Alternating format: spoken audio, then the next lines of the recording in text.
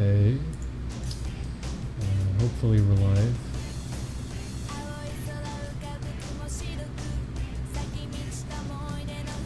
Are we live? Are we doing it?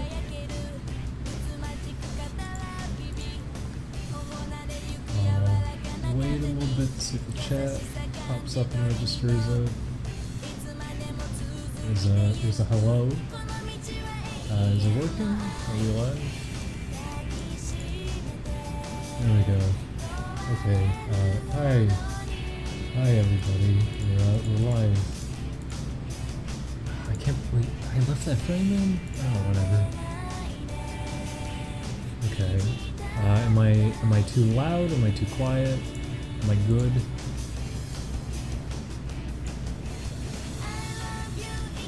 Can people hear the music? These are all things I need to ask, because I usually make a mistake as the stream goes on. Music is a little loud. Okay, I'll turn it down a little bit.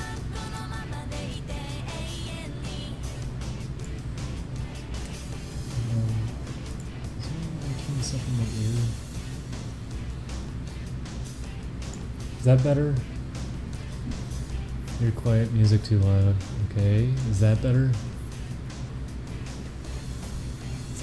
Okay, perfect. Alright. Just gonna be streaming some more pixel art cleanup. I've been having a hard time sleeping because my schedule is pretty backwards as of late. I was hoping to fix it today, but I screwed up, so I'm awake still. Here I am.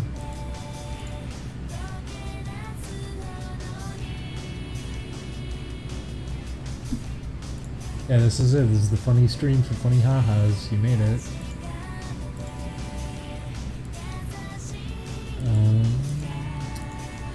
This is, music is still a bit loud. Really? I can barely hear it. I guess I'll turn it down a little more. Is there a way I can turn this up? I can't see this because there's a thing blocking my view. Can I? There we go. Okay. Can people hear me fine right now?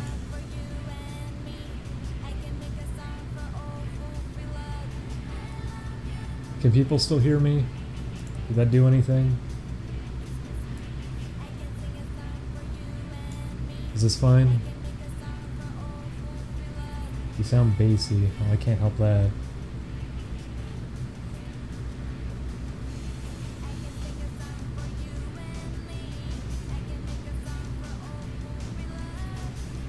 Okay. Okay, good. So this is the frame that I lost last time. I need to redraw it. It's that weird thing where you're tired and your eyes are kind of achy, but you know you can't pass out if you try. So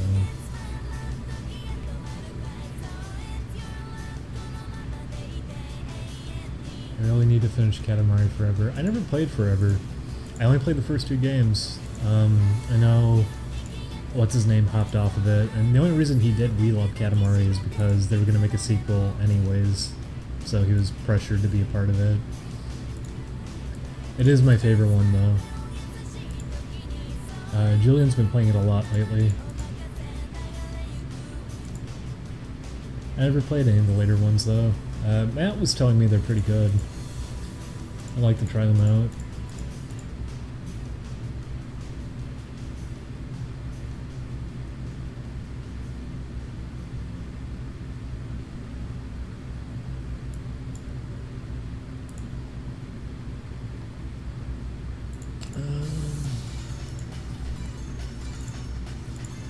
I hope we can replay this at some point. We tried to play Stretch Panic a little while back, and it was a mistake. We were all very, very tired, so it just wasn't worth doing. But I'd like to revisit it.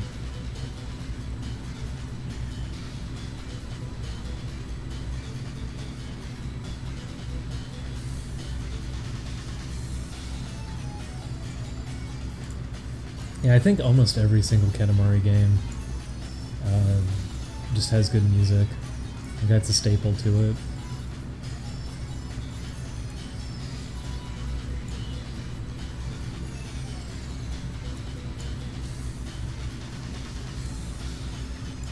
This probably isn't going to look that great, just because I'm a little bit out of it. I'm just going to do basic cleanup on this, and then I'll fix it up later when I'm more aware of my surroundings than I am right now. But here's the frame I did clean. I had cleaned this frame in the last stream, and then I don't know what happened, but since I was tired, I accidentally just wiped it. So it was a big oopsie. Set myself back pretty hard. Try it again.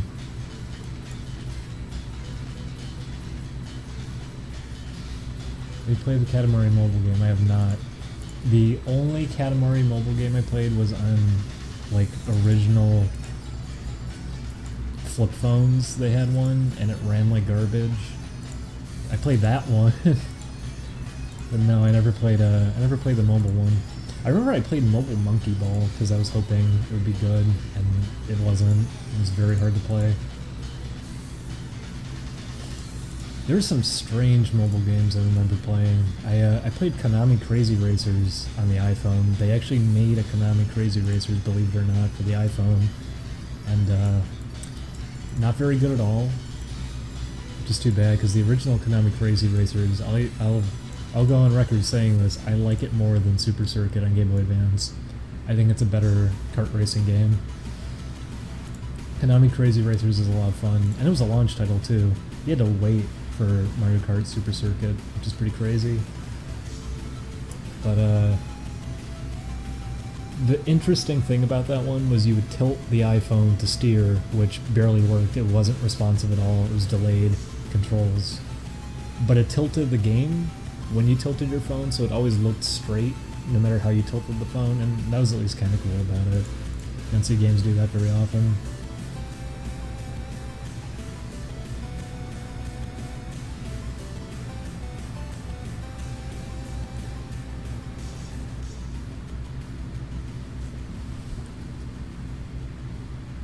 Yeah, I don't want to use pure black for anything in this game. You can also get just a lot more control of visuals that you do by not using solid colors like that. You can limit that to things like effects, because that's something else.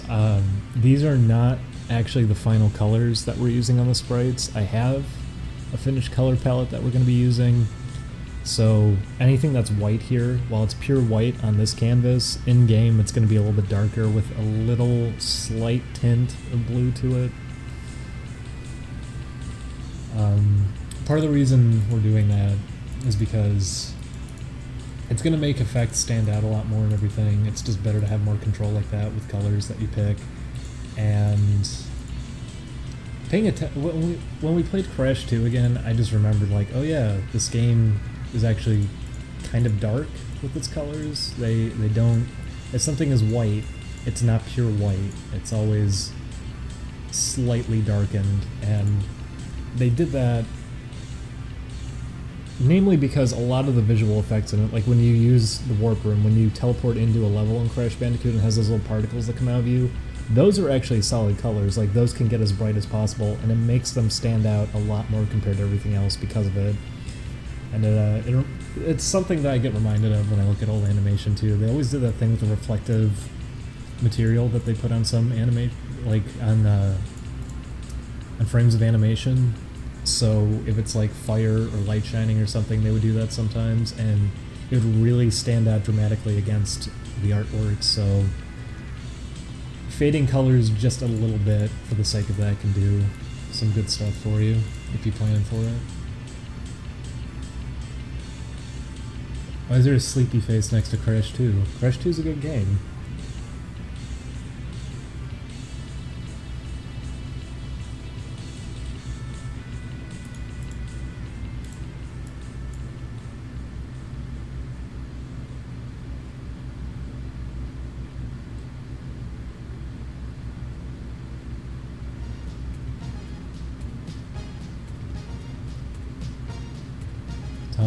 Oh, we played Tomba. Apparently we lost the footage. I'm gonna have to play it again. It's too bad. I really like Tomba a lot. That's one of my favorite PlayStation 1 games.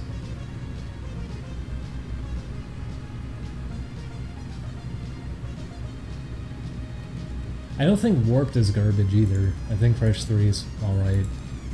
I don't like it as much as Crash 2. Crash 1, going back to it, I'm much more mixed about because the controls in it are very hard to get accustomed to. Not to mention a lot of platforming in it is designed around just obnoxious waiting for moving platform patterns. It's not typically, I don't know.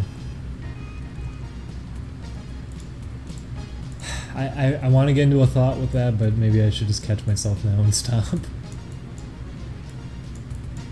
It's not what I'd like to get out of a game like Crash Bandicoot. Crash 2 design levels in a way that I really can appreciate them much more.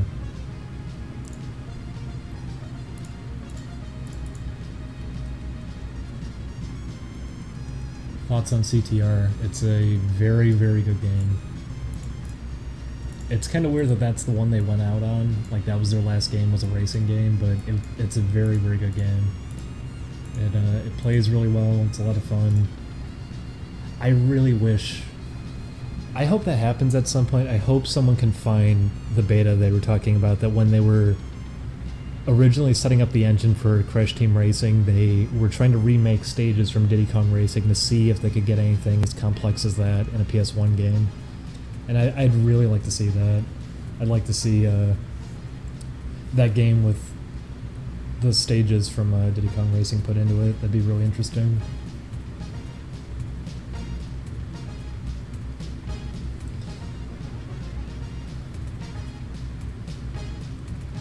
Thoughts on Twinsanity? I like Twinsanity, but it's a very mixed bag, and I can fully admit that what I like about it doesn't really come down to the gameplay.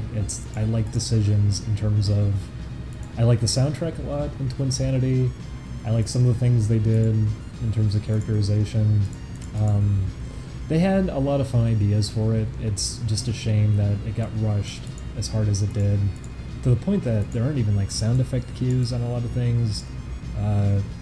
Nina doesn't have a voice, which honestly I'm fine with that, but I also don't exactly hate her voice in the later games. That's why she doesn't have one.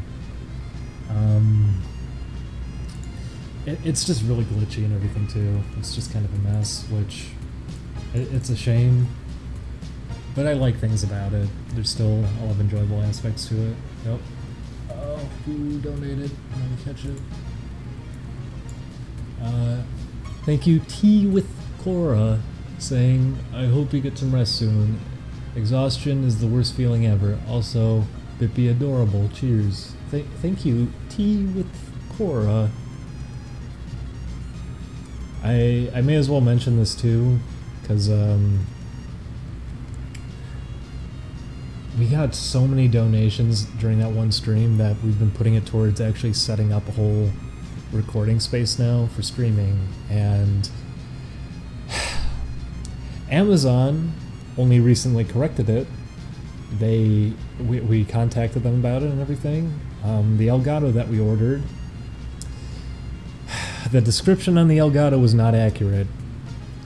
It did not say anything about operating system. It said that it was just compatible with 64-bit Windows, and oops, no, sorry, that meant Windows 10 only. So the Elgato that we ordered does not work with my version of Windows, and a lot of people were saying too, just upgrade to Windows 10. If you're someone who's actually doing programming work, and you're also someone who plays a lot of older games or works with older applications, not to mention, I have a lot of archived material from previous company work that existed from like 95 through 97, so I have a lot of old software that I have to run just to use all of that. Compatibility, it just ends up as a disaster if I'm going to upgrade that far ahead. It's already difficult enough on Windows 7, but Windows 10 makes it even more of a mess and a hassle to deal with. Not to mention, Windows 10 is just kind of sloppy, rough around the edges. If you're not someone who cares about too many things, I don't think you're going to notice any of that, but on my end, I'm absolutely going to notice. I'm going to have to spend a lot of time setting everything up again just to be more cozy with Windows 10, and it's just not really worth it for me at this point.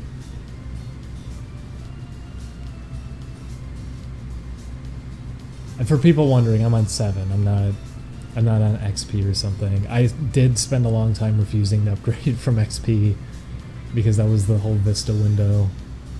And 7 actually was an improvement over Vista, thankfully. But I do not want to switch to 10. I absolutely do not want to switch to 10. So, and even worse was when I was trying to mess with all the software that they gave me to set up the Elgato.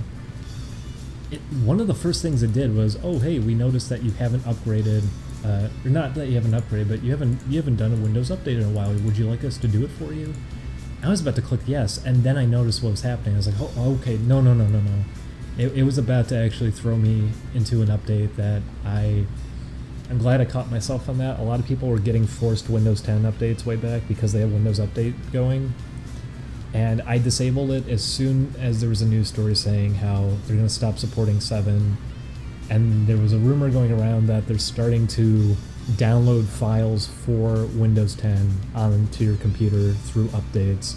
So just before they were going to do that, I disabled updates, and I saved myself from having to go through that.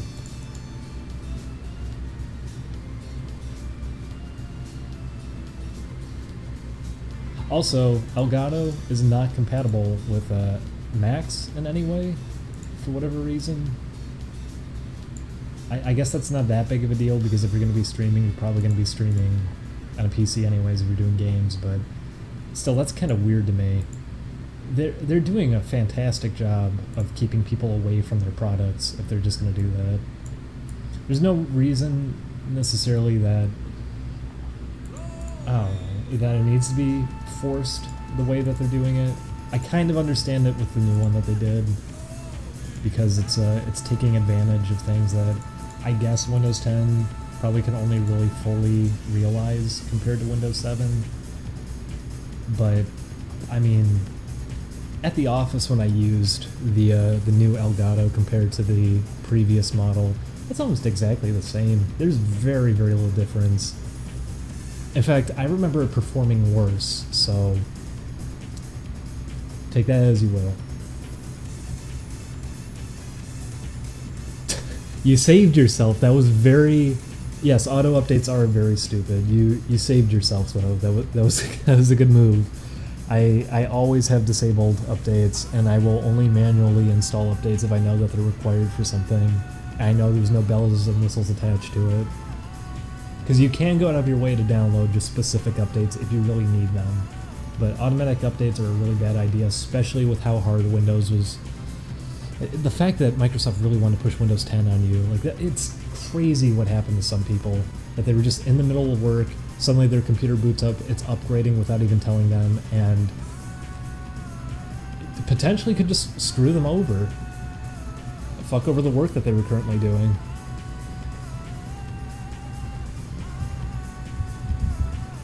Oh hey, there he is. I don't know, you tell me. You send him a message, I don't know. I imagine he blocked you because you're just sending messages to random people on Twitter. I guess I'll throw that out there too. The reason I've been joking around with you so much on Twitter is because I honestly don't care that much. Julian has his Tumblr up already. I'm probably just going to post like a photo at some point anyways, since we've all been going out and considering doing live action content. But you probably shouldn't be asking the Old Best Gamers group for information, because you clued it in pretty hard where you're getting your info from, considering that I just got sent an image from one of their DeviantArt accounts way back that was a joke account. So just fair warning there, I never trusted two of those guys with my real information, so you're not gonna get it from them.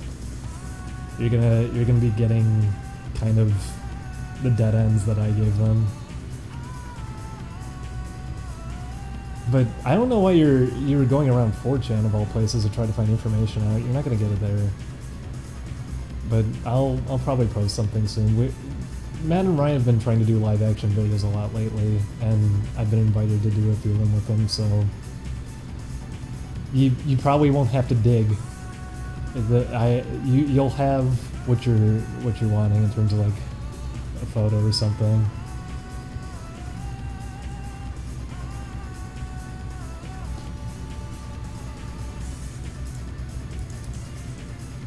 I'm surprised you care so much too, because I've been saying way worse during these streams in terms of like incriminating information. I don't think any of that is too relevant. I also don't know why you posted a picture of Zach on Twitter, because Zach has posted photos of himself plenty of times recently.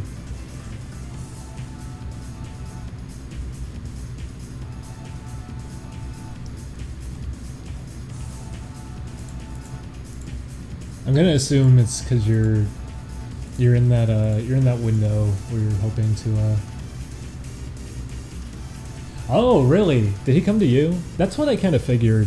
It was part of why I was humoring the responses. I was wondering if he was just contacting people. It's why I haven't said anything about him. I don't want to have his information out there. I saw that he was making tweets at a lot of us and was acting strange. He's come into streams before like that, and I was wondering if it was him, and after the tweets earlier, it kind of cemented it. So, okay. Well, thanks for the heads up. That's what I kind of figured.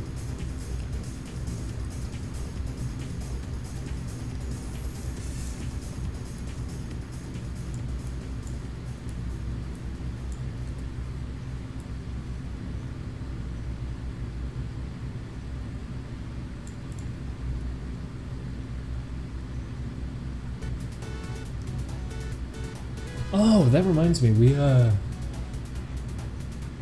had to order that too. We got the Elgato and we had to buy one of those HDMI splitters because I forgot the PS3 doesn't actually send HDMI signals to a capture device. It blocks it out, so you have to get a splitter to take the signal and then it can output it.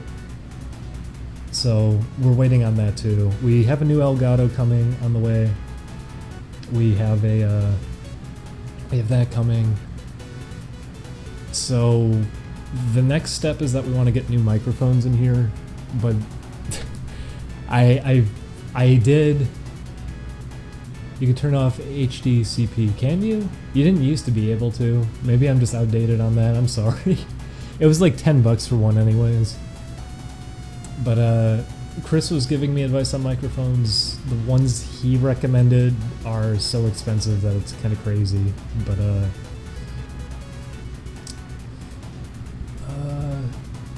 there were cheaper ones that were like still 300 to 400. I'm hoping maybe we can figure out something with microphones in here, because that would be the hope. Matt and Ryan had a really good setup. They just had two microphones in front of their TV and everything with the couch pulled up.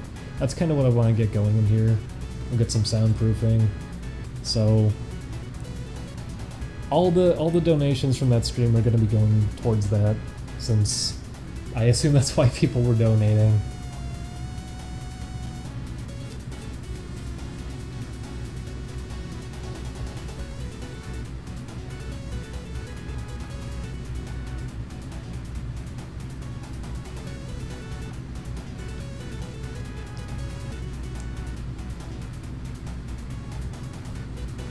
I mean, you don't have to delete your Twitter.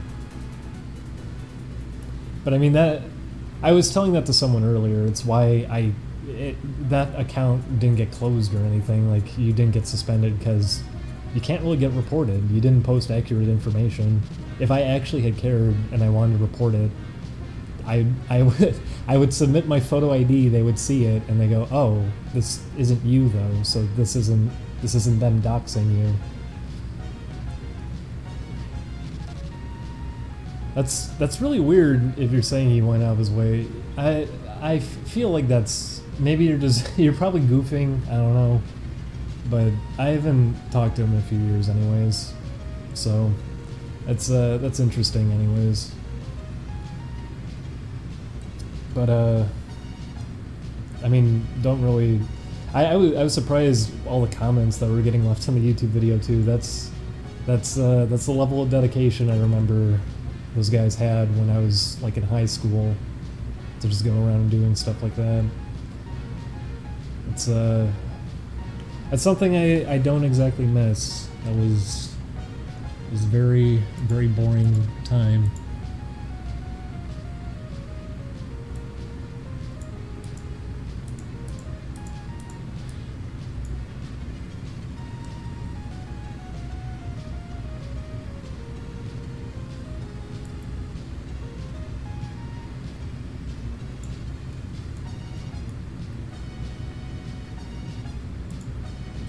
If you're talking to Dark Gamer though, just tell him I said hi, I guess. I tried to ask him a while back if he's been doing all right, but he didn't respond. I hope he's doing okay.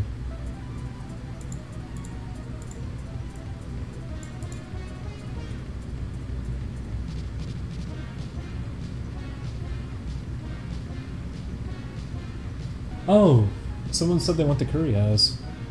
Did you go to the one in Did you go to the one in Little Tokyo? It's I want to go back. We haven't actually gone in like a month now. I'd like to go back. I'd really like to go back to Curry House sometime soon. I haven't had it in a long time. Oh. We actually we hung out with some friends a couple weeks back, and they did homemade chicken katsu curry, and it was fucking incredible. It was amazing. They made so much of it too. They made like, I remember we walked in and there were just all these fried cutlets just laying there. It was incredible. We ate so much. It was really really good.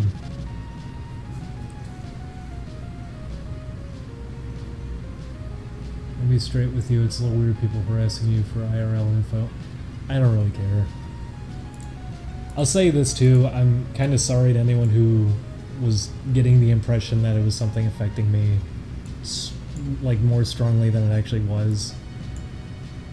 Like I said, part of the reason I was responding to it so much is because I was humoring the discussion just to kind of ensure that that's where it was all coming from, and it was, so it's kind of what I assumed.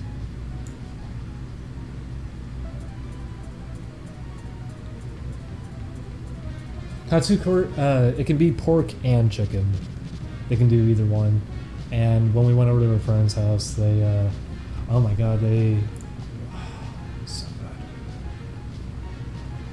good. They only had a few chicken cuts. They had a whole bunch of pork, and I don't typically get pork, but we went there, we had it all, and it was really, really good.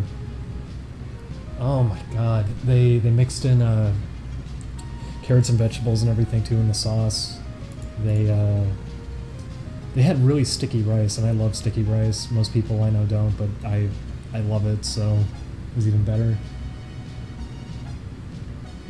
Can Blackmagic Fusion work on Windows 10? Do you mean what I'm using right now? Because I wouldn't recommend this software. Are you using solid black outlines for the outlines and sprites? No, I'm not. The outside of the sprites have a solid block outline, but as you can see, the inside is having colored outlines, so it makes it pop more against the backdrops, and anything in the background of the game is going to be more pronounced with solid colors, and anything that is actually in the back, or like the parallax layers in the background, anything like that will be more faded colors, so you'll know right away, you'll be able to read what's interactive, what's an obstacle in front of you, what's wall for enemies. You're not going to get too distracted by backdrops.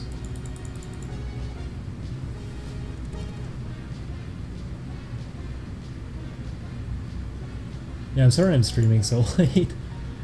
It's just because I couldn't sleep.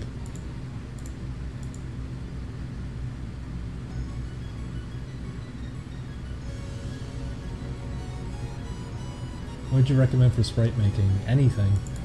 I don't think software matters. A lot of people say to use Sprite though. I haven't used it personally, but it looks like it's pretty good. So, even though I can't make a solid recommendation because I've never tried it, I'll say for sure that you should give it a spin. But even MS Paint works. It's what I was using for the longest time. When I was doing any work for clients, I was always using MS Paint.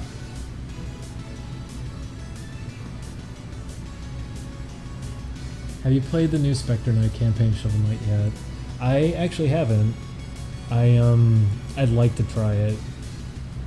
I didn't really get to play the Plague Knight one for very long either, but I did actually prefer it to normal Shovel Knight just because I like his movement options. Made it a lot of fun.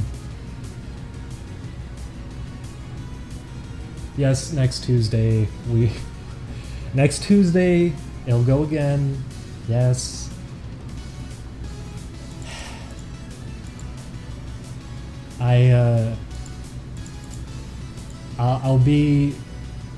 I'll be waiting until probably the end of the night to start retweeting everything though, because I feel bad for my followers seeing all of that, because boy oh boy, do people really commit to that whole funny haha.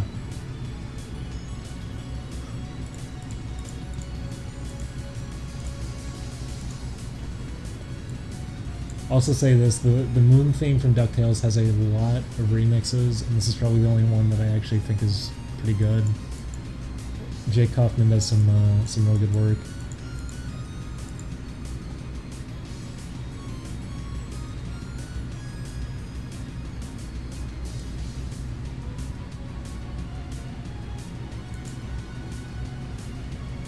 When's Bobberfest? I don't know, I'd like to do it again. I've said that probably every stream at this point. I'd really like to do it again. We just have to find time that everyone could be back together to do it.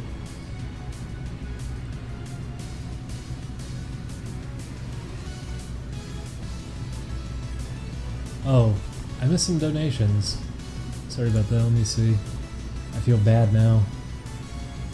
Christian? I guess it's just Christian, but spelled differently.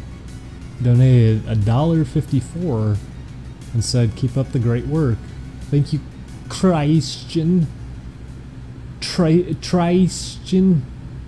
It's Christian. Concretin donated $5 and said, I've been up all night playing Symphony of the Night for the first time ever. Literally just beat it 5 minutes ago. Have you played it? What'd you think? Keep up the good work. Dead Rising series is hilarious. We actually had to cut off the Dead Rising series early because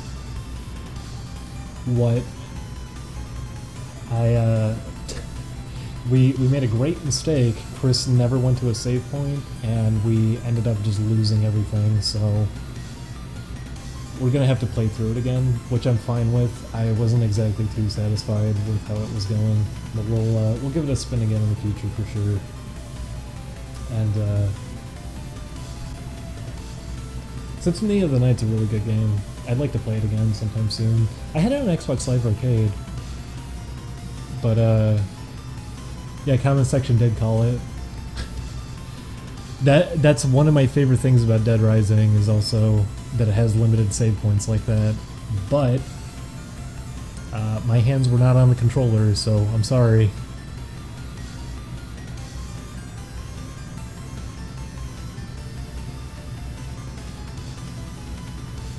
I'm starting to see the appeal to Shogun Gecko mode. Oh, well, I'm sorry. I didn't mean to corrupt other people. Now you get to live with the curse. The Symphony of the Night is a really, really fun game.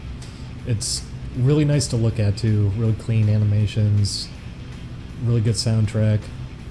The one thing I'll say about it is that I don't think it's one of my favorite Castlevania soundtracks, even though I do like the music in it a lot. But it's a really solid game, and I would actually. It's on PSN. Maybe I should pick it up. Have you thought about making series with absolutely no commentary where you play the game perfectly? I don't get the point of that. You just look at the long play. Why do that? I'd like to play Mega Man X1 again just because I'd like to attempt to speedrun at it. I was really upset with how little I remembered about Mega Man X when we played it on the show. And X2 I'm holding off on because we may or may not have Aaron for it, I don't know. And it's also that I'm trying to make sure that I can be pretty thorough in running it quick, because I cannot believe how much I screwed up doing Mega Man X. I didn't even do any of the bugs either. I didn't even attempt. That's the easiest one in the game too. If you really want to show off to people in Mega Man X, just do the wall jump glitch, because it's so easy to do that, to skip the dialogue. It's one of the easiest bugs in that game that you can do, and it saves you time, and it just looks cool because you get to have a text box on screen that gets corrupted. I didn't even attempt that while we played it. I forgot all about it until afterwards. So I'd like to give it a spin again sometime.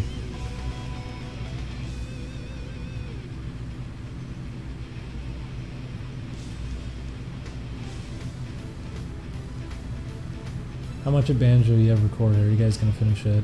Yeah, we're gonna finish it. We're already coming up on halfway through. It was funny.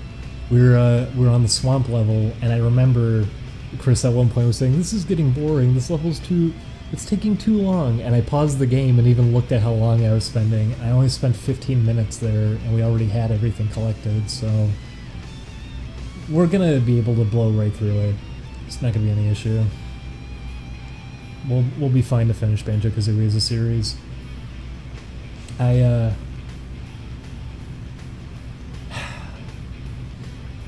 don't want to bring up Yooka-Laylee again, but I think it's been long enough that I'd like to say this about it. I think it's funny that people were saying things about being bad at it, because I don't think collectathon games like that necessarily have a skill level, unless you're gonna die repeatedly, which didn't really happen anyways. But Banjo-Kazooie, for example, I don't think you can be bad at Banjo-Kazooie. I think you just cannot know where things are, so you start wasting time trying to find where they are. Being good at Banjo-Kazooie means you know where everything is ahead of time. There's not enough there in terms of movement or skill or anything to kind of give it that sort of depth that you could say someone has good skill at this game or not.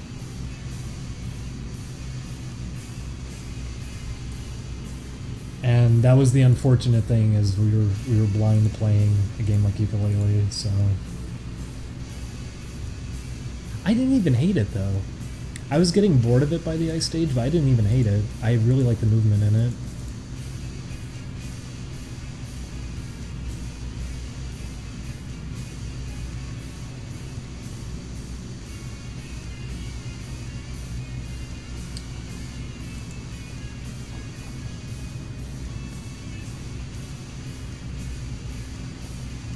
Also, for people worrying that I'm not going to be speaking anymore during Banjo-Kazooie, no, it was the first video. I was actually really quiet. I'll own up to this now.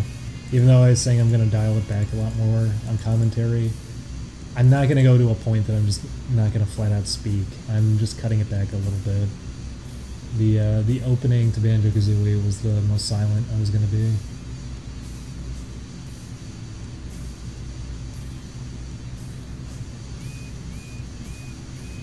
But I get why people want me to cut back on commentary, and I'm still gonna try to go a lot lighter with what I say.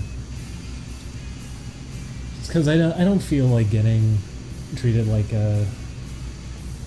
I don't like it being seen as that. A lot of the Game Grumps audience came over, and everyone wants an Aaron of the group to complain about, and I don't want that to end up being what I'm kind of seen as. So I'm just going to cut back.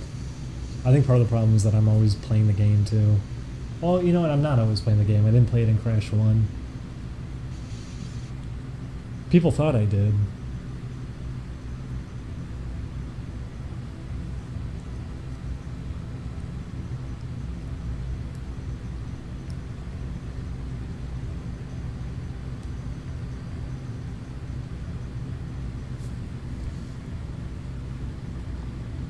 But,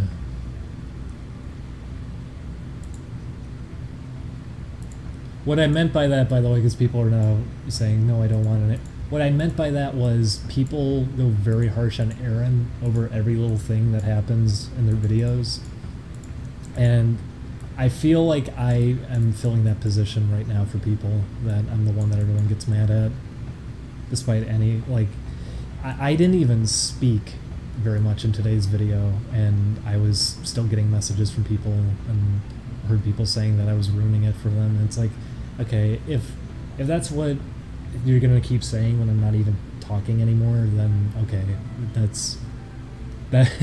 that's getting disregarded, and that doesn't mean anything.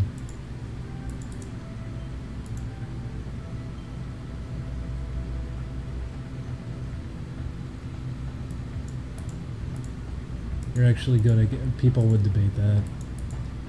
I don't think that's the other issue. That's one thing I'm doing for sure from this point on. If we're ever gonna play a new game, I'm going to study it ahead of time, because people are going to get really, really nasty if you blind play through something new. Someone got mad that I didn't know there was a ghost that you have to jump off a cliff at the beginning of the first level for in Ukulele, and you're not gonna know that on blind playthrough. So I'm gonna try to figure those things out ahead of time.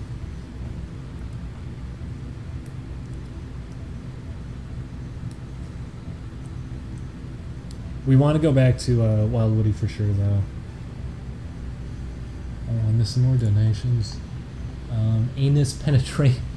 That's a good name. Anus Penetratus. It's a Harry Potter spell. Donated $25 for my boy Dingo. Stay fresh. Thank you, Anus Penetratus. Vendry donated $6 and said, "Is the glass eye story true, or was it told for the funnies?" Oh yeah, that was a joke. I was very proud of Julian because he committed to that so well.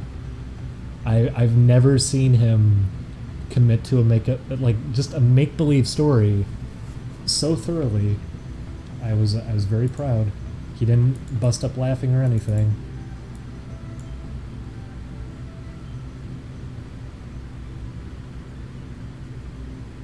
And everyone believed it too. That's right, everyone. He popped his eyeball out for everyone else, and they all squished it and rolled it around.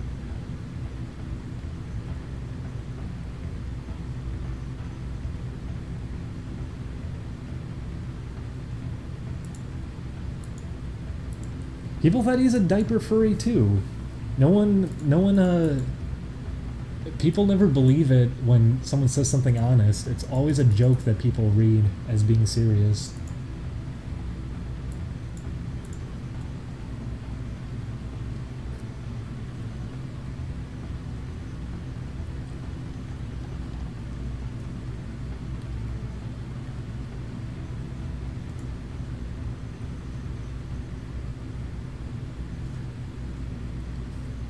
He made a joke about I don't even remember what he said, but he made a joke about diaper furries, because he had a whole thing. He was just talking about how he had an experience because he went to a convention with a friend, and how he just wanted to go home the whole time. And he did enough, like, digging a hole for himself. Like, if people wanted to make fun of him, he already did a good job being honest and digging a hole for himself. Then he made a joke about diaper furries, and everyone clung on to that, thinking that was the honest part. And, I guess they thought the other part wasn't true. You people. You people. Always believing the things you wish were true.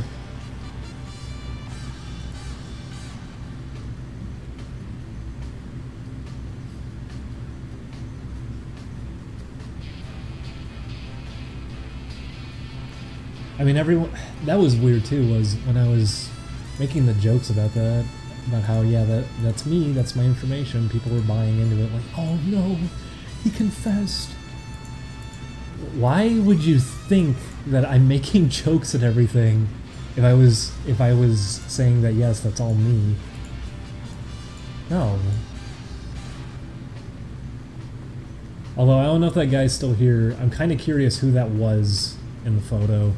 Because I hope he's not harassing random people on Facebook too or something.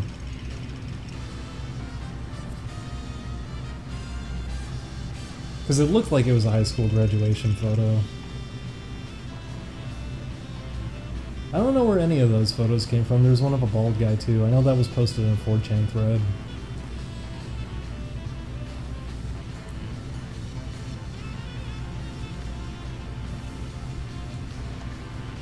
I said it before though, like if you want information, like if you actually want to know things, just you can seriously just contact me directly.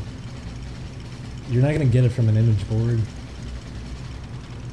I know where the bald guy is from.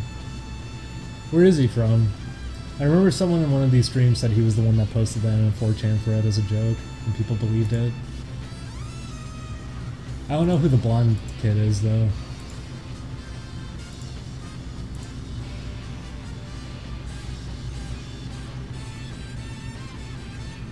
I think that's something that comes up in the new series too, is everyone starts joking about what my name is.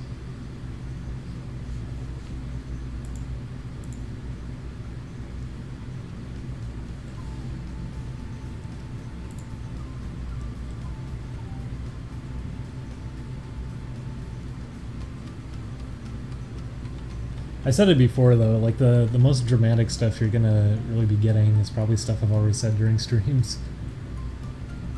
I think the most incriminating thing out there is the fact that I admitted what my crush was.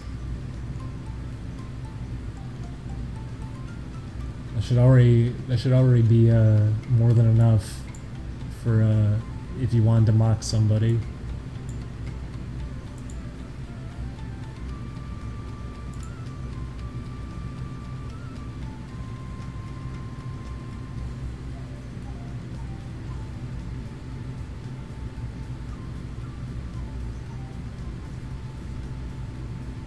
Oh, that was the old, that's the old Best Gamers Steam account.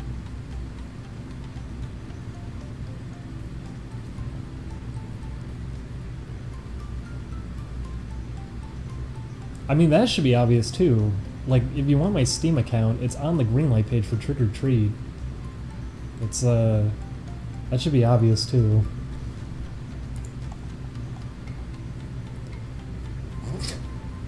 I don't know if I should answer that. What do you find so attractive about Shogun Gekkomon, though? Oh, well.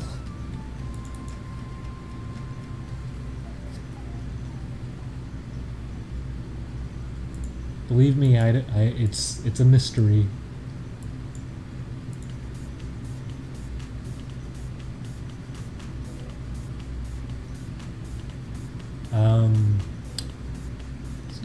He's got a good shape.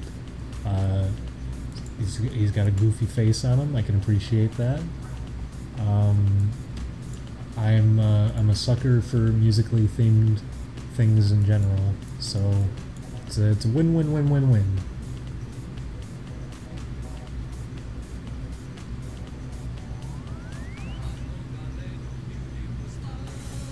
What got you into pixel art? It's because when I was first starting to do game stuff, this was already like 1997? So this is coming right out of Super Nintendo era, and if you're going to be doing stuff on the PC, you're probably going to be doing 2D games. So, would you fuck Big Band? Probably not.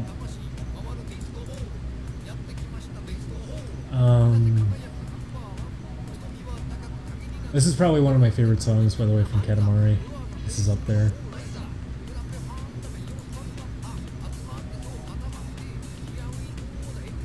What was Julian's? Julian's was a Katamari on the Funk, I think. I forget what Matt said his was. I'm 26, I'm not 27. It's kind of weird that this entire circle, everyone's the same age, because Chris is 26, I'm 26, Julian's 26. We were all born around the same time, like in terms of month.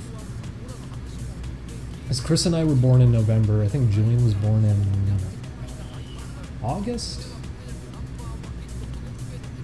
It was August 25th, because 5 times 5 is 25, and 25 is his favorite number. Got it, I remember.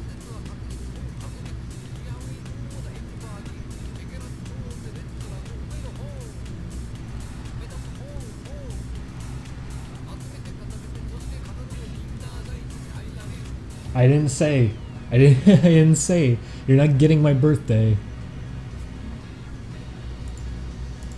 You don't get to know that.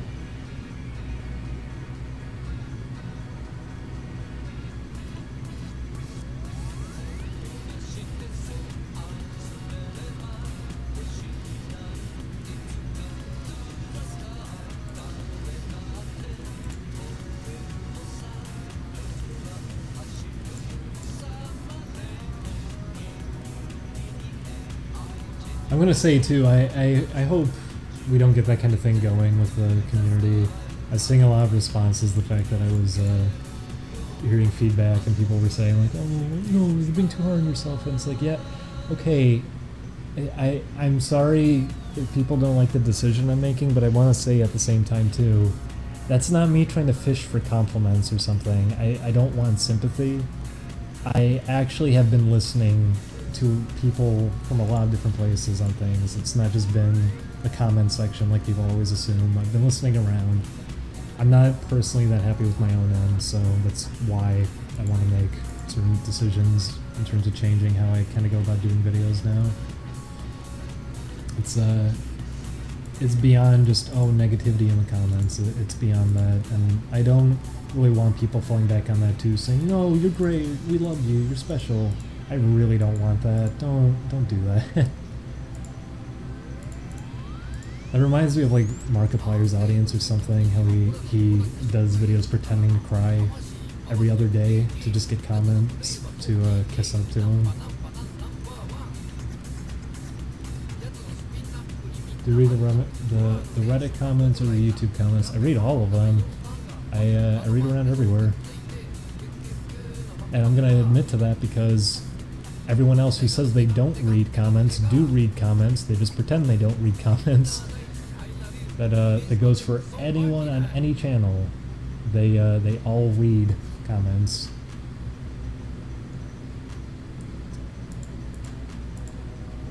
So I fully admit to that because I do want to get feedback and I do want to learn how to kind of go about this better. Because, I mean, this isn't a thing I've really done before either. I'm not a professional funny man.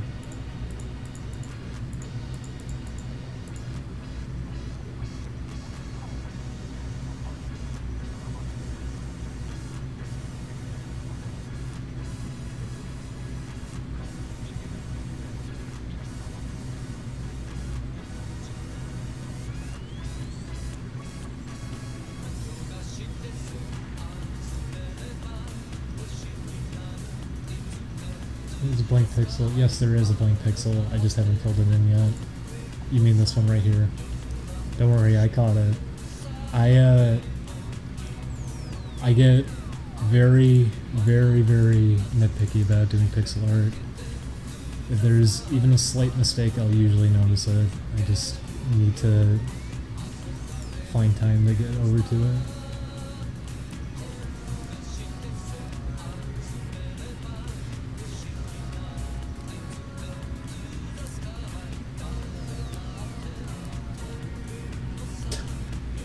The Great Glass Eye scam. Why was that one so believable to people? Usually when anyone sounds honest, they don't believe it.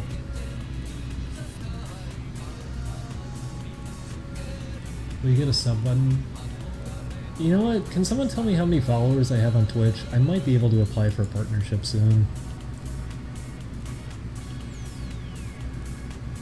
I'm actually really surprised. Just because my YouTube hit like 11,000 subscribers, so even if I don't necessarily say I'm linked to Oni Plays, because that's probably how I'd have to apply for it. I'd probably have to say I'm attached to Oni Plays.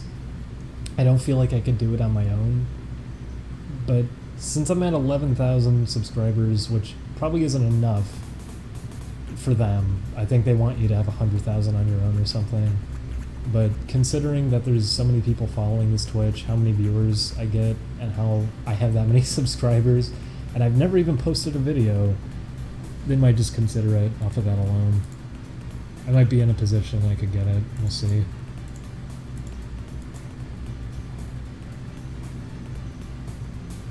I'd want to wait to apply. I'd want to be doing game streams or something.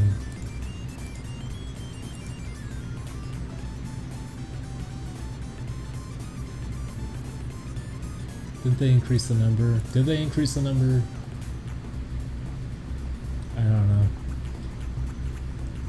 I'll look into it.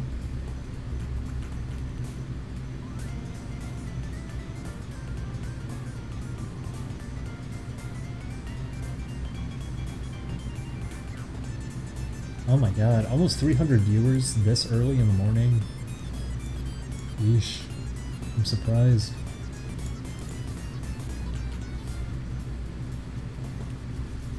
I know there's people with like 5,000 followers and they have sub buttons. It's ridiculous.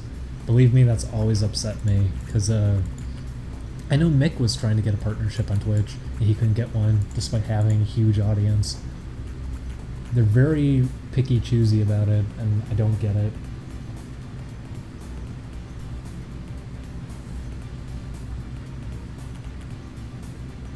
Yeah, they say like 3 times a week, but that's not even true, because they have plenty of people who don't do that.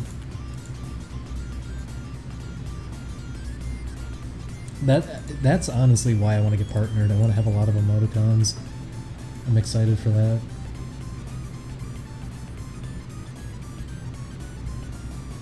You fell asleep on your roof last night. How did that happen? It's cool you can do that though. That actually doesn't sound too bad.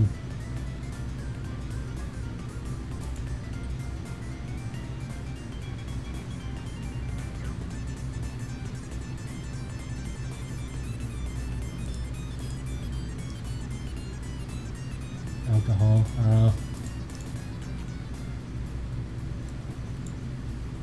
I mean, being able to go up to a rooftop like that, though.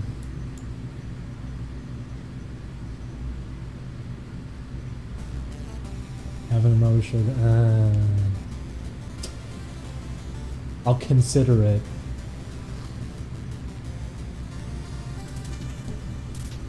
People are just gonna be flooding that all the time. Wait until Tuesday.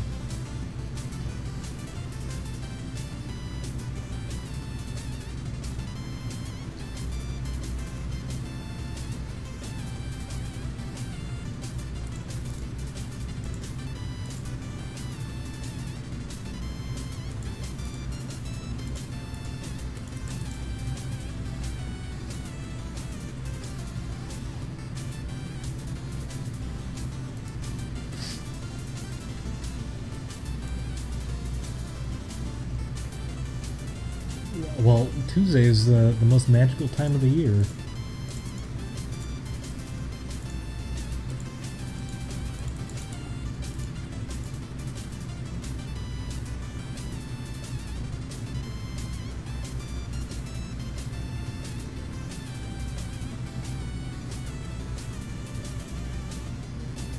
Yeah, Matt really does believe just almost anything you tell him.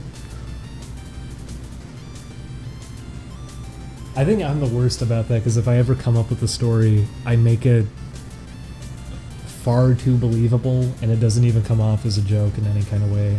And then people just get upset afterwards, because that happened before. What was I telling Chris? I said that they're making...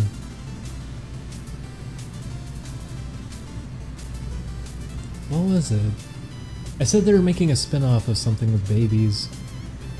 And he believed it, and I said, it's not true. And he's like, why would you even joke about that?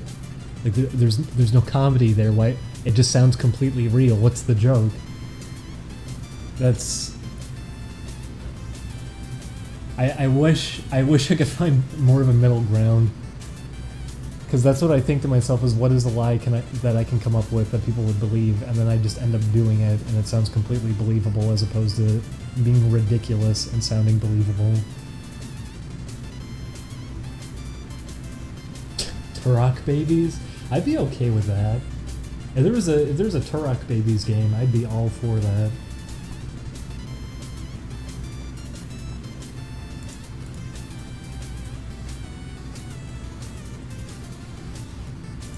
The joke is that it could be real. Yeah, kinda. I made a joke about Five Nights at Freddy's and they ended up doing what I said, so who knows.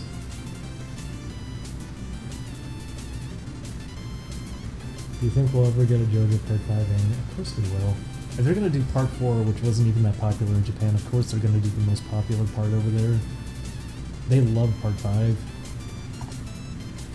I know they're doing the Rohan OVA first. I'm kind of interested to see, especially because it's based on the current art style, sort of, to where Araki's at. So it'll be interesting to see. Plus, it's an OVA, so they're gonna put a lot more into the animation. Part 4 was pretty amazing to look at, though. Obviously, not amazing in terms of animation necessarily, but they did a lot to really stylize it. They made it look great. It had some of my favorite opening songs too.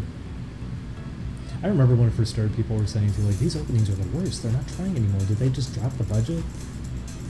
Look at Part 4 compared to Part 1 and tell me they cut the budget.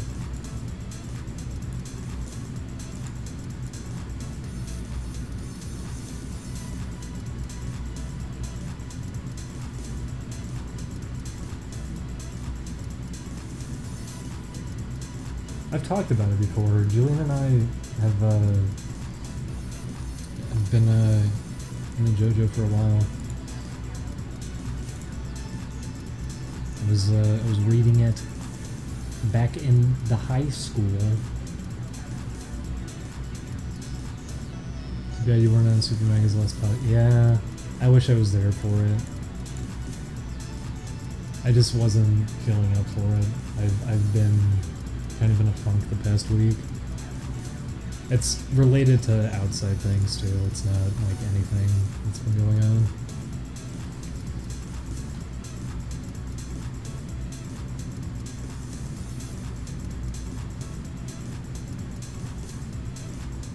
Tubivore? We'll wait for Tuesday. If there was a Fat Albert game, would you play it? Of course I would. Why would I ever hold off on that? Why would I ever hold off on that? I would love to play a Fat Albert game. And I doubt there ever was one. If there was, it's probably a shitty Atari game or something. It'd have to be like a point-and-click adventure if they're gonna do it.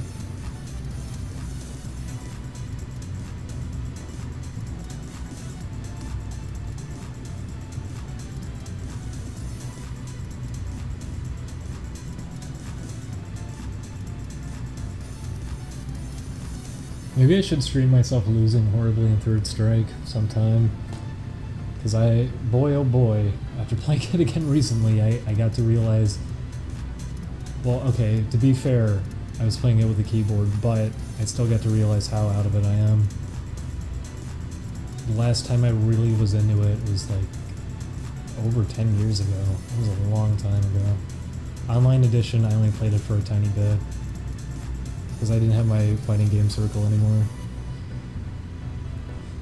High school, I was playing fighting games like all the time. I had a circle for it, and we just play games all the time. King of Fighters 90 and Third Strike, I was playing all the time. What is it even from? I'm clueless. It's a Digimon. Also, this is a stupid dope mix. I should use Dudley more. I didn't even think about that. Dudley's actually pretty fun to play as. It's because I always gravitate towards low-tier characters, I've noticed, in pretty much everything.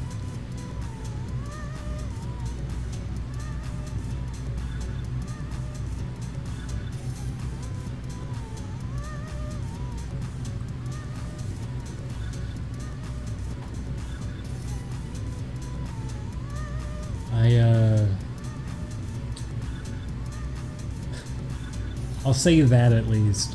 I think Third Strike has some of the absolute worst low-tier characters I've ever seen on a game in regards to someone like 12, because I like 12 a lot, I think he's really cool looking, but holy shit is he worthless. They just had no ideas for him. His best move is X-Copy. His best move is being somebody else.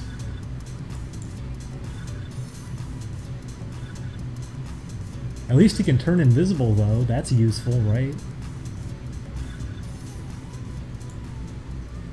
That's an MK idea, by the way. That's Mortal Kombat doing that, thinking that's a useful move.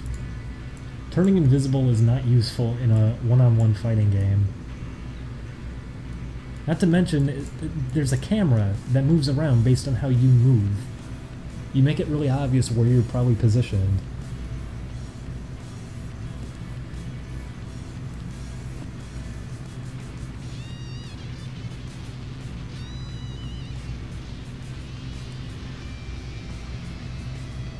Are you going to attempt to beat the Wild Woody speedrun?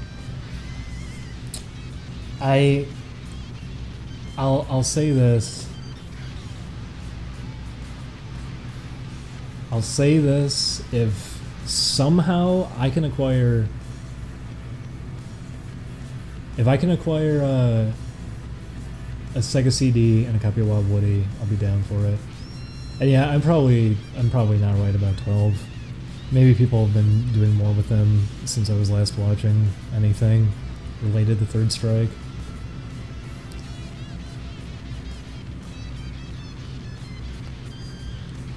Because, I mean, people didn't figure out a lot with, like, Urian, for example. People didn't know anything with him for the longest time, and then much later on they started figuring out how to actually get use out of him. That goes for a lot of games.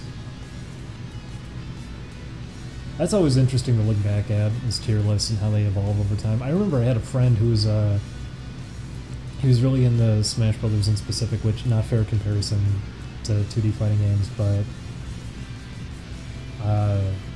oh well, that's what I figure. Yeah, 12 can obviously be annoying, but I don't think he's going to be winning any fights. I think he's just going to waste time. And then you get Sean, who they really didn't want to give any chance to. They had to ensure that he's a joke character. God forbid you get second impact Sean. Let's make it so even if he lands a move, it's dangerous for him afterwards.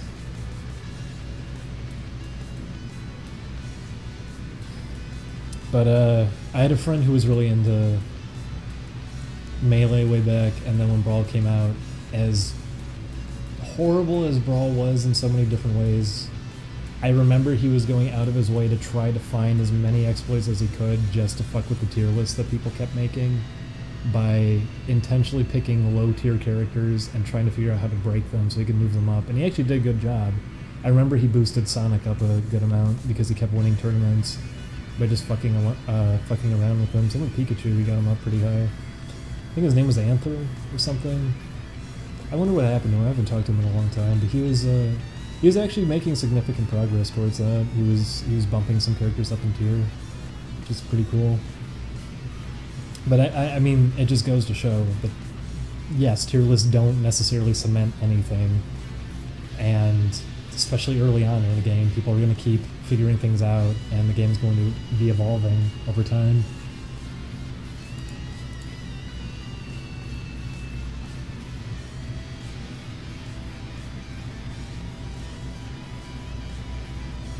Anther runs the net play ladder for Smash Bros. Does he really?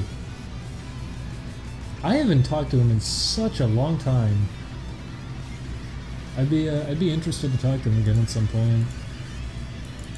It's good to see he's still around.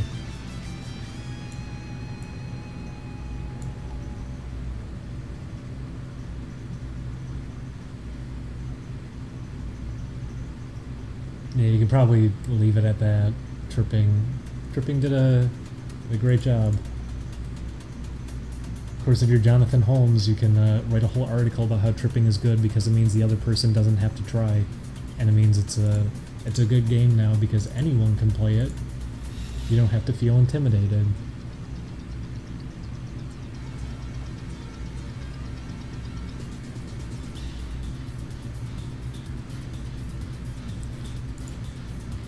I get why people want Smash Brothers to be a competitive series, because it's like, oh, this is the game that it has all the Nintendo characters and everything, and it's interesting how it plays, but they're not going to design it with that in mind.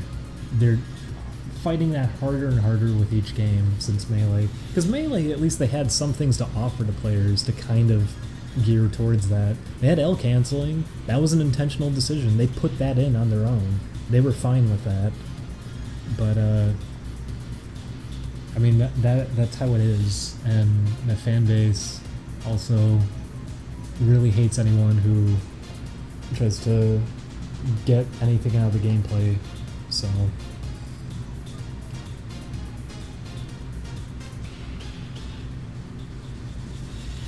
I'll always say it, Melee was just kind of an accident that it turned out as well as it did, and even then, I still would rather play other 2D fighting games over going out of my way to play something like Smash Brothers, but Melee can still be a lot of fun, and if I ever saw like people were playing it, I'd be up for playing it with them. I've had a lot of fun with Melee. It's a very, very fun game. Just because it's one of the best examples I could think of a game like that, where you just have so many options for movement, and you get to go as quick as you want to because of how they programmed it. The input buffers on that game are enormous just to let you move quick.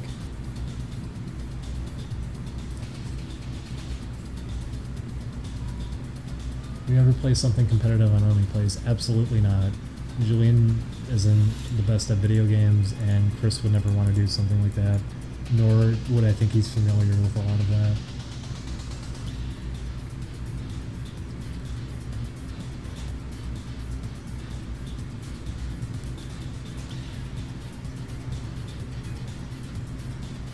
Yeah, isn't it crazy how Mario 64 got its movement so perfect just out the door? One of the first examples of a 3D platformer, and it just knocks it out of the park. Nintendo was just on a roll with the N64 in regards to that.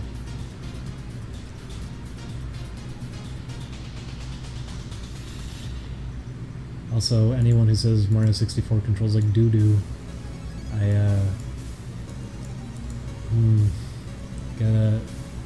gotta really raise my eyebrow if I hear somebody say that, because it just tells me I don't think you got familiar with it if you seriously think it controlled poorly.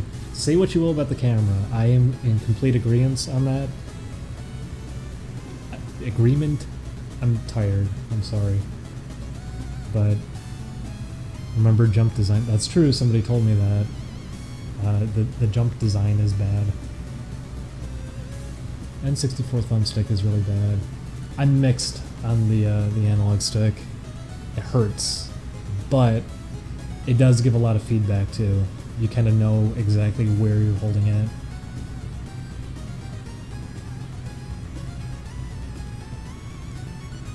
Yeah, Mario 64, they also were considering having two-player, and there's still remnants of that in the game's code. And they ended up having to just kind of scrap it because it's like, alright, do we want the game to be very straightforward with level design, just so we can have it be two players playing it at once, or do we tailor it around a single-player game where we give them a lot of flexibility, and that's what they ended up doing, which I'm fine with. It turned out really, really well. It's a game I could go back to over and over and over again and never get sick of it. That's how much fun the controls in it are. Do you like Chicago-style deep dish pizza? Absolutely. That's the one thing that I miss now that I'm living out here. At least you can get Lou Malnati's delivered out here, which, if you're gonna get deep dish pizza, Lou Malnati's is the best. But yeah, I miss it a lot. Julian finally got to have it because we got Lou Malnati's shipped out here, and he liked it a lot. Did you say you used to or still do play Dota 2? I don't play it anymore. I used to really be into it for a while. I was getting really sick of how Valve was supporting it though, and I just didn't want to do it anymore. The matchmaking system gets really frustrating on the higher end too. When you start moving up, it gets really, really annoying because they do really uneven matches because they think of it as if it's another game. Like, oh well, if you're gonna do a game like an arena shooter, the way you'd structure it is, okay, if you have 4, that's not even a good example because those don't really have matchmaking systems, but let's just say any kind of shooter like that, everyone's even positioning, like the map is structured, both sides of the map are completely the same, teams have access to all the same things, weapons, whatever, so it's just a matter of skill. If it's four high skill players matched with one who's slightly lower skill, you could probably down the skill of the other team overall to kind of even it out or something like that. Kind of just weighing it like that. Or 4 not very good players with 1 amazing player, so the other team is 5 decently skilled players, stuff like that. It could work in a game like that. In Dota, that does not work because one teammate being bad is enough to ruin the entire game. And that's what they do all the time. If you're in the high skill bracket, not high skill, very high skill. If you're in the very high skill bracket, if you're beyond 5k MMR, if you're 6k MMR, you're just gonna start getting matched with people who are 3k, even though you're up there. And all it takes is 1. Usually you just get stuck with 1.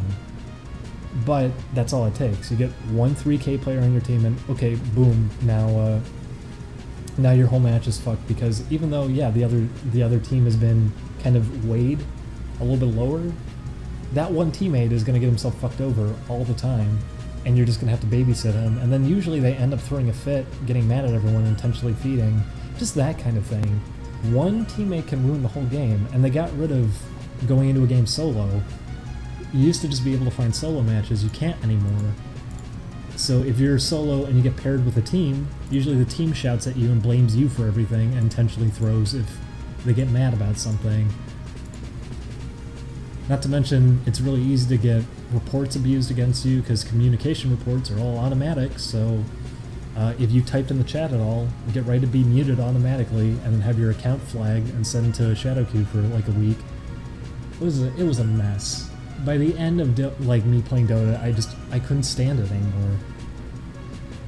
It was just the same thing repeating over and over and over again, and it didn't come down to like, okay, well, this is all my fault. You start recognizing like, okay, I did the most I can do, but the most I can do is not going to be enough if I'm playing the solo. I need to be in with friends. And then when you're in with friends, you're going to be put against other 5 stacks, which that can go either way because a lot of people smurf anyways. But that is the optimal way to play it. At least when I played with 5 stacks, it wasn't so bad. The issue I had with 5 stacks was that I didn't have enough friends to do it because my old friend circle who I played Dota to begin with, they were all 2k MMR, so by the time that I hit 5,000, it's like, okay, I can't play with these people anymore. They're getting mad at me and blaming me for bad matchups, so I had to keep going in solo. I still have all my stupid Dota items. I'd like to sell them off or something.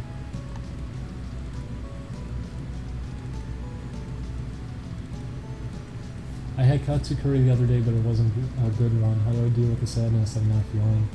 Oh, should have went to Curry House. You can end up with bad curry. There's a place near us called it's not near us. In fact, it's, why'd I say that? It's far, far away from here. What is it? It's Tokyo something. They do chicken katsu curry, which, you know, you're excited for that then, and you're like, oh boy, that's wonderful that they actually do that, and you have it, and the curry doesn't have any flavor. It just tastes like mud. It's nothing, absolutely nothing. So it always made me sad. It's still really far away from us. It's like an hour off from here. That's like the closest curry. If we go to Curry House, we're going for like an hour and a half to get there.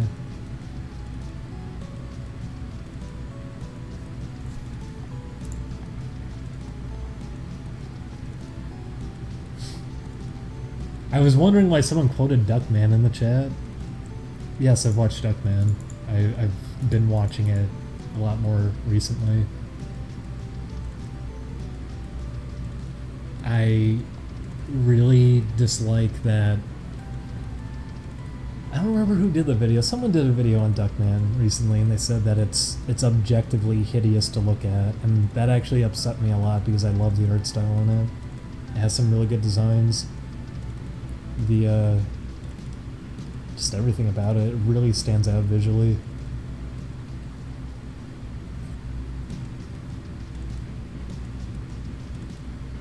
Curry House in Little Tokyo. Yeah, Curry House in Little Tokyo is like an hour and a half, hour 45 from our place. It's a very long trip. That's why we don't go very often. Not how expensive it is.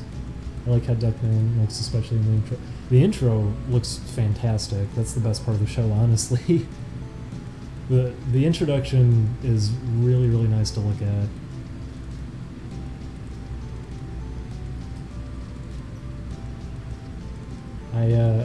I really adore a lot about the art style in it and the designs in it.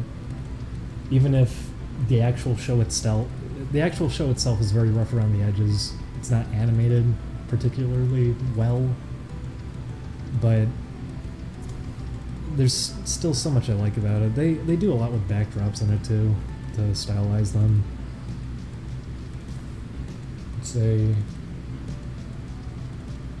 I agree that the art style does look ugly, but that's classic. Well, Duckman's different, I feel, from other shows that they were attached to, because they actually... I forget what his name was, but they had that one guy involved, the one artist in specific, who was the... what it's all based off of to begin with. The designs are really, really good for just Duckman in general. They were establishing a good kind of world for all of it. My issue... Do you guys live in Glendale? No.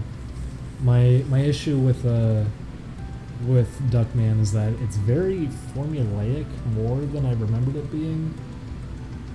And then I ended up watching, because I remember Comedy Central a while back. Comedy Central was, when I say a while back, that was stupid of me to say. It wasn't a while back. It was like 2010, 11, 12? I think 11. They were re-airing it for just a little bit on Comedy Central, and they were airing season 4, like the tail end of season 4. Season 4 is... I don't know what the fuck happened, but not only did it become even more formulaic, but they cleaned it up a lot more. It's still harsh in tone a lot of the time, but a lot of characters are just kind of pushed out of the show. They came up... it turns out Bernice had a sister that she didn't know about, and she comes in to replace her in the house, so now instead of having a character who's supposed to serve as a comedic foil to Duckman, who has arguments with him all the time and everything, instead of having that there, now here's a kind woman to be there to support him, and her character is that she's normal. I don't know why that happened. I don't know why they decided to do that all of a sudden. It's very, very strange. I don't know why they ended up doing that. So it was that whole season, I think, is kind of hard to watch. They made really weird decisions with it. I think it's a show worth watching, but I can understand why no one would particularly enjoy it, because even I feel like some of it's a little bit weak. Yes, network interference is probably a big part. They even did an episode making fun of Viacom, so I feel like that's probably what it was. In fact, that episode in specific not only made fun of Viacom almost directly by name, they didn't even try to parody it too much, but the episode was about how they were Viacom essentially bought the likeness of Duckman, and they cleaned him up, and later on in the episode they show a version of him on the television that they actually did a decent job with. That they emulated a different art style where he has a thicker outline and looks a lot cleaner. He's not as detailed, and it's a more safe version of him. And I feel like that episode probably was a response to season 4 in general. It was like, okay, well, this is what we're doing. We have to tailor it back a lot more.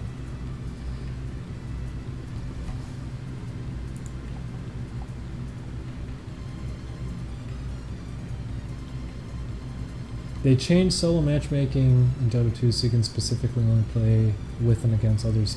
Did they do it? Did they finally add it back in?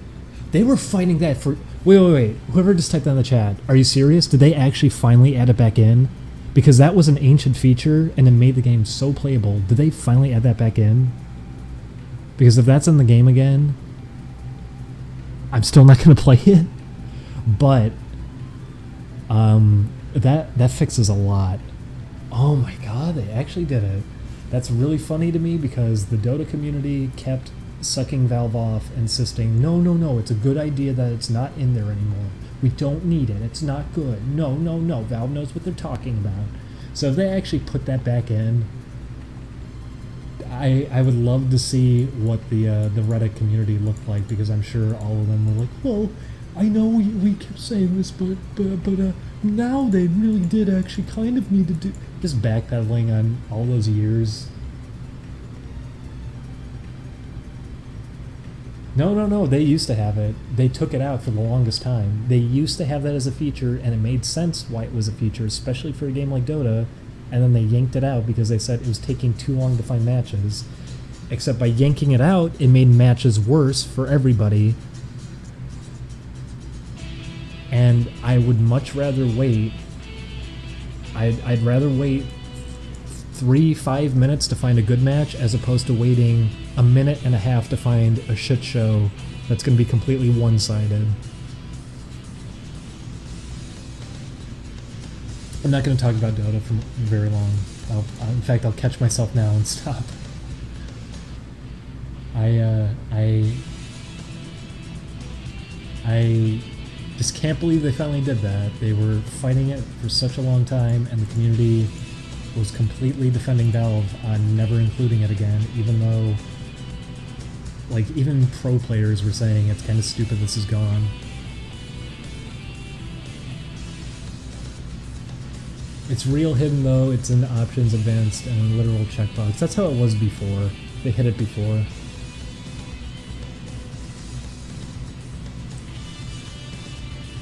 Have you ever played Battle Right? It's a MOBA-styled fighting game. That sounds interesting, but at the same time, I'm very sick of MOBAs in general.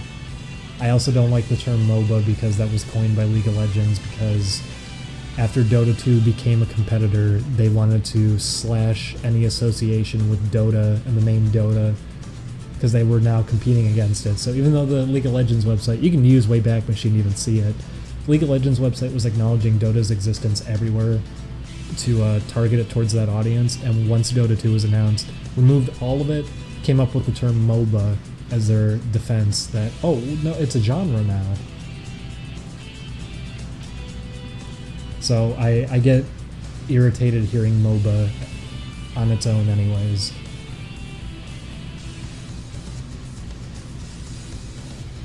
I heard it's going to be real big, even bigger than Overwatch.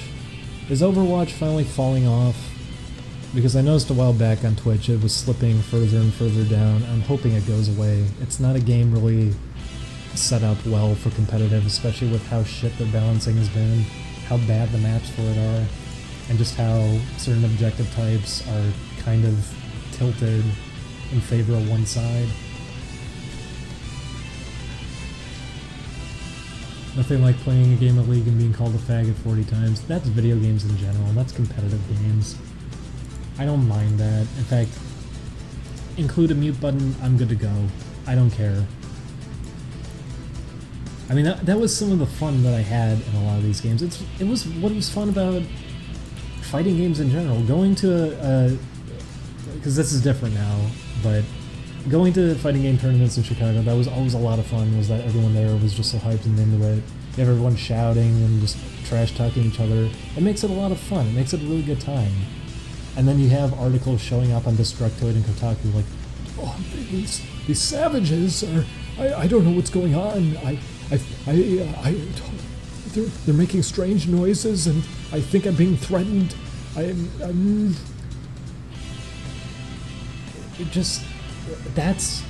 If you're seriously confused about that, if you are confused about why people are getting into something like that, then you shouldn't be there.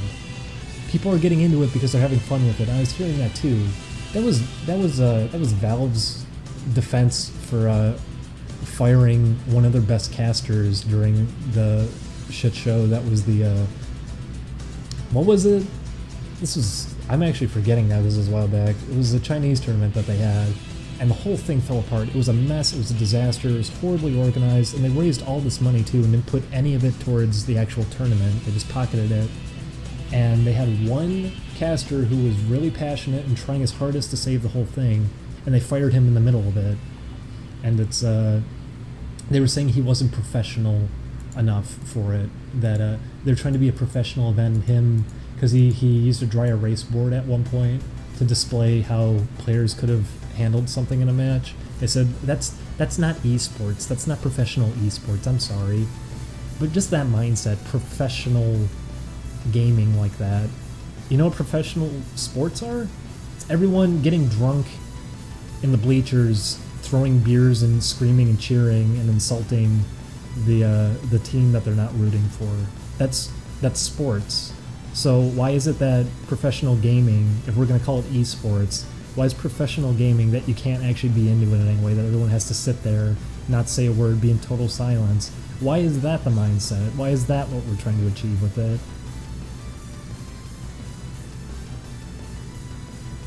Yep, Gabe Newell did do that, and that was the point that I was like, okay, I don't think I want to play this anymore.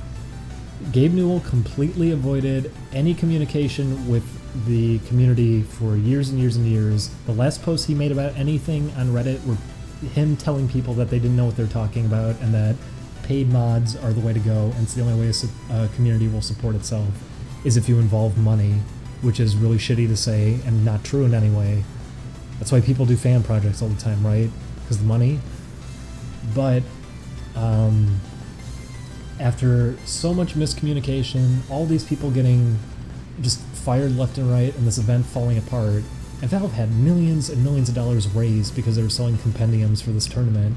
After all of this shit happened for like almost a week straight, Gabe Newell finally comes on Reddit to post about it, and you think like, okay, this is major.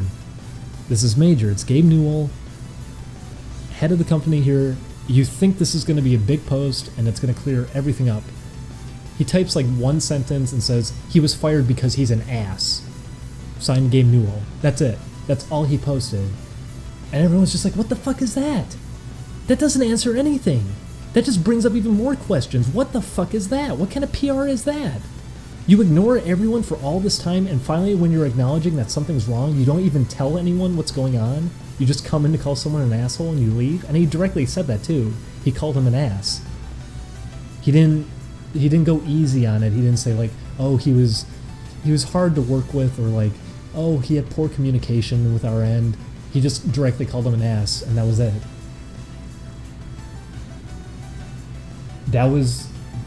After that, it was just like, are you shitting me? This is what they're doing? They're making all this money. They're doing all of this shit with this game. It's falling apart. And instead of acknowledging anything or coming in to try to alleviate the concerns that people have, that's what they're going to do? So after that happened, I just decided like, okay, I'm not playing this anymore. That's it. Shanghai Major. And if anyone's actually curious about that, read up on the Shanghai Major. It was a disaster. It was a huge, huge train wreck. On top of the fact that they raised a ton of money because they were selling compendiums for it. Valve has all this money they could have put towards the tournament and running it better, and they just didn't.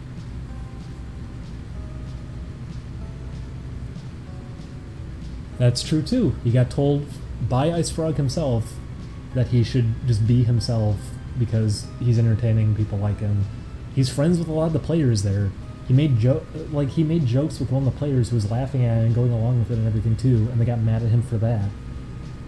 He was actually involved with the community, and these people liked him, and he got fired.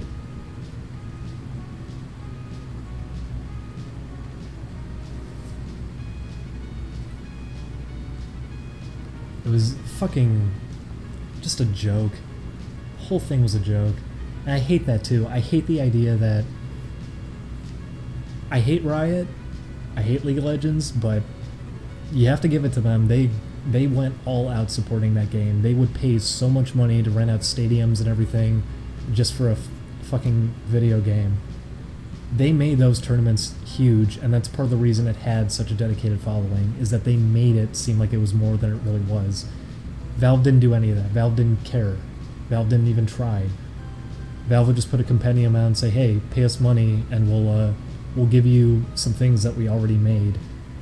So people raise like $20 million, Valve pockets almost all of it. Just a tiny bit of it goes towards the prize pool. They don't hire more staff to work on the game. They don't try to put that towards the actual tournament to make it function better. And that's it. That's all they kept doing.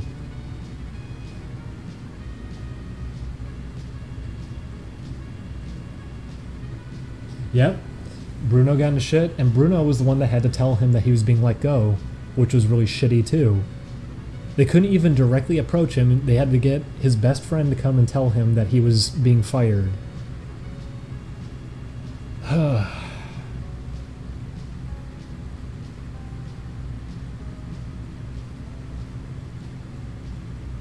I'll stop now. I'm sorry. I was playing Dota for a very long time. I'm embarrassed how dedicated I was to that game for a while. I was playing it daily. It was non-stop.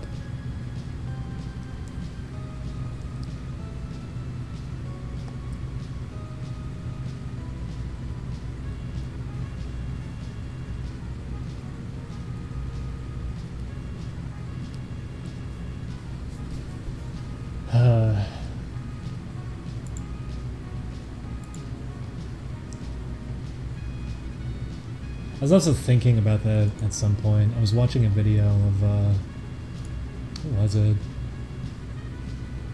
They're talking about Third Strike and how it's just kind of fallen off. It's not really a big game over here. The scene's just kind of dead for it. And they're all just saying like, yeah, this is the only fighting game I'm really into. I really want to play anymore, but everyone's kind of moved past it. And they were talking about arcades in California too. They're saying like Family Fun Arcade and everything. No one's really playing it there. I didn't actually know that was a hot spot either. Family Fun Arcade, me and Julian went to it a while back. I didn't know that was like a fighting game hotspot. I'm glad to have known that now, because I'd like to. Knowing that, I'd like to head back there at some point. But point is, they're talking about that.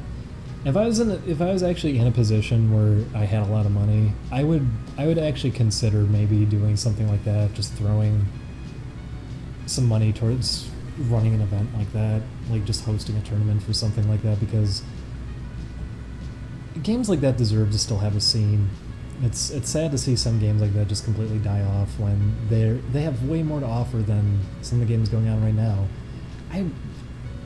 I would a million times over rather play Third Strike than playing Street Fighter V.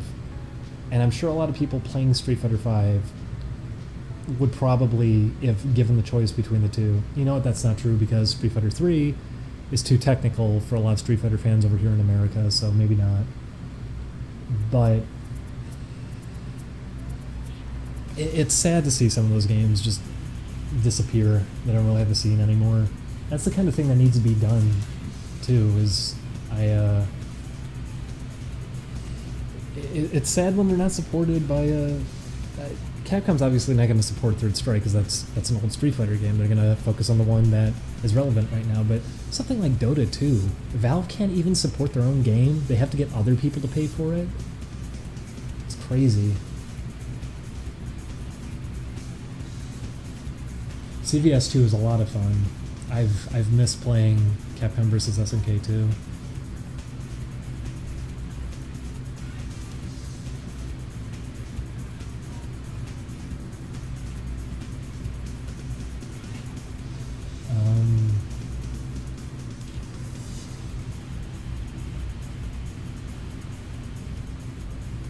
Why'd Slark come up? Slark is one of my favorites. It's funny too, when I first started Dota, I was only picking like 3 heroes because I hate a lot of their designs. I don't hate, I just think they're really boring. League of Legends, I legitimately hate a lot of those designs. Dota, a lot of them just don't stand out much to me, but Slark in specific, I think has one of the best designs from that game, and it's actually pretty standout for how good of a design it is. I think Faceless Void is kind of up there too. But yeah, Slark has a great design, and that was why I ended up getting more use out of him. And I was there's, what was his name? He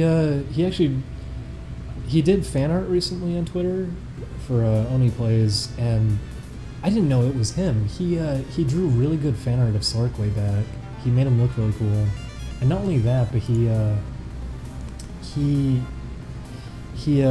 did these really cool 3D renders of like this fish person.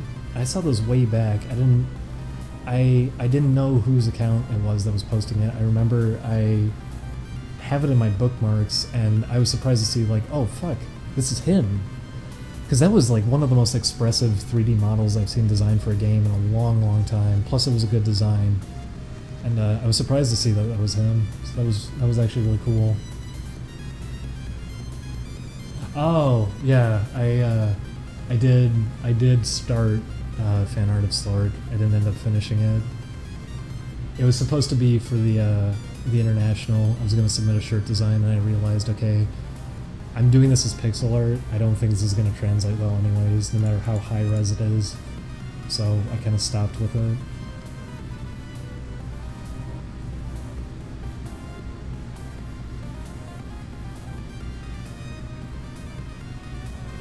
I've just been realizing, too, with game projects that I've been following, or like games that I'm just looking forward to, just browsing Twitter randomly, I think I've been finding more games I'm interested in than anything actually like being posted about on gaming blogs coming out soon.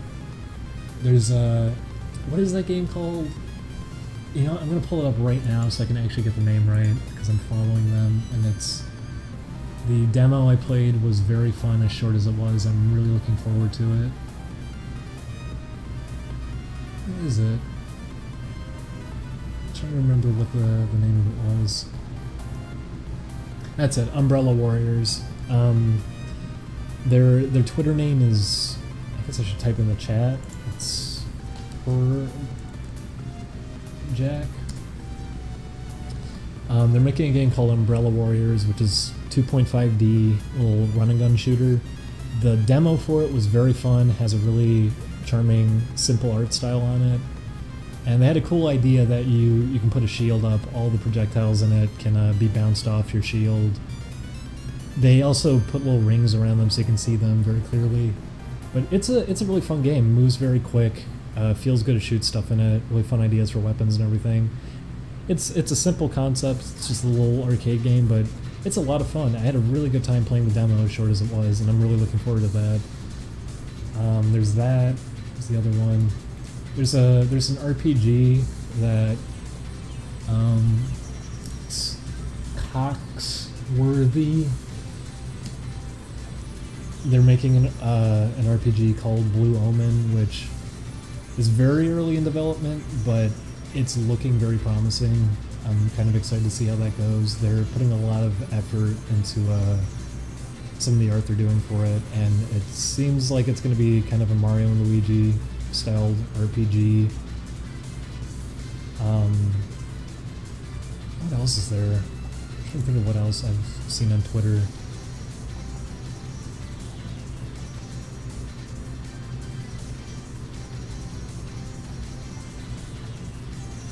Oh, that one too. This is a big one that I've been following for a while.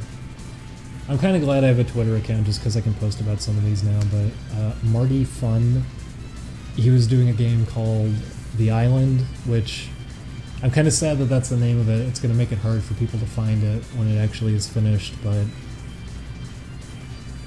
they've been going all out with that. They've been putting a lot of work into the artwork in it. They've probably recoded it several times now, redoing the engine for it. Really smooth animations though. Looks like it's going to be a very, very fun game. I can tell like it's getting some inspiration from Treasure Games too. It's just some really gorgeous stuff they posted for it. I'm really really excited for that. There's that one. That's another one I can recommend. Where is it? It's Taxiderby. They're doing, I think they're doing a game. I don't know how involved Marty is with that one, but they're doing a game that's really simple concept that's actually really cool. Is that you drive around in a little tank and it has a spring on the front of it. So the idea is that you push enemies back with the spring, and you can push off of walls to send yourself flying. So you can like launch yourself over pits and obstacles by shoving your spring into a wall. And that looks like it's going to be pretty fun when they finish it. There's a whole bunch of games that I've just been finding randomly on Twitter that I'm legitimately excited for. And it's strange that just digging for things randomly on Twitter has been getting me more amped up for games than just kind of reading up on what other people are posting about on like major gaming blogs.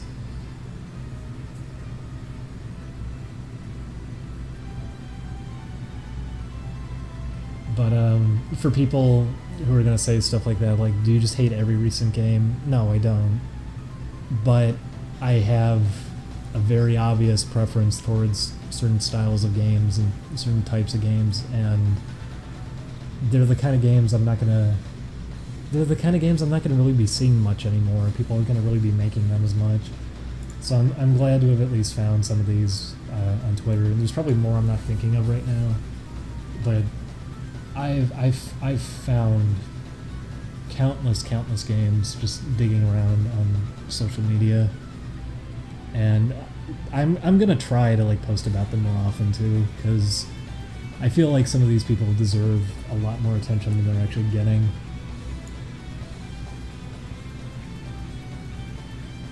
Favorite evil sister in Stretch Panic? That's a good question.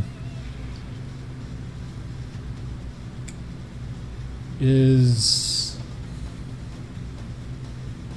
Siren the one that sings with the little babies? Because I forget what her name is. Is that Siren or is that a different one? I forget which one Siren is. The one with the little babies, though, that's my favorite boss fight, I think. Even though it's very simple, I really like how the babies look. And I like that you can pick them up and they make the little sounds when you throw them. It's a fun one. Almost every single fight in Stretch Panic is a lot of fun. They came up with some great ideas. All of them have really good music too. Julian never got to play Stretch Panic before, and I showed it to him recently, and he ended up enjoying it immensely. It's a very, very fun game. And oh man, that even happened when we were playing it. A lot of people were shitting on Stretch Panic when it first came out, that the controls in it are terrible. I think they feel just fine. You just have to get used to them. But Chris even played it recently. He's like, these controls fucking suck. And it's like, no, they're not that bad. The camera can get in the way sometimes. That's my only issue with it. I think the actual control in Stretch Panic is just fine. It just takes a little bit of getting used to. My problem with Stretch Panic is that Stretch Panic feels like a tech demo, and they just didn't finish a game. Because they have the levels in Stretch Panic, but they only exist kind of to pad the length out. They don't have unique enemies, they just have the same enemies that are different colors, so that gives them more health and more ways of attacking you. And the idea that you can grab the ground and launch yourself, they could have came up with some really cool areas with that, like actual platforming stages or something. They could have made a really cool game around it, but it feels like a tech demo.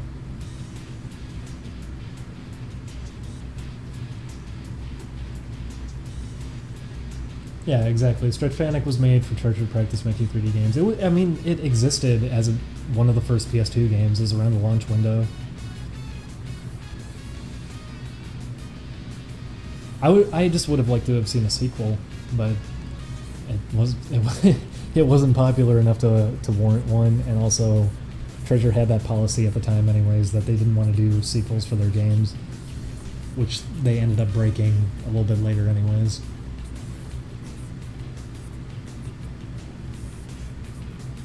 do you think of Tulip? Oh, we should play Tulip. I didn't think about that. I like Tulip. It's a very... People say that all the time. They say cozy. But I think that's a good example of a game that just feels really comfortable to kind of sit down and play. The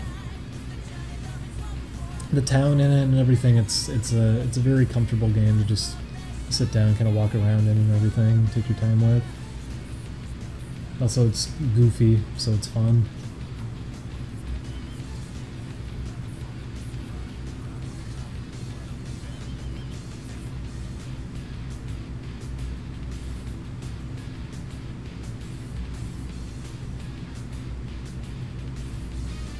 What do you consider the era for game design that you enjoy?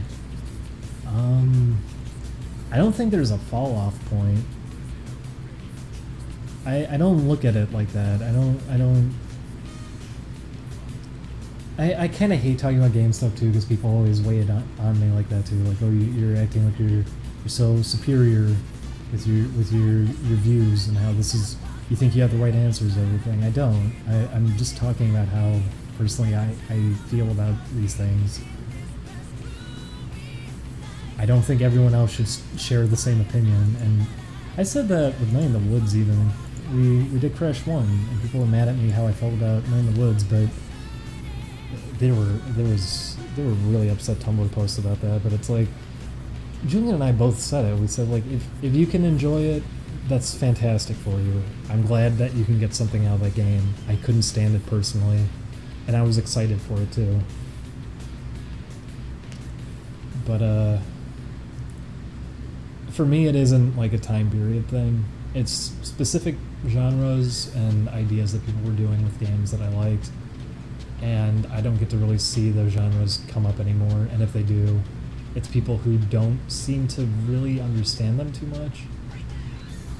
I'd be getting a lot more excited for indie games if people were actually being faithful with these things.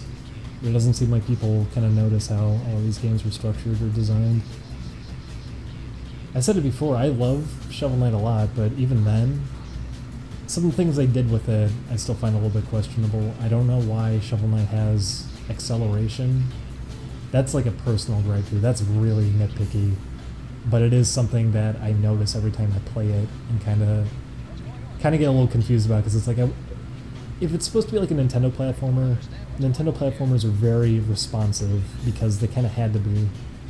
You couldn't use advanced math functions or anything, so that's typically why games had very stiff, precise movement.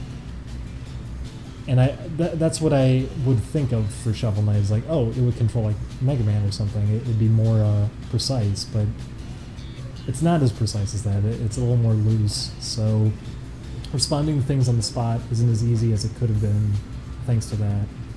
But I don't think it's that big of a deal. But things like that do get me like noticing, like, okay, that's like a modern game design element kind of working its way in, because that was not a thing you really noticed at all in Nintendo games. That didn't happen too often. Who's your celebrity crush? Celebrity crush. Oh, the image. That took me a second. I thought you were actually asking.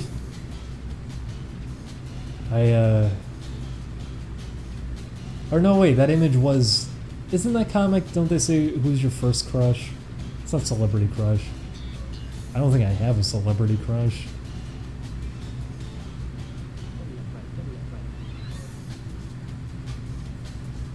But I've noticed that more and more when I've been working on game stuff as of late. I've been noticing, like, okay, even though acceleration can work in a lot of games, I can feel fine.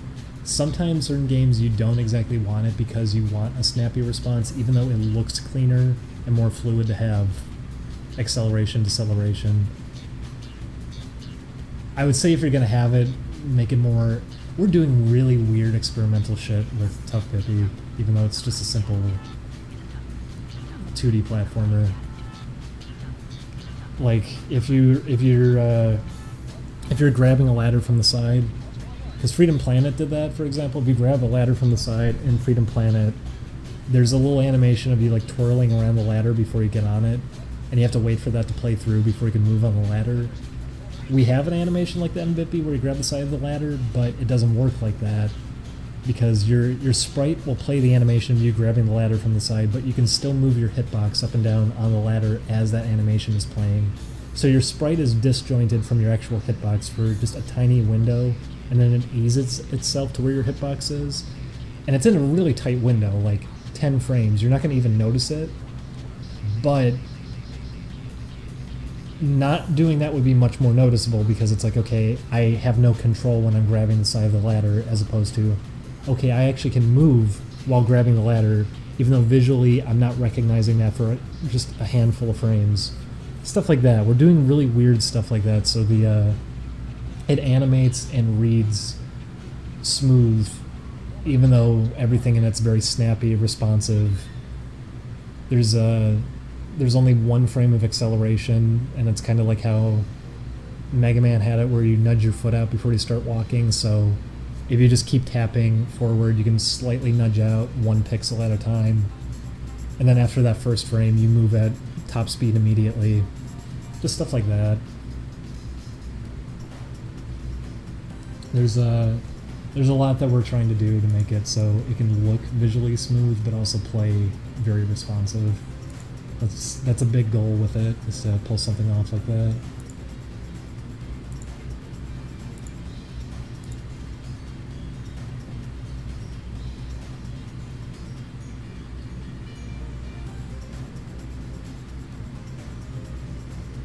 Are you guys designing it with regular audiences and speedrunners in mind, or just regular audiences? Probably less. I wouldn't even say regular audiences, honestly. We're doing kind of what we want to do with it,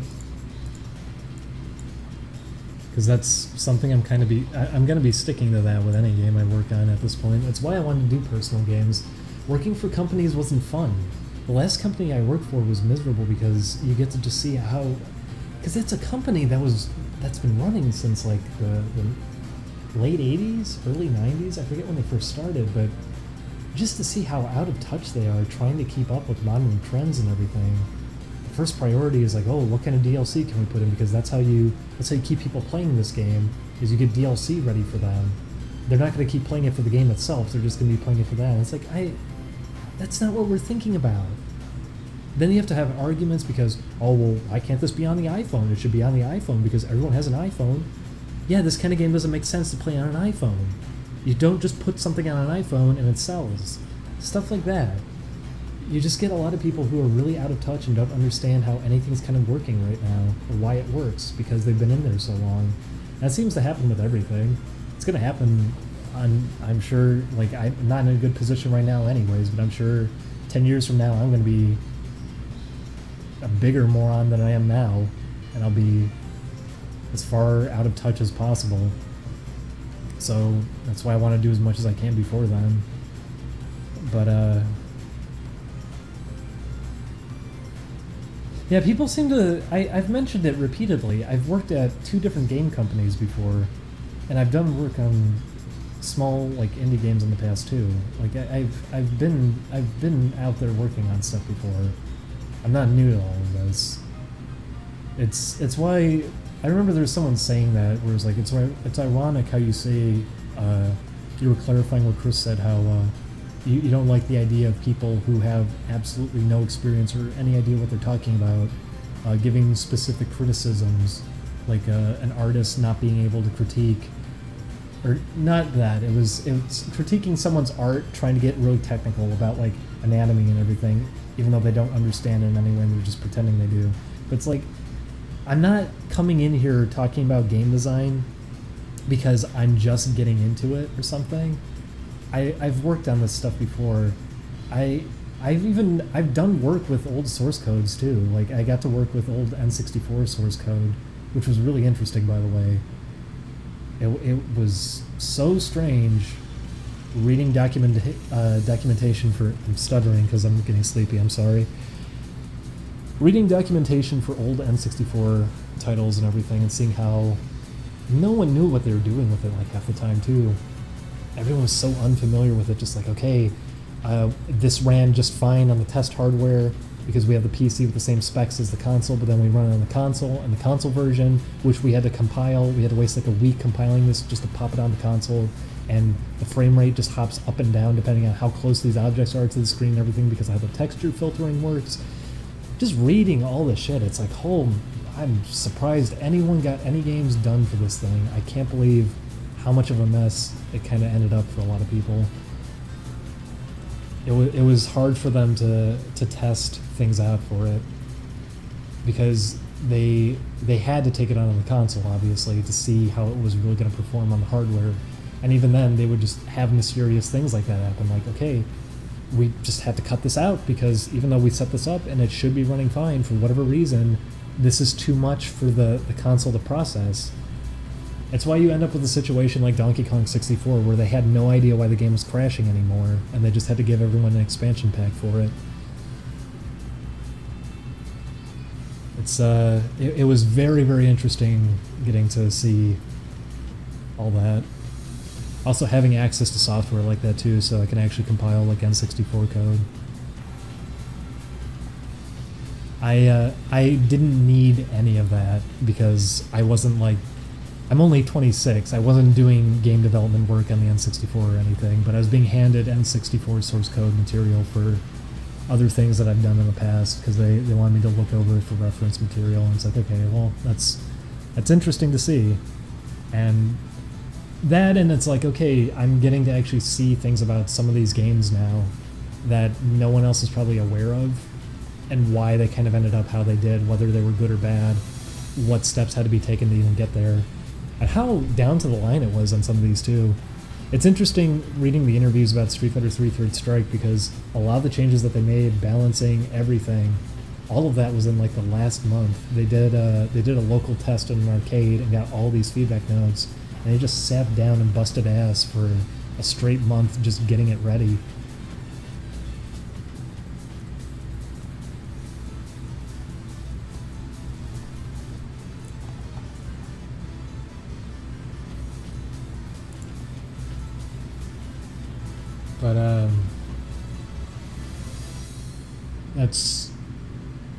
But that's why I talk too much about game stuff and people don't want to hear it. I'm sorry.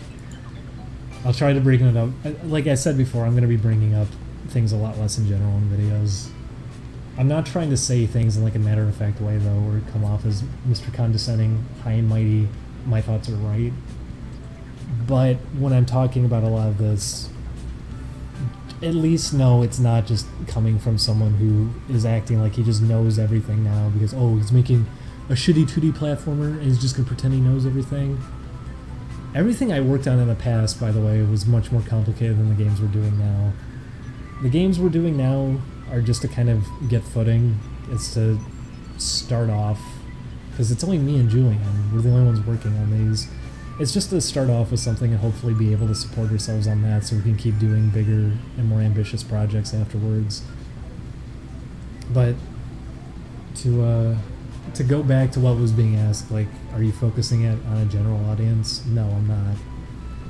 That's why partially I want to break off of doing work for companies. I would much rather just make games that were designed around being games on their own, what they are, and getting to stand as that, as opposed to being concerned about thoughts and everything. It's why I said I hope people tear them apart, I hope people blast them and everything. They're going to do it for Trick or Treat for sure, because it's so simple as a game.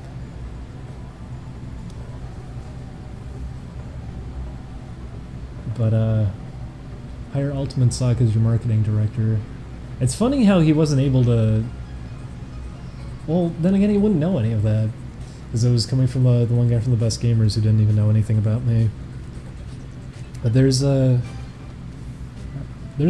plenty around for well, you know what, I guess not, now that I think about it.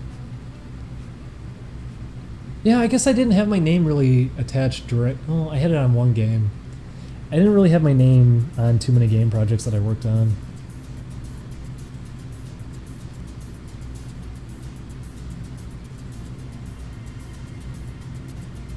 No, it was on 2. I used an alias on one game, I remember, as a joke.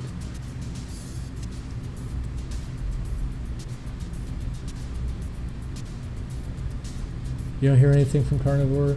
Not as of late, but he talked to me about a month ago. We still talk. Everyone's still friends outside of Dark Gamer.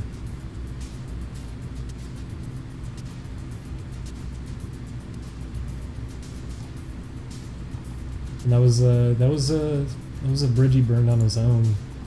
It's why I wasn't like responding to him or anything visibly, because it's like I don't want to have a fight, because there's no reason to have a fight. There's nothing happening.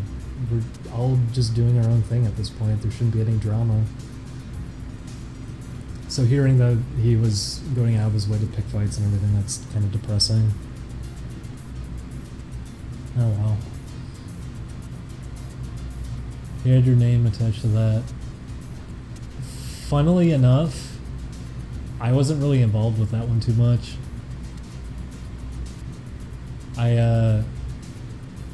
I was helping with programming on that, but I wasn't. I'm trying to think back how much I even did for it, because there were two of us actually working on coding it. Did I? You know what? I think I have a sprite somewhere that I did do for it at least, but I didn't actually get to do too much for that one.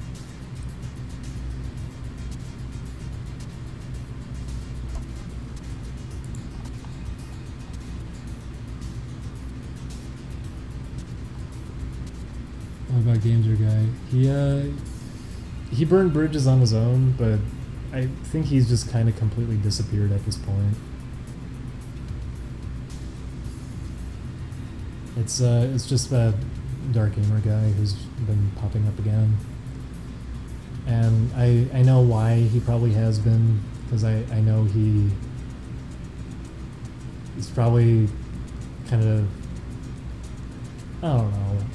I think he's still just working kind of a normal job, and he's probably not thrilled with how things are going,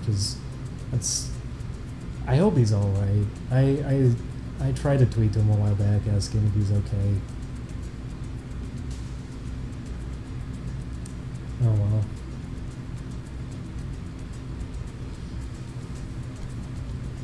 Everyone else has still been doing fine though. I talk to Rockhawk all the time, talk to Chrissy all the time. Carnivore is doing fine last time I talked to him. Chrissy's been very busy, and she's been fine.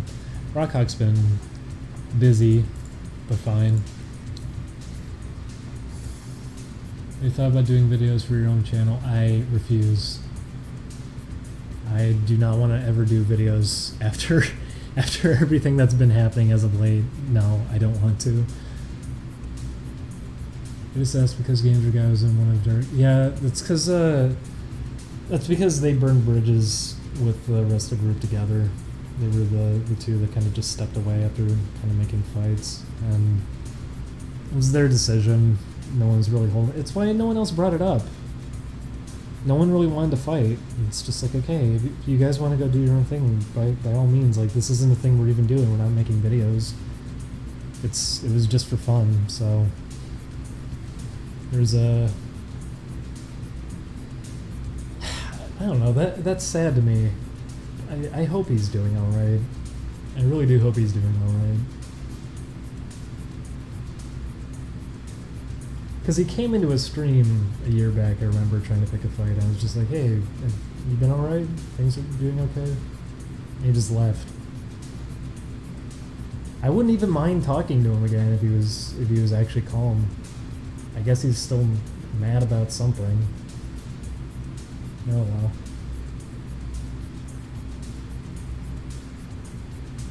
Rockhawk seems like a really nice guy, isn't Radical? Yeah, because he is. Rockhawk never wants to have conflict. What did you think of Samurai Jack? Oh no. There's a discussion I don't really want to have. What is there to fight over? Nothing really. It's I mentioned it before. There's not really anything there. Not to mention I wasn't honest with that group early on to begin with, because they were trying to throw shade into each other's actual real lives, because half of that group was just kind of focused on trying to destroy people in real life, and it's like, okay, I don't get behind that. I'm not going to share my actual name with you people. But there's not much there. And like I said, I've said the worst. I've hinted at plenty of horrible things during the streams. Tuesday was something. Tuesday sure was something. I'm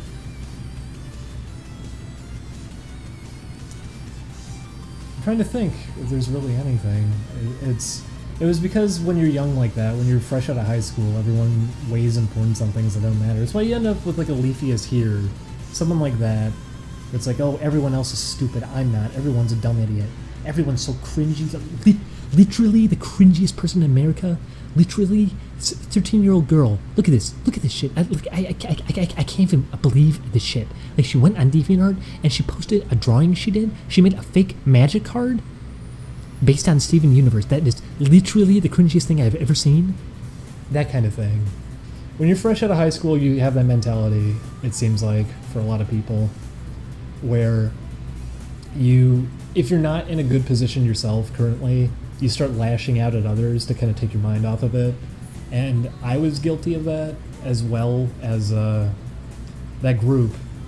And as soon as I was starting to edit, I was realizing, like, okay, this is getting old really fast. I don't want to be like this for the rest of my life. And everyone else was kind of like that too after some time passed, but Dark Gamer in specific, I don't think ever got past that point.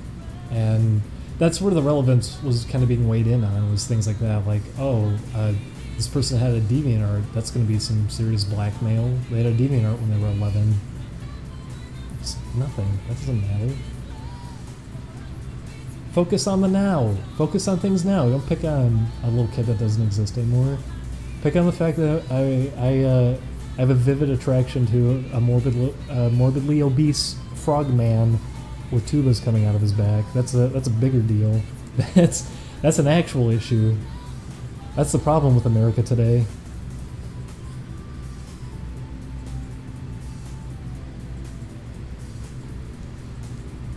Let me, yeah, Leafy fell off, which I'm happy about. That was just, that was a confusing channel to me, that people were following that. I've missed so many donations. I'm sorry, everybody.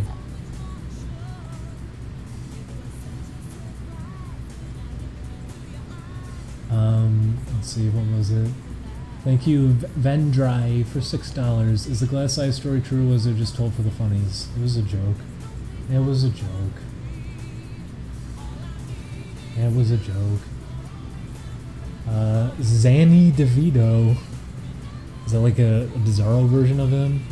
Donated $3 and said, please don't start talking less on Oni plays, fuck the haters. It's a personal decision, like I said. It's not just based on negative feedback. But, thank you, Zanny DeVito. Mr. Sheep donated $20.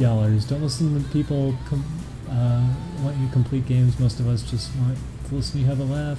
My favorite channels, I hope you get more viewers. Well, thank you. Thank you, Mr. Sheep. As of late, we are trying to finish Kingdom Hearts up. We finished Crash 1, that'll be coming. We really need to find Pokemon Red. We had our footage deleted from Final Fantasy VII, so we have to re-record what we lost, which is going to be kind of difficult. It means we have to, like, use an emulator, make a save state or something. But we're trying to mix the two. We're trying to start series and also finish up what we began. Thank you, Scully, for $1. Love you on Oni Post. Keep it up. Thank you, Scully. Blue Ghost donated $5. Please ignore the haters. They're the loud minority. I watch Oni Plays because you all have something to say. The dynamics work so well. Don't start getting quiet. I'll repeat. It's kind of a personal decision. I'm not happy with some of the videos that went up. It's not just because people are being negative, but thank you, Blue Ghost, for $5. Not Shiggy donated $15, followed by 3.46. They said, you keep doing you, fuck everyone else. You the best, silly boy. Thank you, not Shiggy. Thank you, not Shigeru Miyamoto. Hanzi Gay donated $2 and said, is this the start of the Ding Dong arc? I don't actually know what that means. Is that a game? That's the Game Grumps thing, right? That's how they keep calling it like the John arc? Or do they call it John Era? Is that Chris Chan? I guess that's Chris Chan because it's... whatever. Thank you, Hanzi Gay. Hat Skeleton donated $3.46 and said, would you like to kiss me? Probably not. Probably not. But thank you, Hat Skeleton. Vendry donated another $4. Said, question, Krispy Kreme or Dunkin' Donuts? Krispy Kreme, for sure. Also, can you make a funny noise for me? That wasn't very good. Thank you, Vendry, for $4. Not Gay, but donated $5. Irregardless of what anyone else says, you brighten my day every time I hear your voice. You're a genuinely funny person, and I'm sorry that you feel differently. I respect your decision to talk less. I eagerly await Trick or Treat and Bippy. Well, thank you, Nat Gay Butt. Trick or Treat, I'll say it again, it's meant to be kind of a small game, so I hope people don't get too excited for it. I don't think it's going to be too special. And as much as I'm trying to do with it, I don't feel like I'm going to deliver on what I even want to do with it. It was supposed to be made in a month for a company before, and then we ended up kind of trying to fix what we had, which doesn't go well. Thank you, Ace Bonanza, for $3, saying keep doing your stuff. Well, thank you, Ace Bonanza.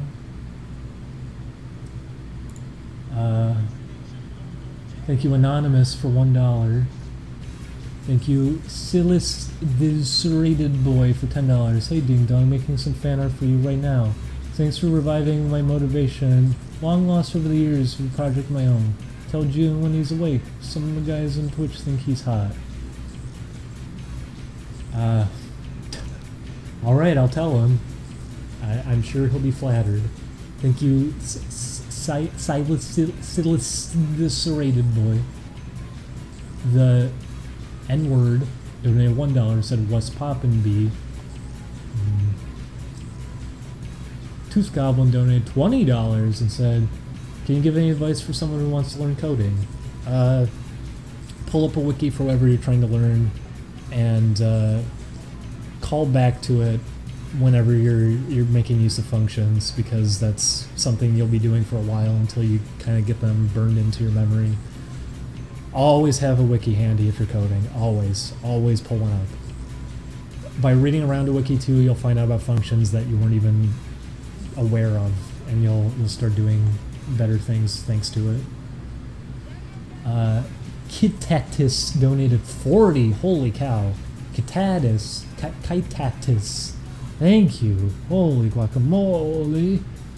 Please don't talk less in videos. Julia makes the gay laughs, Oni makes the vo laughs, and you have the technical cool head. It's a perfect triangle. We get all the hate for our design opinions. I work for Epic and I get all the design hate. Don't stop. Oh, I'm sorry if you get that too.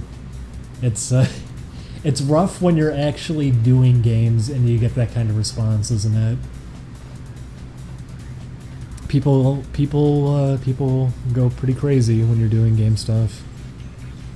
But thank you for the $40, and I'm sorry if people are being like that, especially if you're working at Epic. I can only imagine what kind of feedback you get. People towards larger companies are going to be pretty harsh. Communities always get really unstable. But thank you, Kitadis. Ninja Pizza Cat donated $11.34 and said, don't know what to say, but I love you, Julian and Oni. Really like your work. Thank you, Ninja Pizza Cat. Cat with a K. Is that like Samurai Pizza Cats? We have the whole series of that on DVD. Thank you, Scabadoodle, for 15. Oh, Scabadoodle, you don't have to do it again. Come on. I said, hope everything went well with the Patreon stuff. First of the month. It actually did. It went pretty decently. We ended up getting a little more than last time, so we got to hold on fine in terms of rent, and all those donations from that stream really helped because we're getting a good recording set up now. It's gonna take some time for all of it to be shipped out and for us to set it all up, but we're working on that. Thank you, Wild Woody, for $5. He said, "I'm back and more wild than ever." Oh, Wild Woody. What's your favorite cartoon as of recent? Samurai Jack, I guess. I mean, it's the first one I've been interested in a long time, although it's the discussion I didn't want to come into. I'm actually getting really disappointed with how it's ending up.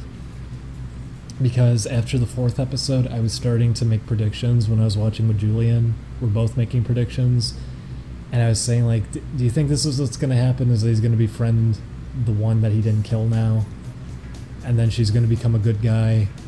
And then she's going to become a love interest. And she's going to be, like, the sidekick female Samurai Jack equivalent. She's going to be superpowered, fighting love team, and then she's going to be killed off at the end for emotional impact. And one by one, all these predictions started lining up, and I've been getting nervous now. Especially because it's so short. Isn't it only 10 episodes or something? It's coming close to the end and they're doing this. They're dedicating episodes. This last episode was really disappointing. I would have been okay-ish with it if there were more episodes, but the fact that there's only so few, and they did that with an episode, it's got me worried. It's got me really worried where it's going. Those first 3 episodes were beautiful. They were fucking incredible. They were really good. And they maintained the old kind of sense of humor the show could have. They had Aku giving therapy to himself at the beginning of the 2nd episode.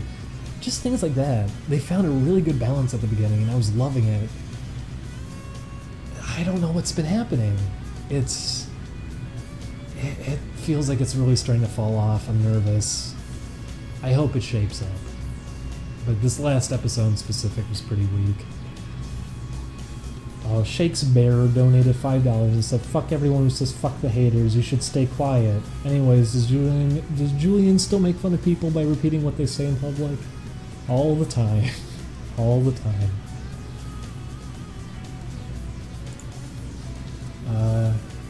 I'm blackmailing Julian with his Tumblr. I'll demand his friend's furry suit. He's done for good.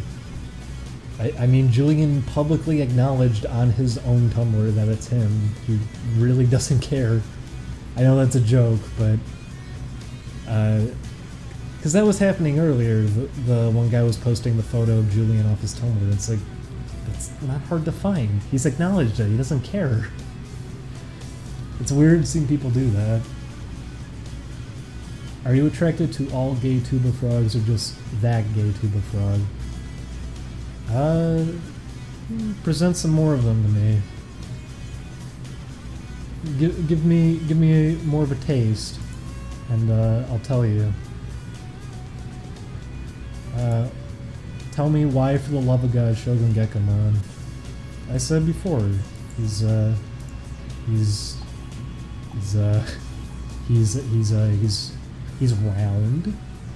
He seems like he has a good attitude. He seems like a fun guy. He's got a goofy expression. Looks like he's easy to get along with.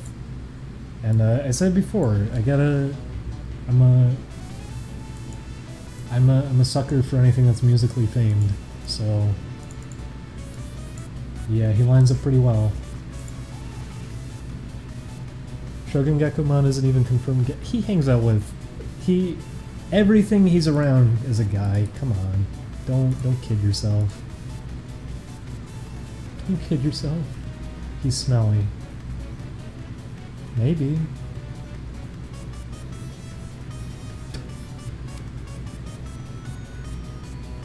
Can you elaborate on Julian has a glass eye or not? He doesn't! I said this already!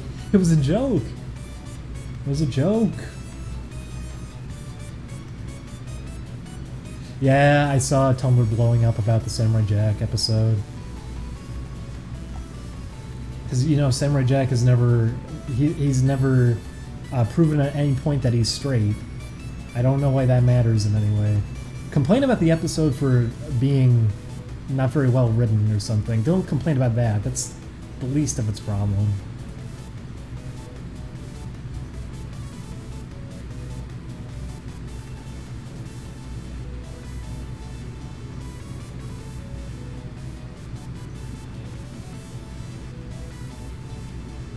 Would you bring Tuba Krog?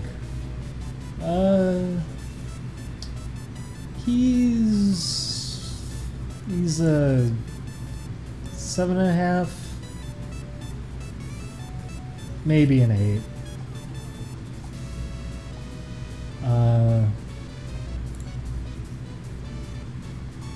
Hopefully we'll get some gay Tuba Frogs on E621.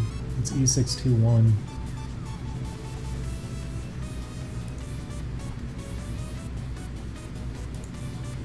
What's your opinion on Undertale? Oh my god, please don't ask me. I've talked about it in every other stream. Please. Please don't ask me about that again. I've talked about Undertale on almost every stream. I don't want to talk about it again.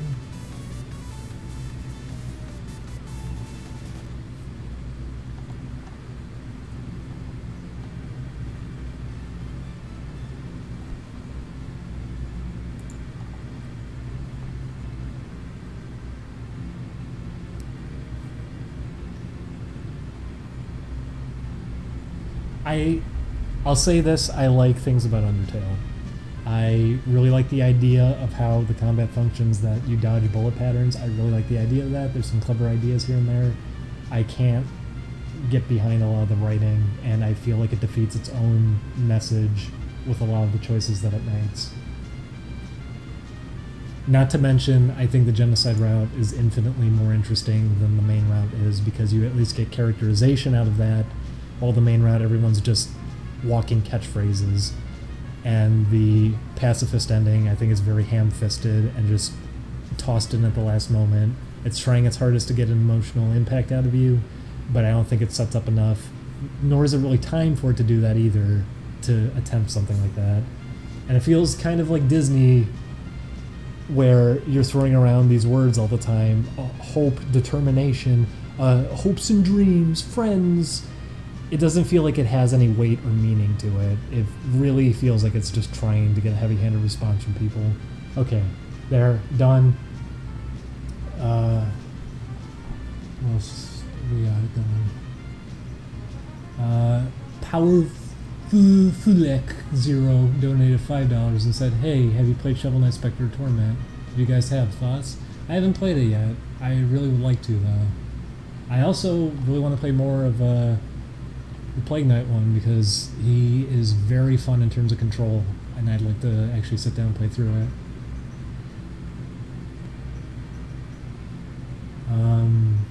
Any plans for more videos with the Super Mega Boys? From Butch Cat, who donated $20.20. Thank you, Butch Cat.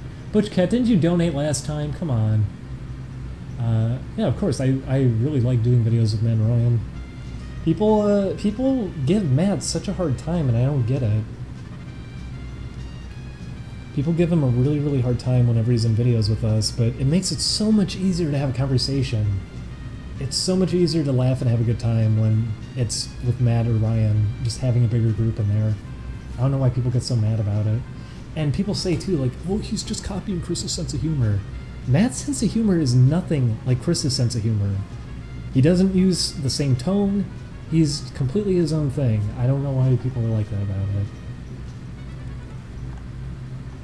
What's your opinion on Final Fantasy 15? I didn't get to play it enough. I'm sorry. Do you like the soundtrack of Undertale? I would say the soundtrack of Undertale is the best thing that came from it, because even if you hate the game, I think you are lying to yourself if somehow you said that soundtrack is not amazing. Undertale has one of the best game soundtracks I can think of in a long time, and and yeah, someone just said that in the chat, the combat's a good idea, but it's completely underdeveloped. That's my issue with it. I really like the idea of it. I wish they did more with it, and because the game is based on pacifism, you don't get to do more with it, because the idea is not to fight, so you don't get to see it pushed to its limits. And also the idea of different souls and how they function differently. Like, okay, this one is a little shooter minigame, this one does this. I would have liked to have seen battles that mix them up or something. It's a really good idea, and you only get to see... What? Is it one fight? 2 fights? I'm trying to remember now. That really mix it up. The best fight in the game is miserable to get to because it's on the genocide route and you have to do all this tedious grinding, which doesn't make you feel like a monster, by the way. It just makes you feel bored out of your mind doing it. You have to do all this work just to get the most fun moment out of the game, and you're supposed to feel bad for getting to that moment, even though that moment is the most interesting, engaging part from everything that was there. And maybe that's because for me the writing did nothing for me, but I think even in terms of characterization, that's more interesting. I would have liked to have seen the combat fleshed out a lot more. I think it's a very good idea, but yes, I agree with that completely. I don't think they did enough of that.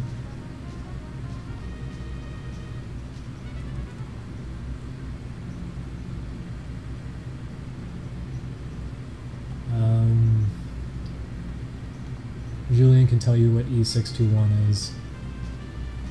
Oh, is that does that mean it's a dirty thing? I'm gonna guess. I guess so, because someone said right after Tubivore is an acquired taste. It could work. There's a track on there that uses the Mega Man X3 sound font. It sure does. It's not in the actual game, though. I think that's just on the soundtrack. Which game had your favorite writing in it? That's a tough one. Someone keeps asking that. Did you see Snot Rocket? Yes, I did see Snot Rocket. I can see why that's just going to exist as a short and not really go anywhere. It's great to see him doing stuff. It looked really nice. I don't think it was that entertaining necessarily, though. But it was a fun watch still.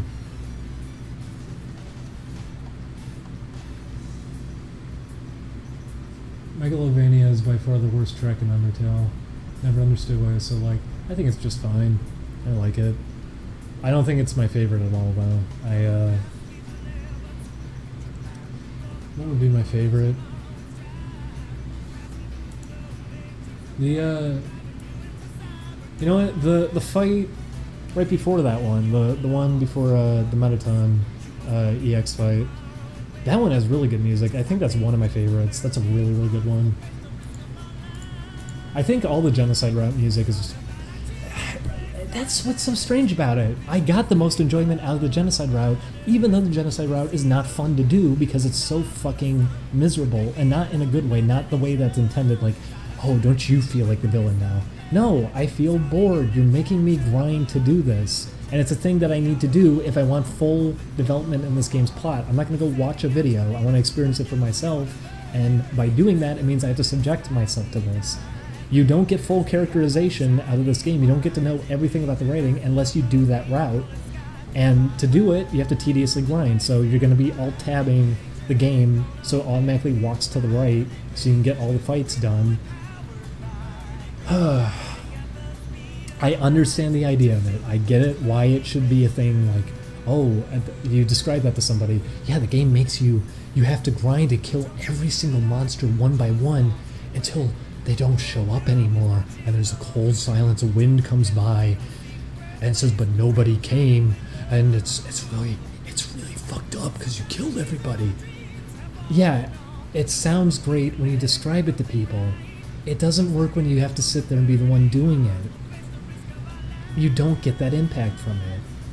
It sounds like it should work, but you have to keep in mind it's still a video game. It's still people sitting and having to interact with this to progress it. In the form of a movie, that could work better, even. Because at least then, it's not involving active effort from your part to progress that. It's just tedious. Also, I said it already, I don't like the main message because it doesn't make sense anyways. The whole peace and love angle doesn't work for some of those fights to begin with. You can't convince some of the people, and then on top of that, what do you do when you can't convince them? Well, beat the shit out of them until they're within an inch of their life, and then they'll forgive you and everything's okay. So what does that say? Don't fight, violence is bad. Well, unless, okay, never mind. Actually, do fight, beat them senseless. Then they'll agree with you. What is that? That goes against everything. Yes, killing bad. Everyone can be your friend, except in specific instances where I guess you have to make an exception. Don't paint it out to be so black and white if you're not going to have any point in the game where there's really a gray area for decisions, and then on top of that, you're forced into those spots anyways. It feels like a mess. It really doesn't know how to commit itself to its plot. Okay, I'll stop talking about it now. What did you expect from the writing? Something more tolerable, because it's very heavy-handed. I played it on day one, by the way. Don't think I came into it late. I played it on day one.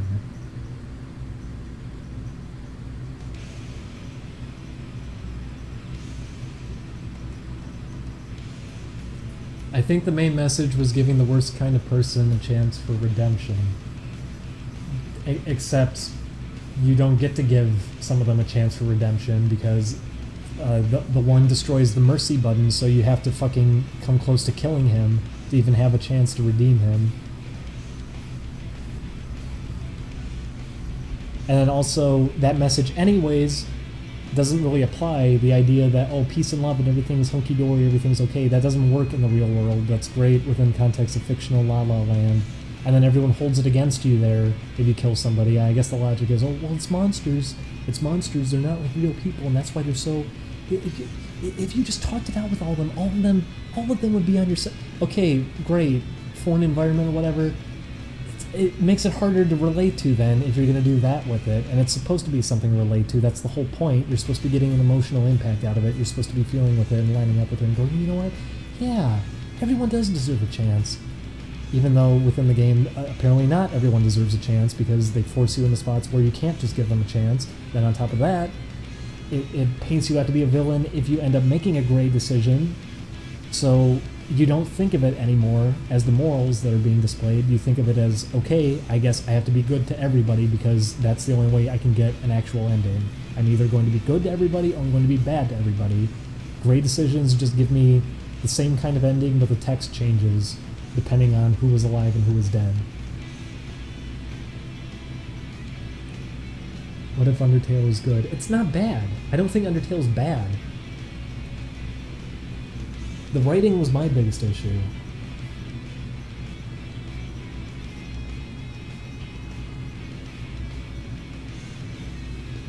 Okay, now I'll stop talking about it.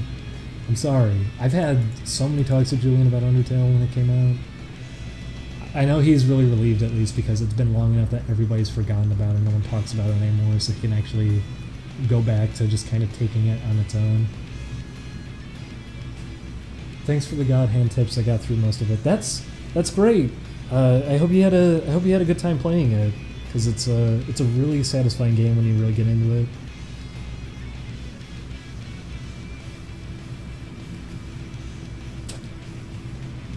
Is that Mrs. Mavilda? And another thing.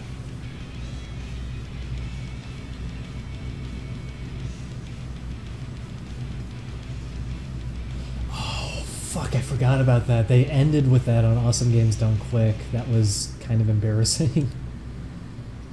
Oof. I think they always make this horrible decisions for finales, though. I never understood why they end with RPGs. Especially Undertale. That was anticlimactic. That's not a good one to end on.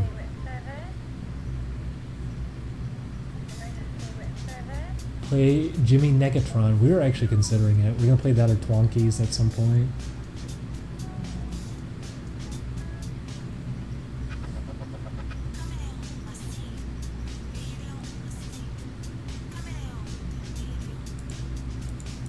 Where are the children's clothes? I can't even do it. I'd have to be louder.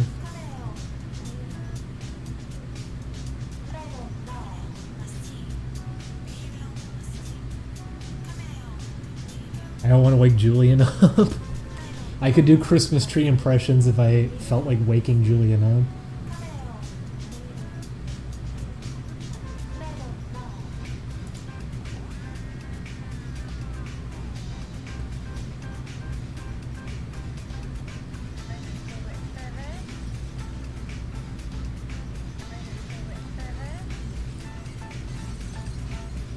I presume you're familiar with Red Letter Media. Yeah, we've referenced it here and there. We brought up Shoji Tabuchi in the video.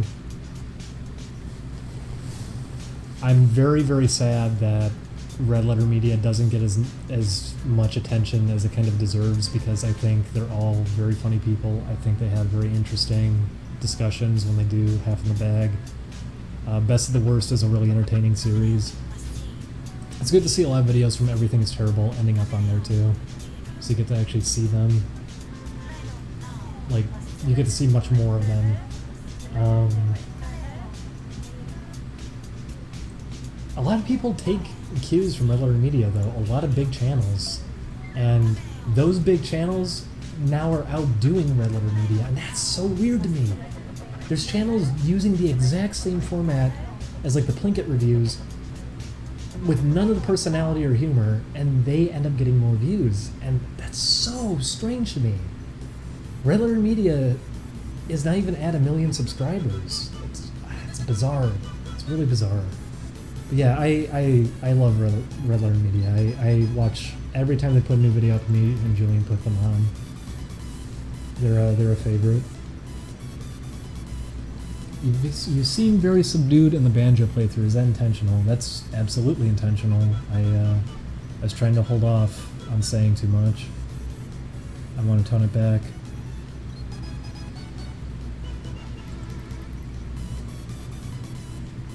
Yeah, Red Letter Media does not have 1 million subs. It's at like 500,000.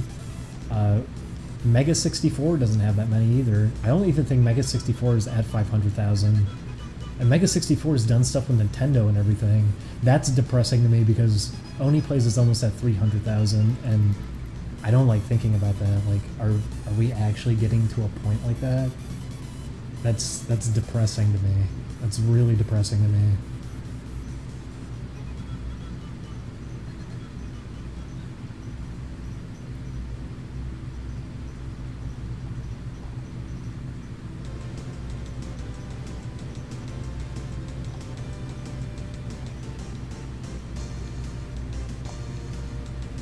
Nerd Crew is probably my favorite. Nerd Crew is one of the most accurate parodies I've seen of channels like that. That doesn't say anything, because no one really does parodies of them, but in general, that's one of the most accurate YouTuber parodies I've seen, period. It's kind of crazy how spot on it is, and also how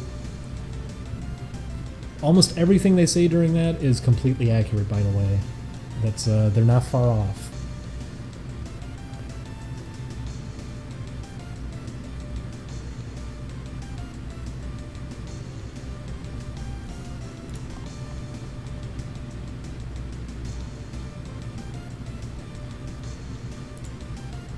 Well, Game Grumps has been slowing down a lot. Its subs haven't been going up as much as of late.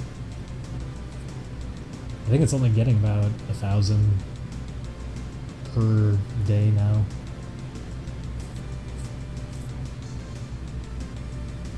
That reminds me, E3's coming up. Oh my god, E3's next month, isn't it? We were considering going. I should ask Chris about that, what we're going to be doing.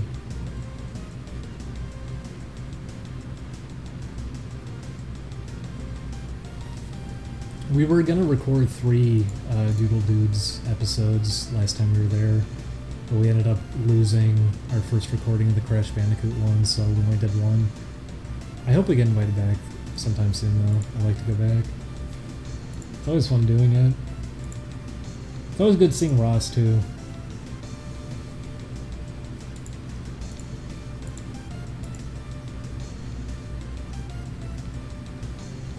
Why don't you draw anything on Doodle Dudes? Because Julian is the artist out of the two of us. I'm fine for doing pixel stuff, but I am not adjusted enough, especially with a tablet.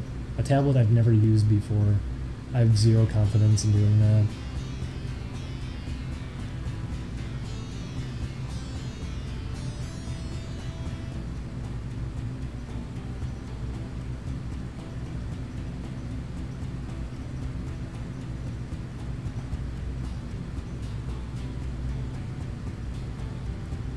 Really hope that Mega Man X9 becomes a thing. Is that a rumor right now? I don't know how I feel about that with Capcom currently.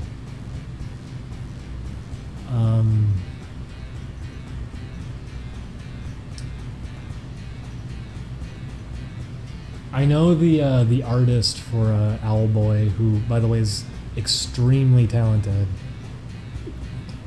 Extremely talented, also to a technical level that people probably aren't going to understand on the outside. But he did some mock-ups of like a fake Nintendo-style Mega Man game. He did his own unique sprites and everything that were very detailed despite the color limitations and everything.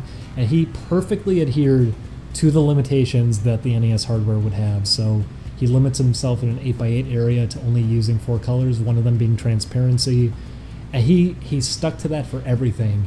He did background tiles with those limits in mind, constructed all these screenshots within those limitations, and they are fucking incredible to look at just because of that, because it's like, wow, this is someone who is not only a really talented artist, they're really good at what they do. They know how to make the most of pixel art, but even within limitations like that, they know how to really pull this off. And just seeing what a Nintendo game potentially could have looked like with all that in mind, it's crazy. And I remember him saying after he posted some of those, like, should I just not pay attention to color limits anymore?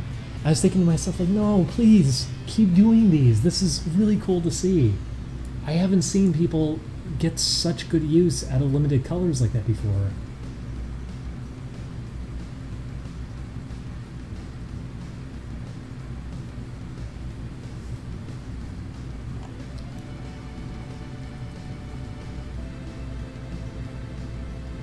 Yeah, I'll cut that off. That doesn't look good.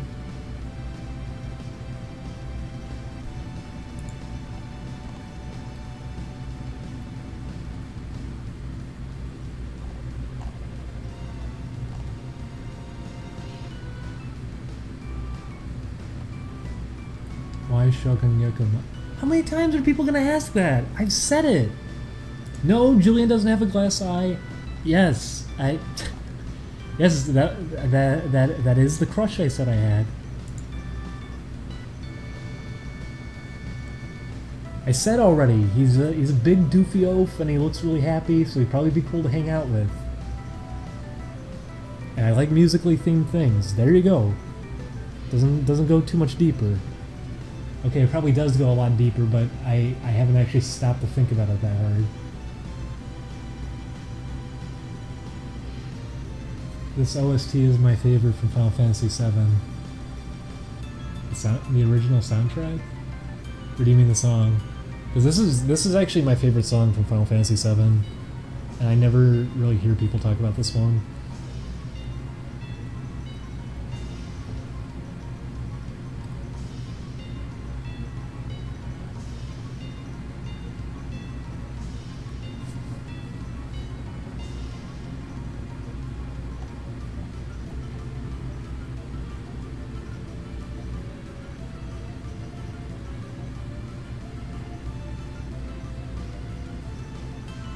Digimon is not male, is it? I would hope he is.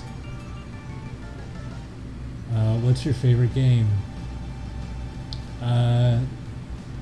We had that talk before too. What was my list I said I made? I'd still have to think. I really should just make a list. But Metal Slug 3 is up there. God Hand is up there. Mega Man X is up there. I'd probably put a bunch of fighting games up there.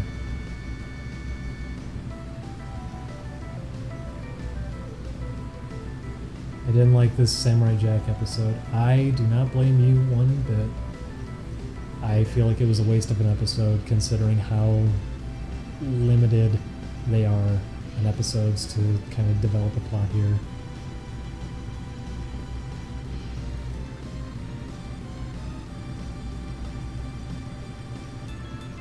What if Shogun Gakumon was a female?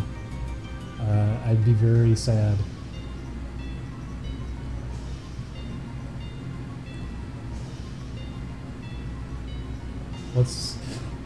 Please answer all of these. What's up with the Digimon? Do Julian have a glass eye? Do you like Undertale? What about Samurai Jack? I've answered all of these. How about that? Do you have any favorite Game Boy Advance games? Oh yeah, Astro Boy. That's my favorite, without a doubt.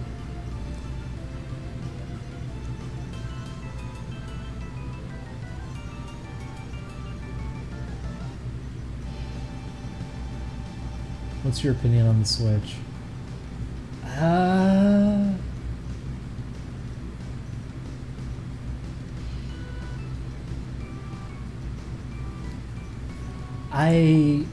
I like things about it, but I don't see myself wanting to get one for a long time. But I would consider it at least, unlike the Wii U. I could see myself getting one eventually. The Joy-Cons were not comfortable at all when I used them, though. And a lot of games that I'd want to play on the go, I would not want to play with the Switch.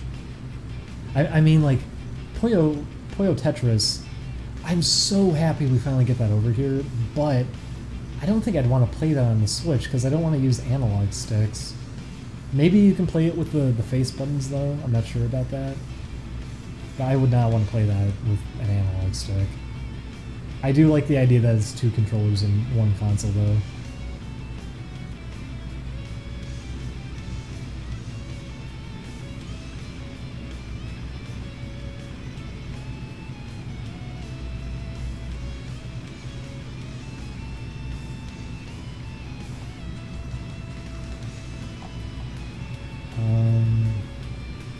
Did you play unknown indie games from mentioned from the chat? Sure.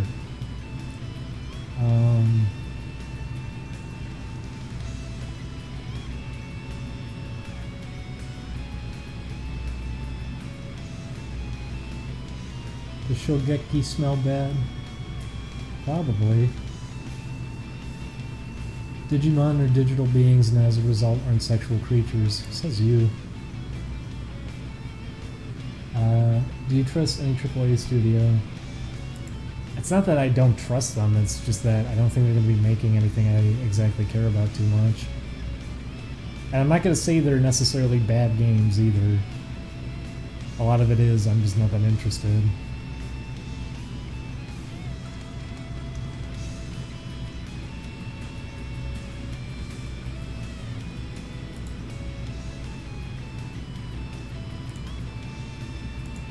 I did a good job distracting myself with the chat. I forgot I was cleaning something this whole time. I think I finished this frame though, finally. So let's put her there. Right there.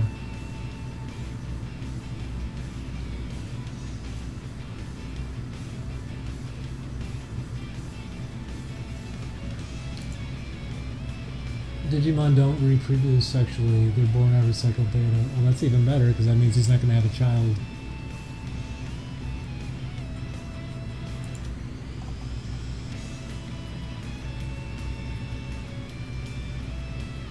Sonic 06 isn't that bad of a game, you can have fun with it. Yeah, you can have fun with it, but it is a bad game. It's playable, I guess. I think it's weird that that's the one that people hold. But then again, they've been doing that with a lot of recent games, and I could think of worse examples. Like, Ride to Hell Retribution. What was it called? It's Ride to Hell something. That game is a complete mess. It's not very good at all, but a lot of it comes from it just being boring. It's not even just that, it's like, oh, it's an unplayable mess. You can play it. Sonic 06 is where it's very broken to a point that it's almost unplayable during portions. But you can still play it, and it's not as busted up unless you go out of your way in certain parts of it. Retribution, I was about to say, did I say Resurrection or something?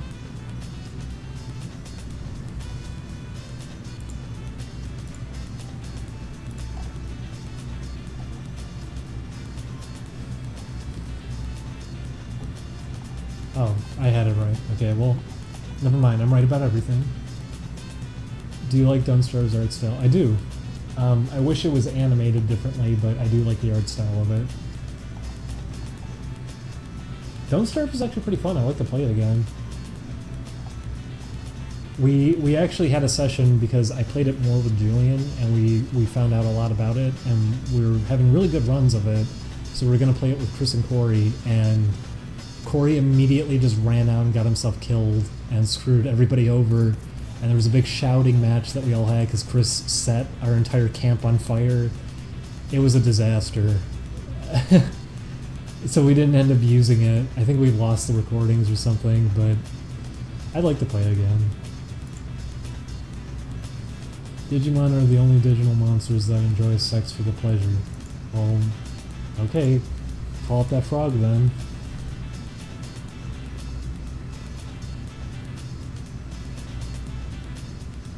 Have you played the Ratchet & Clank series? Yeah, I played the first 3 games. I have not played any of the new ones, though. It was weird. 3 added online play, which I remember not being very good. It was also very short.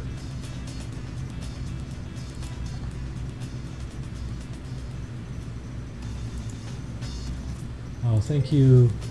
Thank you, Rowodipowo. That's a good name. $3. They said, who are some of your favorite artists? Ooh, favorite artists.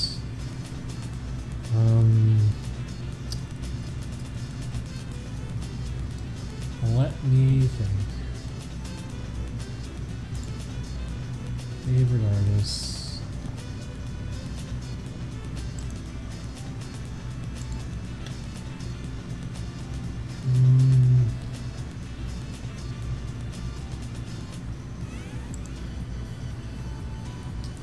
What was his name?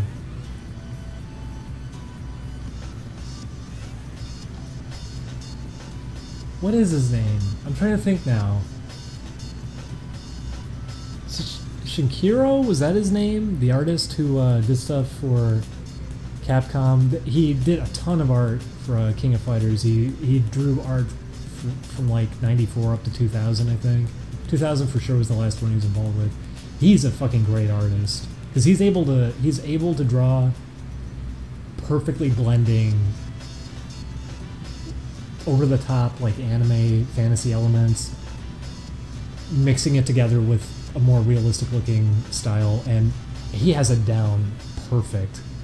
His art is so fucking good, and I can't believe he ever got dropped by SNK like that for a much shittier artist after that point. I guess it's because they went bankrupt, but he is so fucking good. He's always been one of my favorites. I've loved his art. So what did someone just say in the chat? I'd have to think more about favorite. You know what? I should make a list of that favorite artists.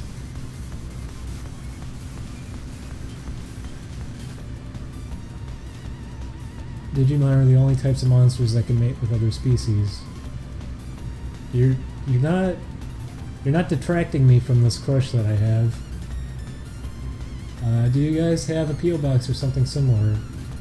We do. We use the Game Grumps P.O. box, but we've been getting stuff sent to us, and I don't know if they're throwing it out at the office or what, because we had a lot of stuff sent, and I know for a fact it got sent, and none of it was there when they did their mailbag call. If they're throwing stuff out because it's called Oni Plays, then I can't tell people like, yeah, send it to the P.O. box. I can't tell people that anymore. So I don't know.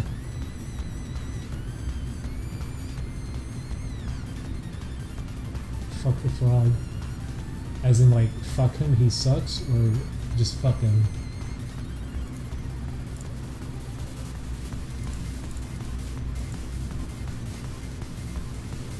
I never finished that drawing. I did very little with it. I'm not too satisfied with it now. Also, Sark sucks balls. Sounds like someone's being a little baby.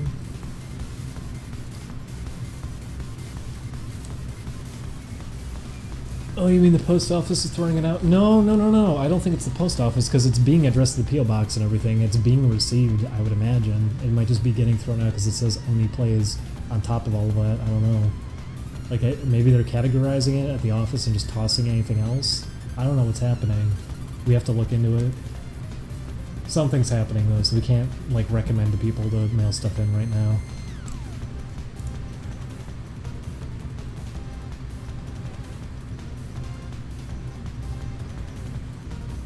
I'd have to think of other artists though. What was his name? The guy who designed Super Milk Jam. Because they're actually they're an artist that I like a lot. They did designs for Bust a Groove. They have a really fun art style, and they come up with really good designs. I forget what their name is though. I have to look them up.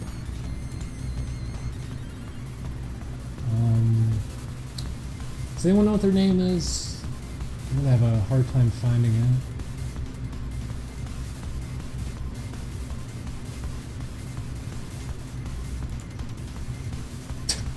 Ding Dong's Prolapse donate $1. I legitimately cannot tell if the tuber frog thing is a joke. Isn't it a dude? I'm seriously asking you, please. It's not a joke. I'm being serious. It's not a joke. It's not a joke. I'm sorry. I'm so sorry, everybody. It's not a joke.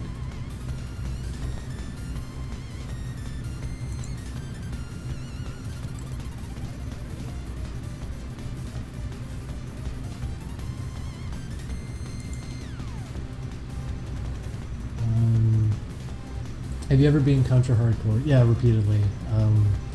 I don't think I ever did every single path in it though, but I did some of the paths in it. Paths. Fucking hate stuttering because I'm tired. I've done some of the paths in it. I would love to play hardcore on Ernie Plays because, you know what, I might even say that's up there as one of my favorite games. I fucking love contra hardcore. But if we played it, we'd have to do 2-player. If Ding Dong doesn't know is I'm gonna steal that frog right down under it. You wouldn't. Listen, there's nothing there for you. That's a fib. That's a big lie. The AC adapter is connected but not supported. What the fuck?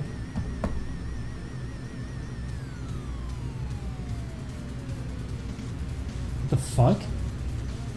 Don't tell me my laptop charger just died. I could see it happening. This, what was bad? This cable is all, ripped up because it's been stretched so much.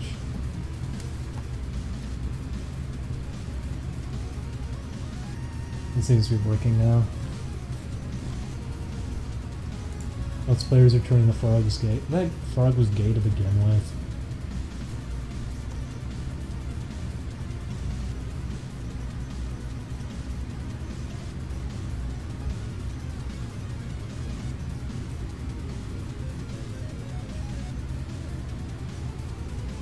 What about other tuba frogs? I said before, if you have other tuba frogs, show me.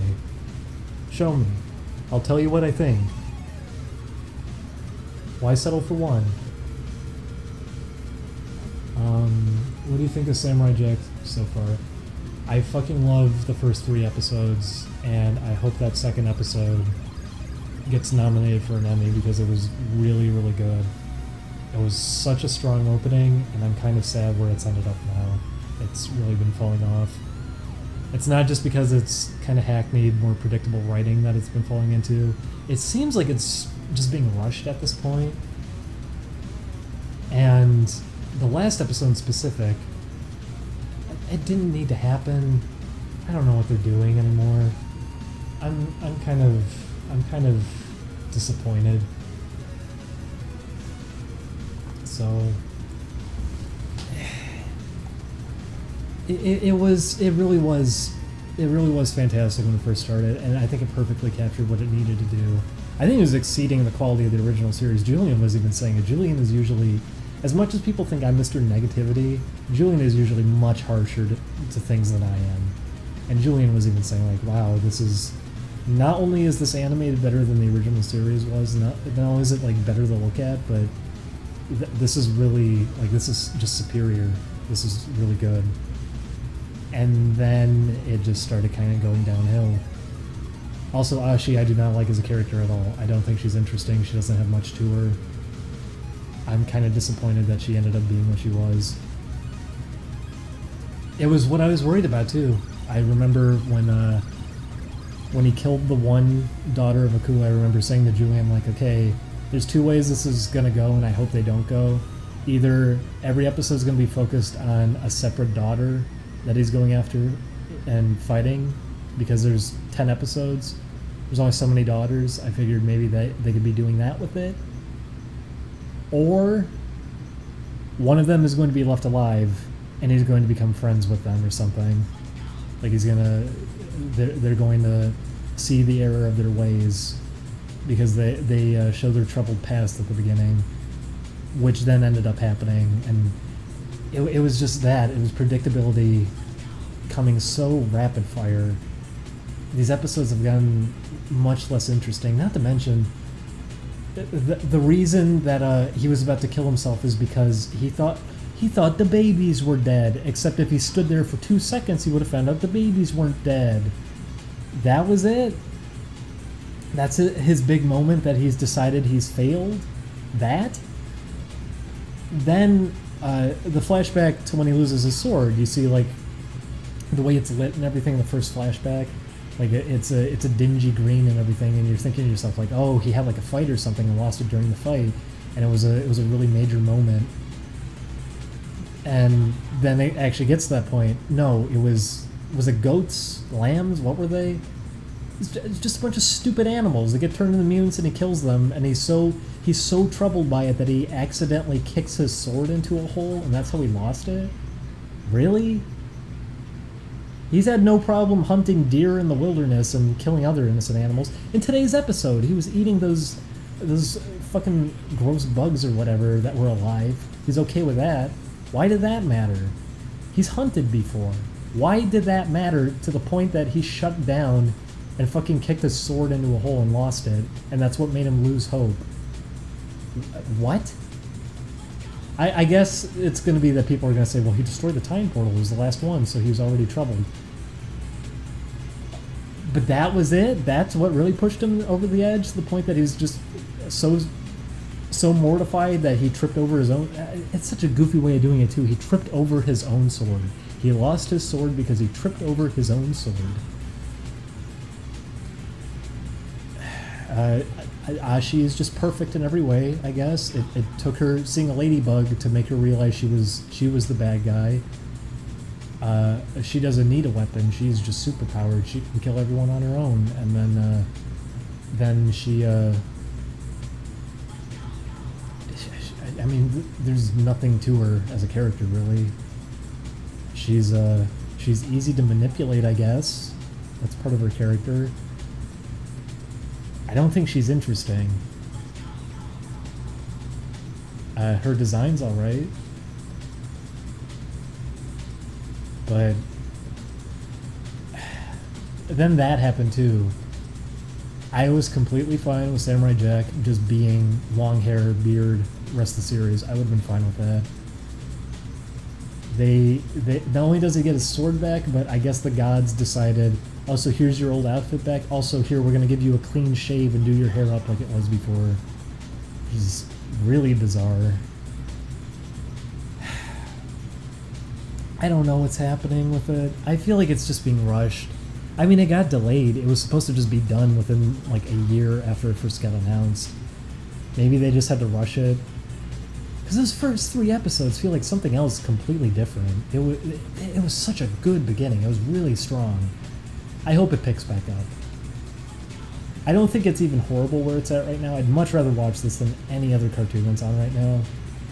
But I'm disappointed. I'm sad that it's falling to this point because my expectations were really up. They had some really great episodes. They can do better. I hope they do better. But there's only so many episodes left. So we'll see, I guess. Anyways, have you tried graphic scale? Yeah, I used it way back. I could never really get adjusted to the layout, but it's very useful. Although A-Sprite I'm hearing is just better in every way now. Work from Super Mario Brothers 2 is a tuber frog, surely. He's not, he doesn't have one. I guess he has a machine behind him. You know what, pair him up with one and maybe I'll think about it. What is your opinion on Gakumon? He's not Crush territory necessarily, but I'll say this. I always thought he had just a cool looking design anyways. He was one of the fun ones. I miss old Digimon designs. They used to be really fun. They had they always put veins on things everywhere. They gave them. That was one of my favorite things. Is even the cute looking things that they opened their mouths. They not only do they have tons of tiny little teeth, but they always made their gums enormous. They had such a fun art style for the designs and everything. It was it was superior to me, honestly, in terms of Pokemon, with some of the designs they had around the beginning of Digimon. Just lots of really cool looking ones. He has a tuber machine that shoots turnips. Doesn't count. Doesn't count. All the veins on the OG art was kind of weird. That was what made it fun, though. I like that they did stuff like that. They did strange things like that. They made them look like monsters, because that's the point. They're monsters, so they did a real good job with that. They always came up with really fun designs. They're always really cool, always really interesting, and they didn't limit themselves with them. They go over the top. You don't really see that in any of the new designs they've been doing, though. It's really fallen off. So, but the first generation they had going for those, they came up with some really good ones. I think Shogun Gakumon has a big veiny dick. Wow, what a way of describing it. But probably. I just don't like how Digimon's designs are so crazy complicated. I think they got crazy complicated later on. I feel like most of the originals never got too complicated. Unless you mean detailed. Like they put a lot of detail into the artwork, because they did do that for some of them. What about Miss Foxy Fuckable? Are you talking about Renamon? Because I never liked that design. That was the point that I was starting to hate the designs, honestly. When they were doing Tamers, everyone likes, what's the red one called? I don't even remember his name. People fucking love him. I think he's really boring.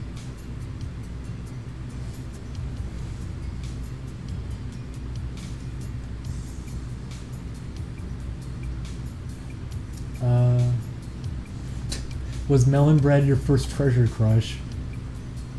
What makes you assume that? Because it's a floating face? What does that have to do with anything? I do like Melon Bread. I like too if you just stand there, he just floats his face over to you and doesn't really do anything. And if you just wait like a minute, he finally kills you in like one hit. He's a good joke boss fight. Gekomon could float your boat. Yeah, maybe. Do you like gay tuba humans or exclusively gay tuba frogs?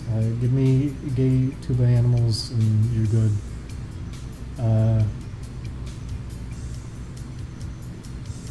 What about Garbage Man? He's good. There are so many good ones. Edamon was really cool. I liked him a lot. He was a fun design. Was it Gardramon or something? The one that just looks like a tank robot thing. That one looked really cool.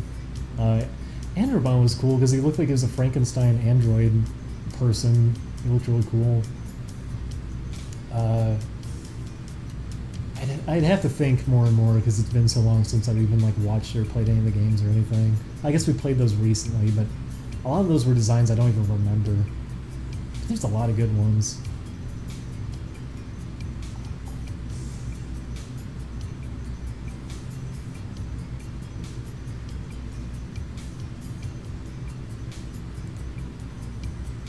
Angelmon was my favorite. He was alright.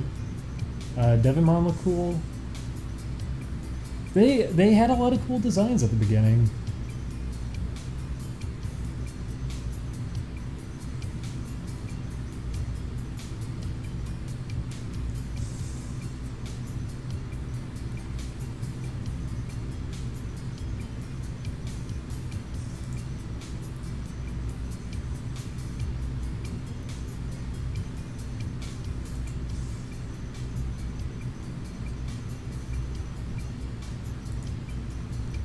Let's see how this is looking.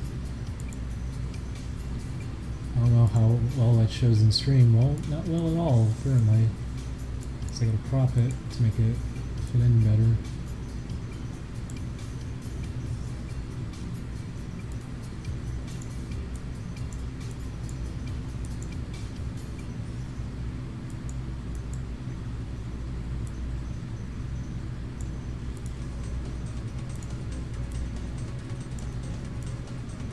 There we go. It's a better look at them.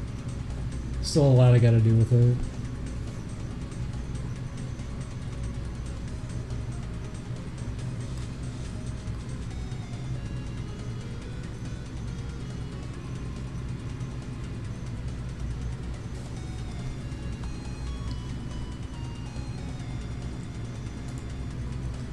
But Bippy has a few attack animations. That's just the first one. He's going to be able to alternate his fists and everything too, so it's not going to always be just that one going out.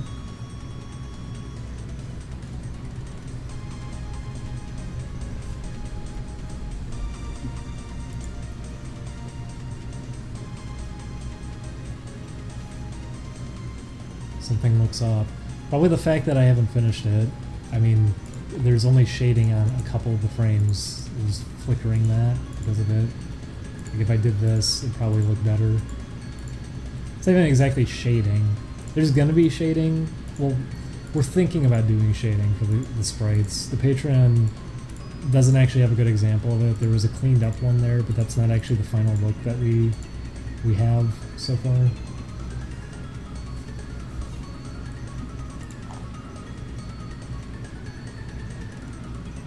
I think this would look better with lots of motion blur covering it up. Yeah, no, absolutely. Smears? Smears are epic. Just use them everywhere.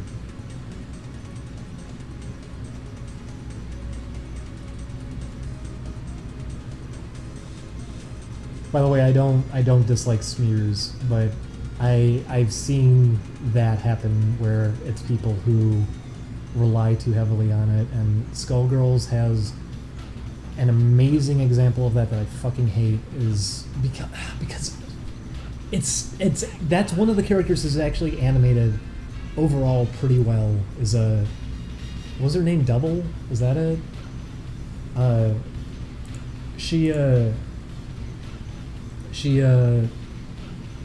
What's his name? That one Japanese animator who's really, really talented, did a lot of the animations for her, and they all look fucking great.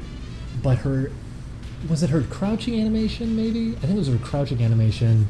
She has a hand that's on the ground, and it, like, rolls through its fingers, and each finger that goes down has a little smear trail for no reason. They go overboard with smears on that game when they're not needed, and they just make it look worse. So each finger that taps the ground has a smear on it, and it just looks really, really bad. I don't know why they did that. Smears I'm completely fine with if you know how to actually use them, but a lot of people go overboard with them, or they do it just because it's like, ha ha ha, I want people to freeze frame this and make a reaction image out of it. I see that happen too.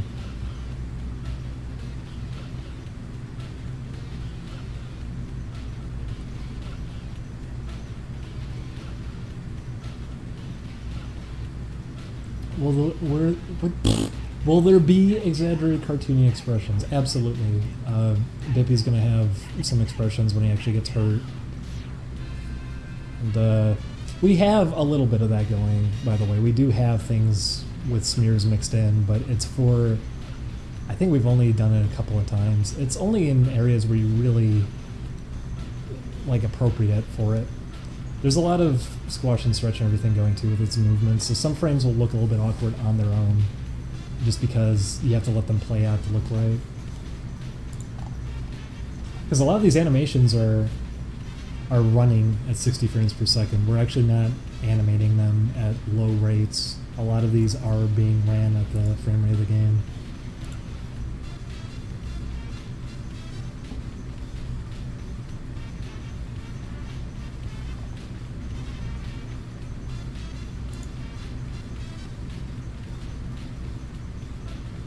There won't be any references in it, right? No, of course not.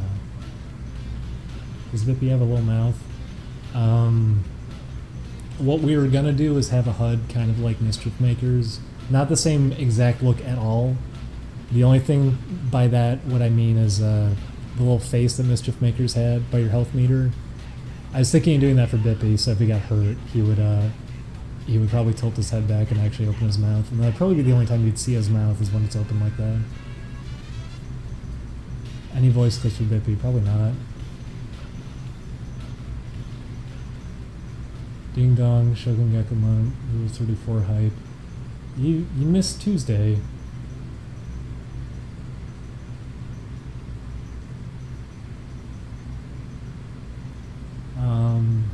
Will the game have a memoriam to Treasure?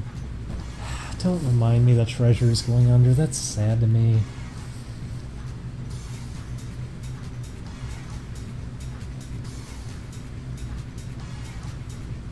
Are you gonna do like anime-esque teardrops on the forehead? What?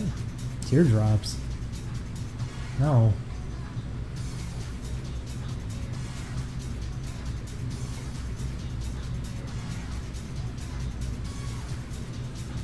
You do something to his eye. That's because this one's not clean yet. This frame in specific is not clean. It's very rough. I'd have to clean it up. You can tell. A cleaned up frame would look like that.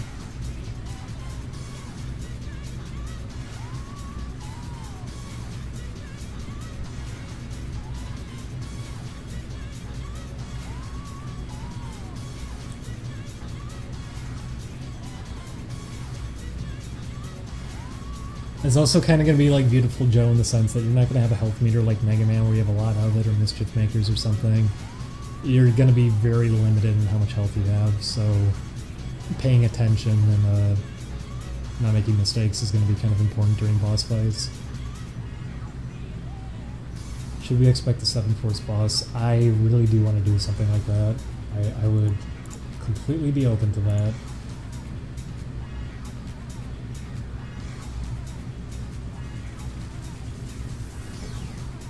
Okay, whoever was the AA quest, you're gonna have to do a little bit better than that. I could see it working though. If there's more characters like that, I probably would.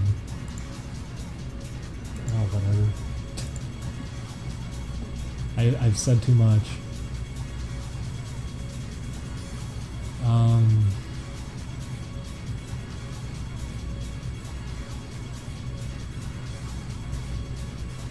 For final boss, invert Bippy's colors and call him Boppy. We already have that. It's already there. Don't worry about it. We have Bippy and Boppy.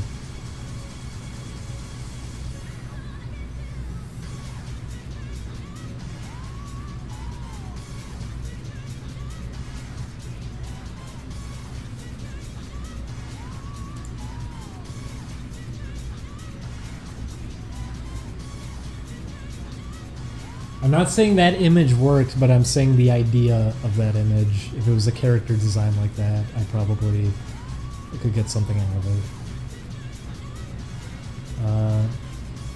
Put a few references to Treasure and Bippy. I mean, I'm taking plenty of cues from... The way that we're doing damage in the game right now is already going to be kind of like Stretch Panic, that there's different colors depending on what sort of damage you're doing. So if you just keep attacking an enemy, you're not even looking for weaknesses or openings or anything. If you just keep attacking them, you can do damage to them, but it's going to be blue damage. So it would take like 10 hits to kill a normal enemy. Or if the enemy attacked and you were able to punch them, because Mischief Makers would put like the little crosshair over something when it was about to hit you. So if you punch them right before they're about to hit you, you could break through the attack and it would do red damage then. So you could kill an enemy in like one hit off of that. Or you could just chip away at them by punching them over and over again. The difference being that one would stun them, the other would not stun them, it would just pause their attack animation each time you hit them. So that's a big thing about it. It's going to be about finding openings and weaknesses, and also if they're not attacking, if they don't have time for anything like that, if they're just moving normally, it's you finding good openings to go in and just do a little bit of damage to them and try to bait out bigger moves that you can try to counter.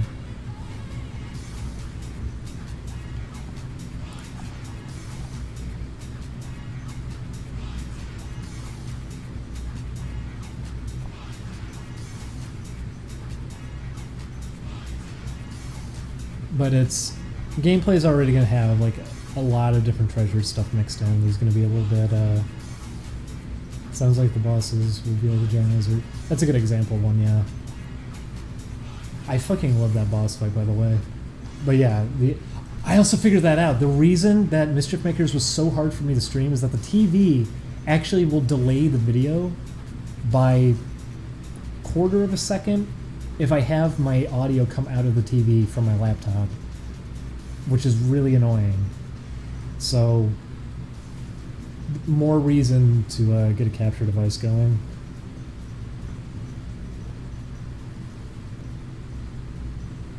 Let's see who donated.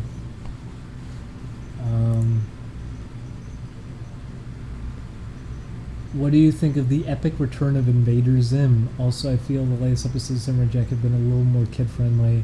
I get the vibe he's going for. He could have taken advantage of the TV-14 rating.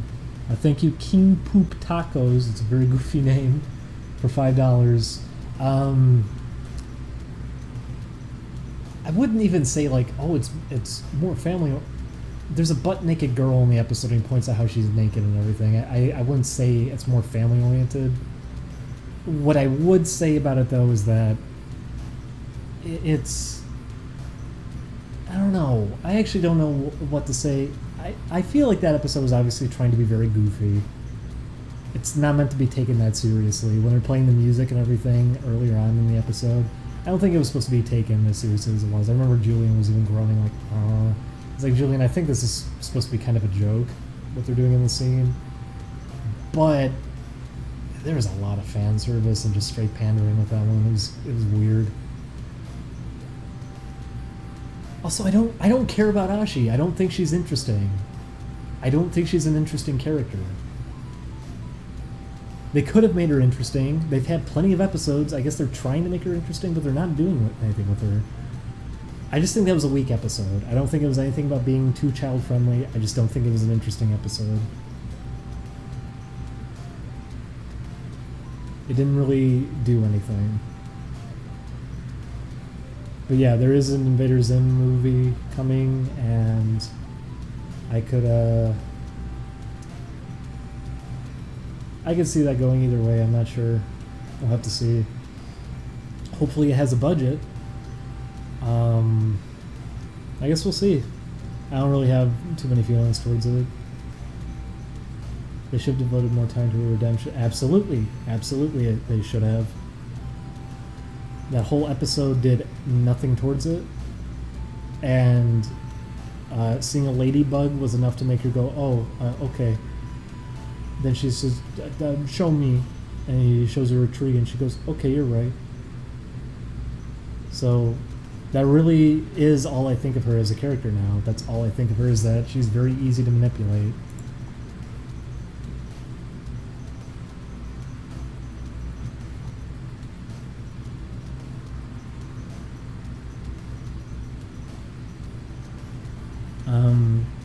Hopefully it'll be good, though. Samurai Jack, I didn't have high expectations for. Then I watched it, and those first 3 episodes are... I will still say that, too. Those first 3 episodes of the new season of Samurai Jack are fucking incredible. If you have not seen those, at least watch those. They were great. They were really, really good. So being blown away like that, because I had kind of low expectations, it made me enjoy it even more. I was so happy to see that it was returning, especially because it maintained the old sense of humor, too. It felt perfect. It felt absolutely perfect, what I would have wanted out of it. I was so happy to see that, and I'm kind of sad that it's falling off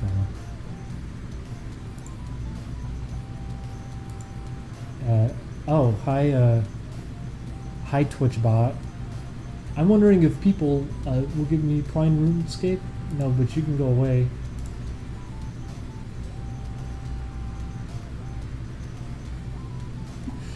Don't even say that, because I thought of that in my mind. I thought, is he going to stay in the future to be with Ashi? If he did that shit, I would be furious, because that goes completely against his character and would be the dumbest fucking thing. What, he's gonna doom his entire family and everyone in the past because he wants to be with her? That would be the ultimate middle figure. I swear, if they did that. I thought of that in my head, and I stopped myself and said, no. They are not going to do that because that is too stupid. That throws out everything. If they did that, it destroys Jack's character. They cannot do that. But Jack hasn't been acting like Jack in these previous episodes anyways. He's become a lot more social than he was in the past.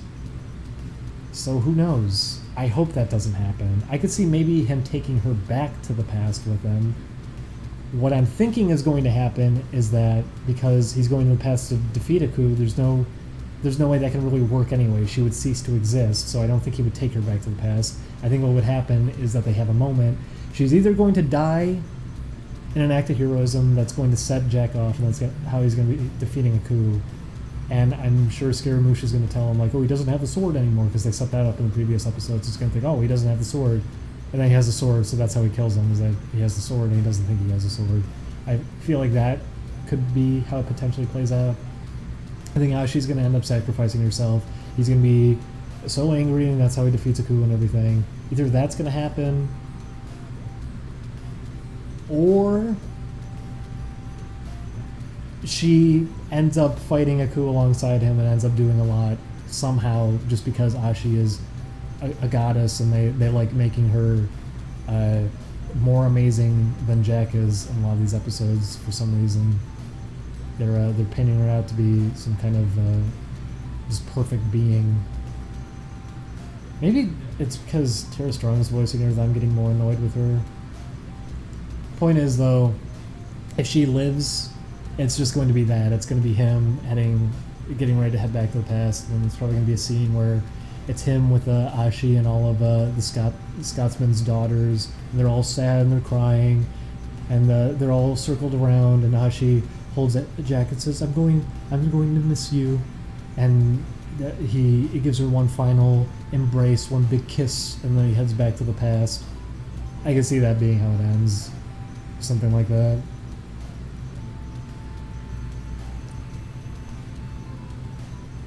Well, Ding Dong gets fucked by Shogun Gekomon. If only. Or did you say boring? Either works. Why did the cult act like Aku is gone, but he isn't? He's the same as always. Well, that I figure is because it seems like he's kind of gone in seclusion. He's not really talking to anyone anymore.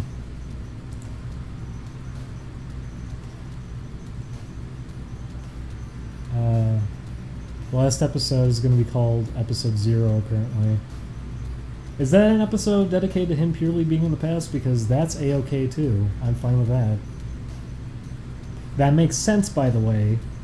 That's what I would hope they would do. I would not want like a final fight with Aku and Ashi's there and it's in the future, because that makes no sense. He still has to go back in time to kill Aku. Just because he does it in the future doesn't mean anything. He'd have to still go back in time to do it. So that's what I would hope for.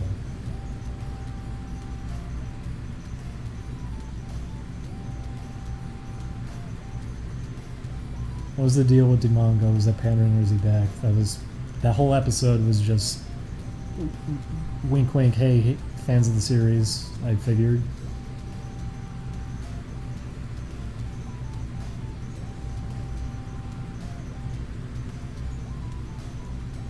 You know what, then that's probably what's going to happen, and that's the final episode, is that Ashi's going to distract Aku or something so he can use a time portal to head back or something. Like there's going to be something that's happening, there's some justification for why there's suddenly a time portal again, and Ashi's going to kill herself doing that, so he's going to be heartbroken about it after that. I just see her dying. Having her be a love interest only sets up for that.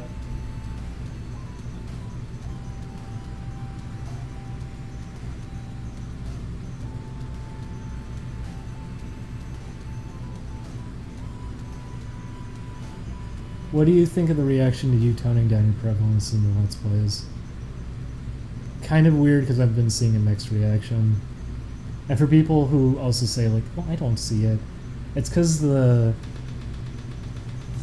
I guess a lot of it got removed because people were trying to post the funny Twitter post thing. It got flooded on the channel, like 25 different people were just posting it over. I think it was just him on multiple accounts, but he posted it like 20 times in a row.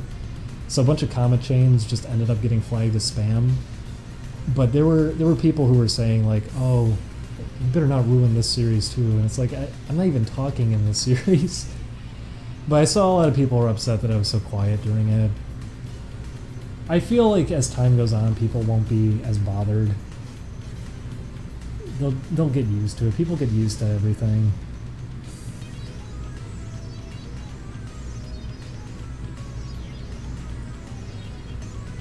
I'm not saying Ashi's a bad character, it's just that pairing her with Jack is a terrible idea. Jack needs to be alone.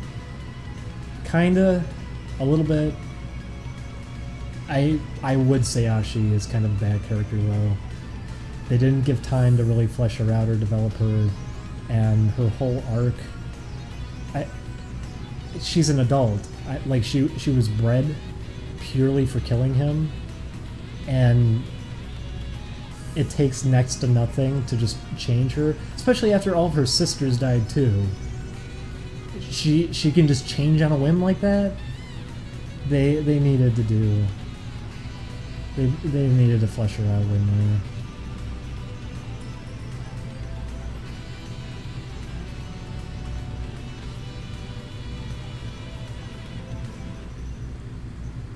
My hope would be Jack takes on that blue time pearl guardian again. I think that's what's happening in the next episode, isn't it?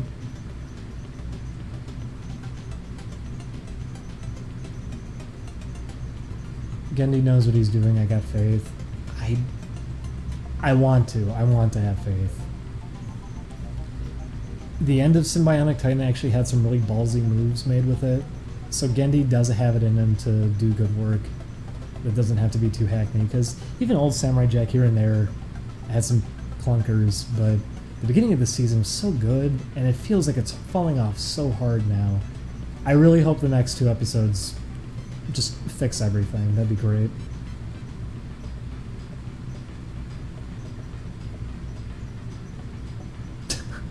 Ashi equals flawless character arc. Yeah, in theory, I'm sure on paper. Just the execution was not well done.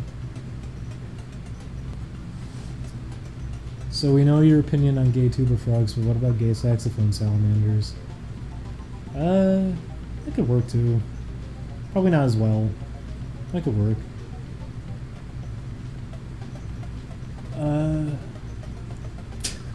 Someone said shake it, quack it, booty shake it. You mean quake it, not quack it.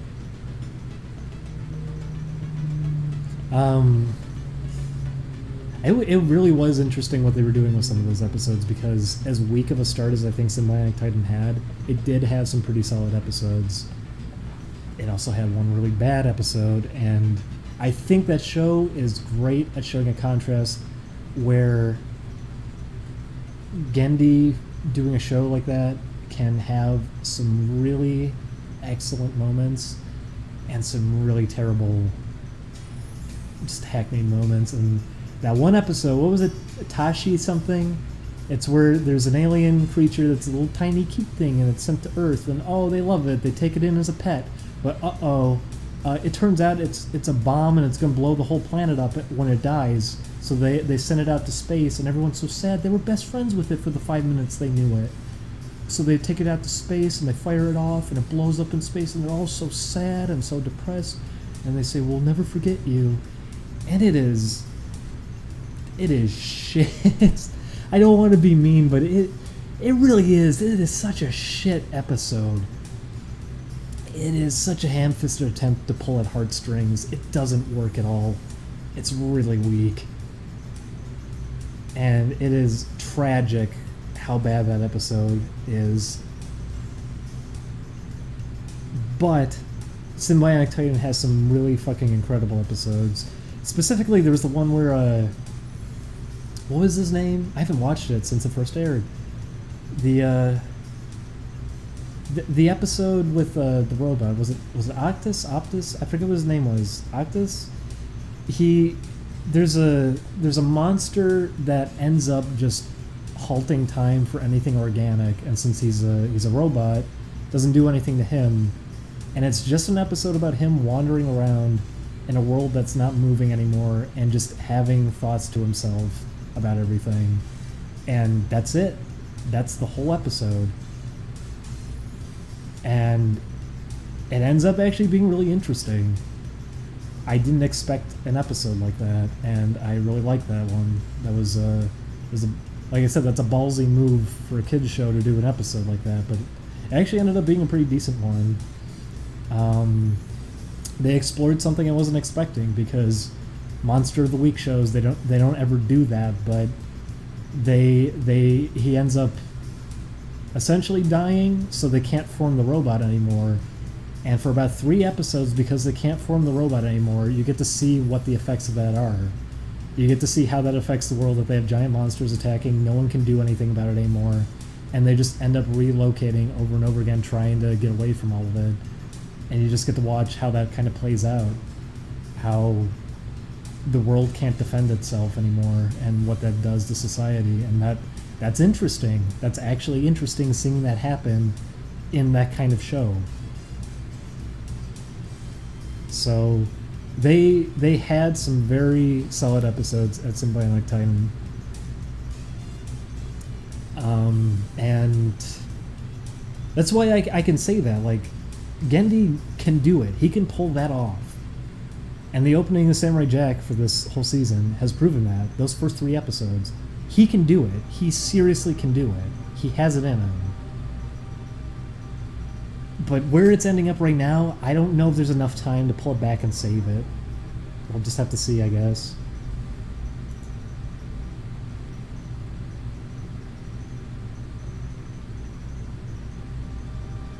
What if Gex was playing this? Not really. I don't like Gex that much. Pair him up with a better instrument, maybe. I don't know.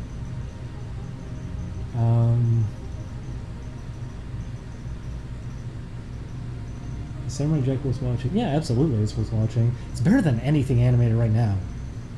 As hackneyed as the writing is getting, it's still better than anything on right now. I'd much rather watch it.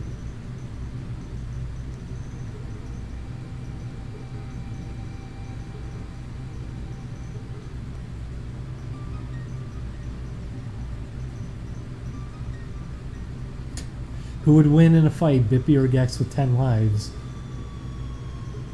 Is this screw attack? Are we doing death battle now?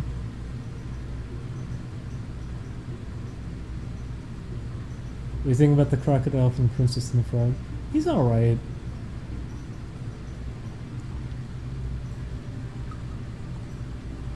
He's okay. Like Venture Brothers and Archer. I forgot about Venture Brothers. I remember I was trying to watch. Is it going now? I don't actually have cable. I don't know if it's going now. I remember the last time I tried watching it when it picked up a new season, probably a year back. They picked it up again. They had a new season, and it was all invested. Give him a tuba. Now we're talking. There you go. So you figured it out. Yeah, just do that with him.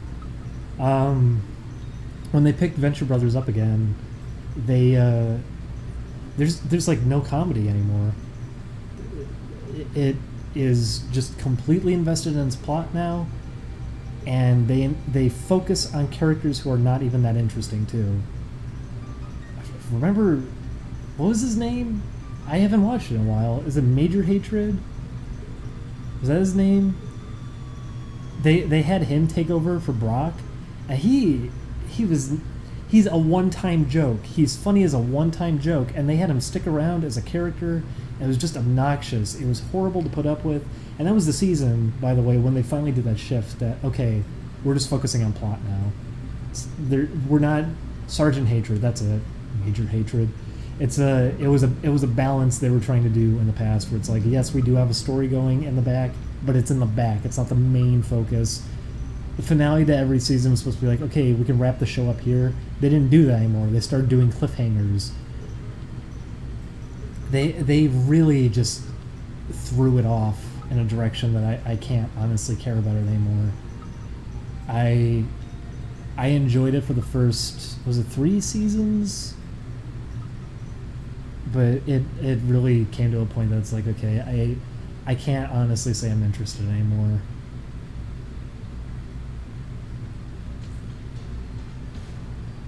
If you gave Blank What if you gave Brock Samson? No, that wouldn't do anything. That wouldn't do anything at all. I don't even. Brock Samson isn't very good.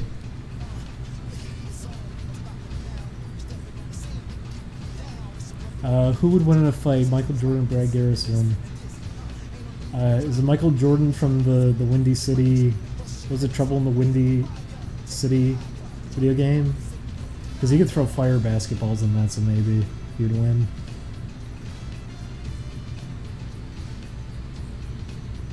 Maybe I should try watching more of the new Venture Brothers.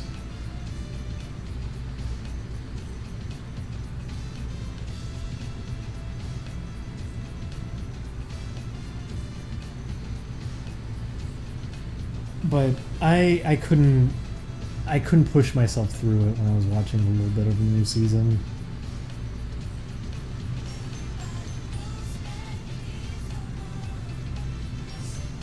Heat's theme and Busta Groove 1 greater than Heat's theme. I mean, I think that's unanimous. Everyone would agree with that. The music in Busta Groove 1 is much better than Busta Groove 2's soundtrack, but I do like some songs from Busta Groove 2 a lot.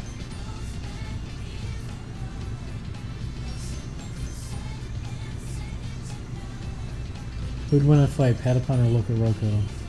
Probably. How many Patapon and how many Loco Roco? See, that's not fair. That's not a fair question. One Patapon versus one Loco Roco? Probably the Patapon, I guess.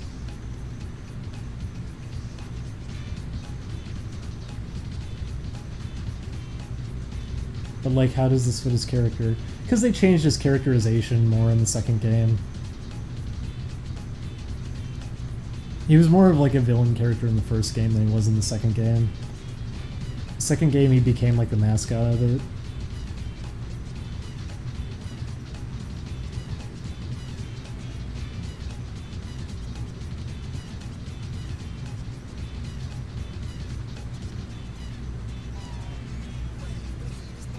Did you watch Over the Garden Wall? Absolutely. I enjoyed it a lot. And I think everyone I've known that I've talked to, that was their only complaint, is that his little brother, he's written in a way that he doesn't exactly come off as childlike innocence. He's a little too oblivious to everything. He's perfect. He's the perfect child. He's always happy. Everything is always just fine around him, and they do that just because they're gonna raise the threat of killing him.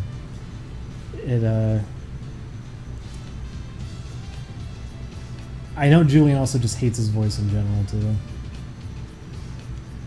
But everything else about Over the Garden Wall, I really can't complain too much about. I really enjoyed Over the Garden Wall a lot. I'm sad that it got cut back as hard as it was too. There were a lot of songs that they had planned for it and everything. There's a lot that they wanted to do with it that they didn't get to do. And then I remember watching a Frederator video saying, like, see, if you try your hardest, you get in there and you get to make what you want to make. Yeah, no, that was a compromise. That's not what he wanted to make. He wanted to do more with it. He agreed to it because here's the chance, and you have to do whatever this weird fucking structure they're presenting you with is. Otherwise, you don't get this chance ever again. So he took it. It's not dreams coming true. It's settling up because you realize that this dream of yours it doesn't get to be fully realized at any point, because that's how this works right now.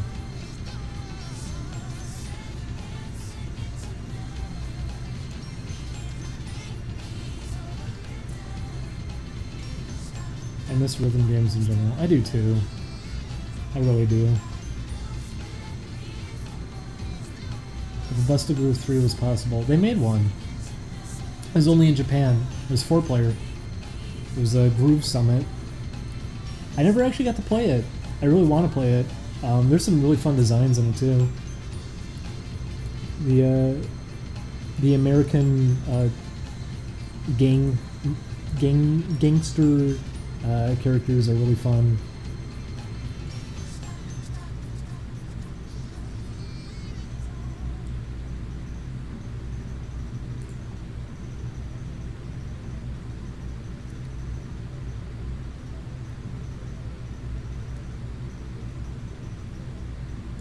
This one's really quiet.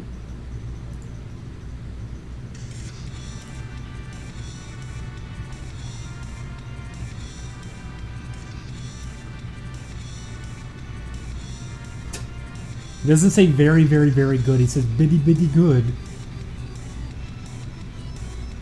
And then they had to censor the song for the American release. Because they drop a fat N-word in there.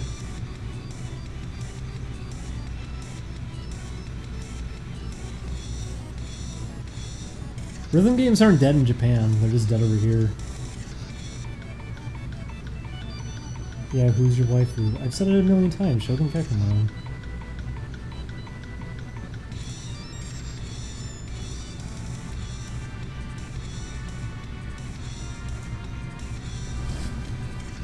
It actually looks really awkward. Probably shouldn't be cleaning this up far away from my computer.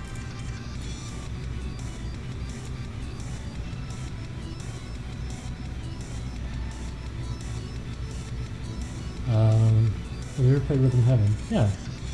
I really like the Rhythm Heaven series. Say the N-word, faggot. That's my favorite thing is in the comment sections is anytime that it's in a video, people go, yes, finally somebody says it!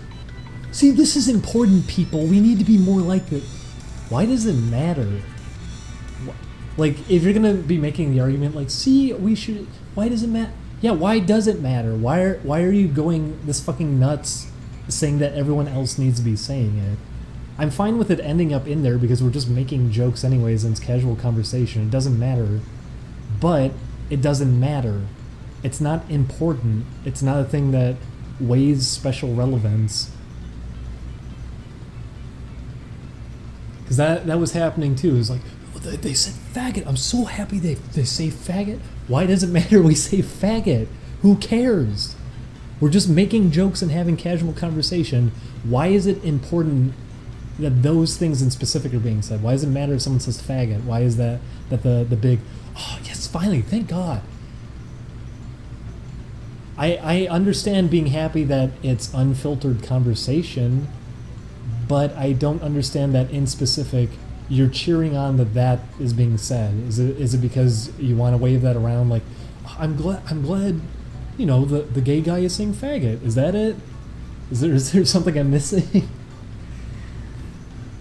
I'm kidding, by the way, but it is weird that people do that. Wait till you say kike. Oops.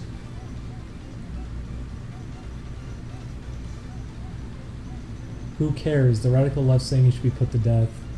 Well, also the radical right taking it and putting it on a pedestal whenever it's said. It goes both ways. Both people are being stupid, having overreactions to it. There isn't an issue with it being said if there's no actual context or intent behind it. And then on top of that, weighing special importance on it that finally somebody said it, I think that's silly too. Take it as it is. We're doing politics now? I don't think this is really politics. It's someone saying faggot and then people going cuckoo bananas for it.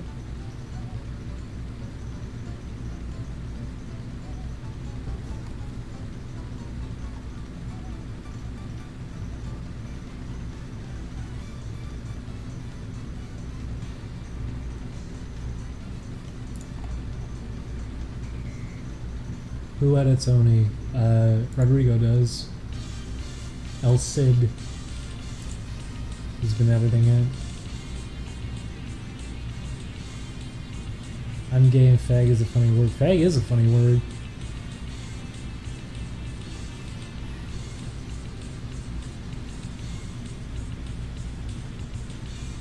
Yeah, whoever just said in the chat, I think you got it right. The idea of that is someone taking the video and like presenting it around like, see hug boxers, look, they said it. Don't fucking do that with our videos. Don't use it for the sake of an argument like that, because that's all it is casual jokes and fun. It's not meant to be a political thing.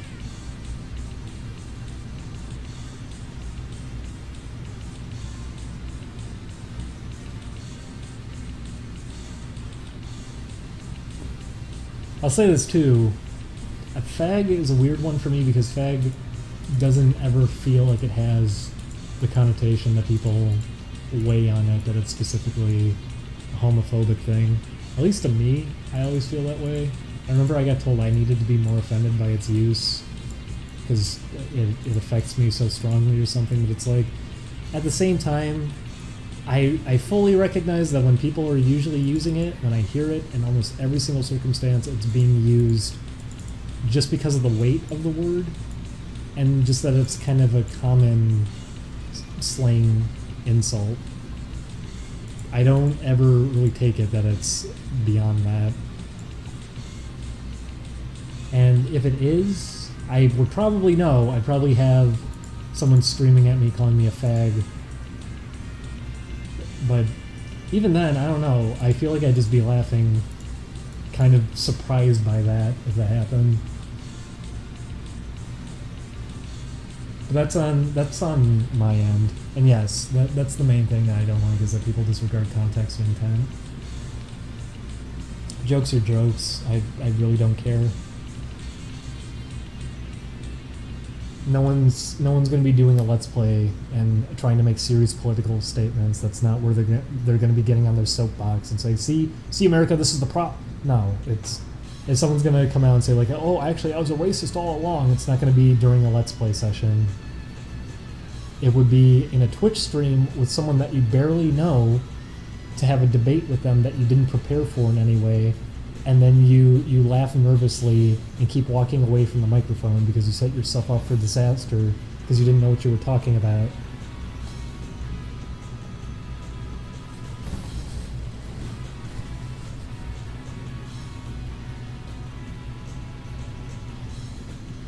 And that you end up making someone who looks like a complete moron already look like the smart one because you were so unprepared for a situation like that.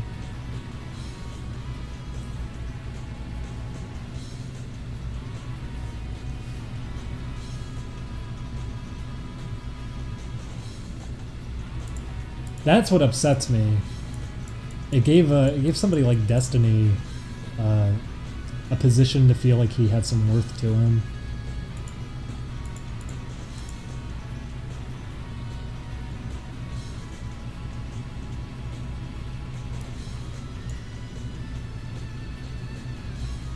I don't want to be that guy. What did you think about the controversy?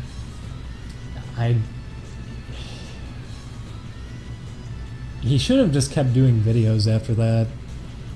I don't know why he did it to begin with, especially with how unprepared he was, and then I don't know why he's let it just define him at this point now. He hasn't... If he just kept doing like videos or kept trying his hardest afterwards, because that was what happened with Ethan and the whole Leafy thing. It's like, hey, you know what? This is stupid drama. Just fall back on doing the funniest video you could think of doing. Just do something like that. Don't stall out after something like that happens, because then you are just gonna destroy yourself. And yeah, Destiny destroyed himself right after anyways. Destiny decided to then start shit-talking everyone who's in animation, saying how they're so privileged and they make so much money when animators make fucking next to nothing and get zero respect for the kind of work that they're doing now anyways. And then to be told that they're so privileged and everything's working out great for them, coming from a Twitch streamer. You know what? I mean, I'm in the same position as Destiny right now. I'm Twitch streaming. I'm doing the same thing he's doing, so let me say it. No, you know what? Animators are not privileged. They're not in a great spot, and a lot of them are fucking busting their ass for little in return. All for the hope that maybe someday they can get to a point that they get to have some kind of influence on a project or be able to realize their dreams, but have to constantly bust ass, suffer, struggle for years and years on end, doing thankless work just for that opening to come. No, animators are not privileged, and I don't think they've ever really been. But go ahead and tell me all those Korean studios overseas where people are getting paid next to nothing too, how they're all privileged too. Because You know, I'm sure he was focusing on just like web animators or American animators. How about over there? You want to tell me they're doing great? All of them are privileged. They're in a good spot. It was a stupid argument. I don't know why he brought that up to begin with. It's because he was going out of his way to start picking on people who were tied to John, and he got mad at Zach. It's stupid. Had nothing to do with any of it either. I remember I saw that one Dark Souls guy. I forget what his name is. That one YouTuber. He even hopped in and was like, "Funny how they get all mad and defensive about animation, but not about John." Yeah, because it wasn't about John. It was about animation. Because people don't fucking care about that because it wasn't relevant.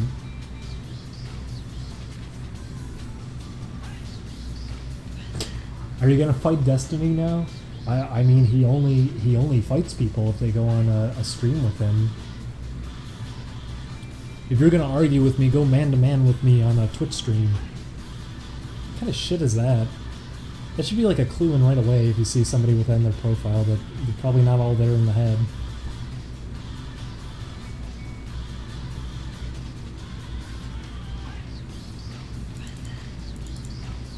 I don't know what all that was about though. That was really stupid.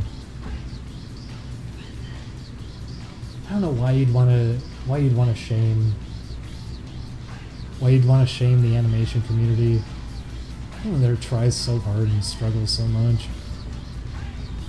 Calling that privileged work.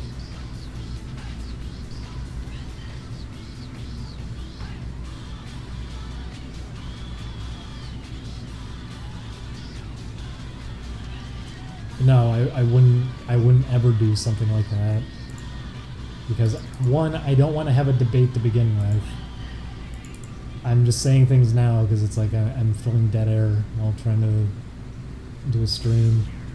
I wouldn't ever want to do a debate because I don't ever want to be in a position like that. Especially with someone like Destiny who is an awful debater. I'll say that too, by the way. Anyone saying like, well, he really knew what he was doing. No, that's not how a debate is structured. A debate is not one person repeatedly cutting the other person off and saying, well, that's not what this is about, and then bringing in unrelated issues to it. Because that's what he was doing the whole time with John. John was a mess and had very horrible perspectives on things. Came into it completely unprepared, fell apart, didn't know how to handle himself, sure. Destiny at the same time was an asshole during it, and that's not how you do a debate. That's not how you have a civilized debate, is cutting the other person off and not even letting them have a word in, and just telling them that they're wrong, and doing that. John was doing it too. He was saying, like, yeah, just look it up. You don't do that either, but you also don't cut people off and say, well, that's not what it's about. You let them express the thought. You don't cut them off and just try to derail what they're saying. It's not what a debate is.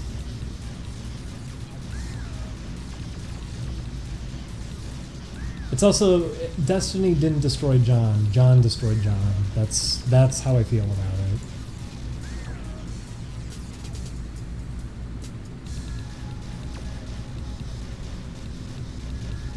I don't really know him personally though, and I'm sure he's probably fine to hang out with or whatever. He does video content that's entertaining for people.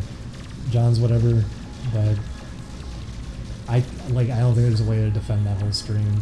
It was a mess, and it was really stupid that he went in and did that. But I also don't think it's really that relevant anymore. I feel like he could just go back to doing videos. He probably should just go back to doing videos. He shouldn't let that hang over him. The only reason people are still going to be paying attention to that is because he's not doing anything else. I think he can come back out of that fine.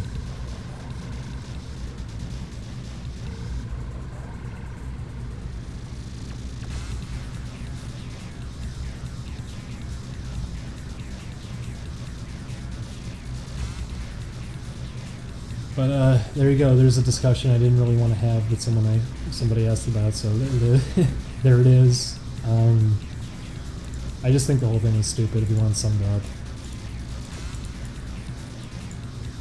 ultimately, I don't really care.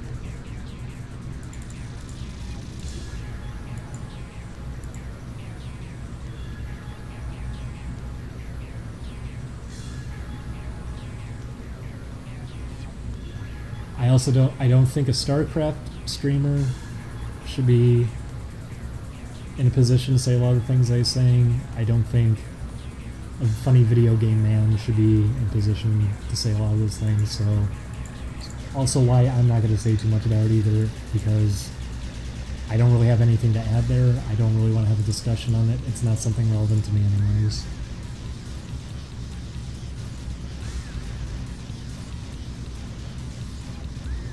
How the LA lifestyle? I'm not in LA. I don't really like California too much, I'll say that. I'd be fine. I was talking to someone about that too. I'd be fine. I honestly might even say I'd be fine with going back. Chicago was a mess, but California could be really shitty all the time. It's just expensive for no real reason. It's just because it's the reputation. Same goes for New York, I'd say too. New York has this glowing reputation, that's why it's so expensive, but I don't think that's worth it.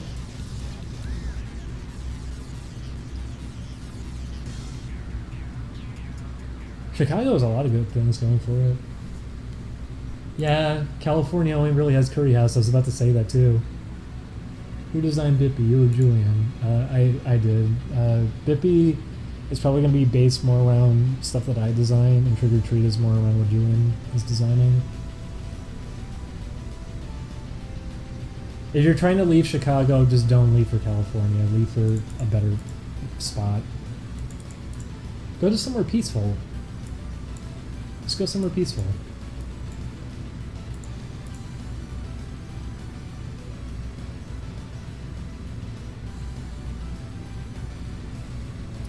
Is the crime in Chicago as bad as people make it out to be? It depends on where you are in Chicago.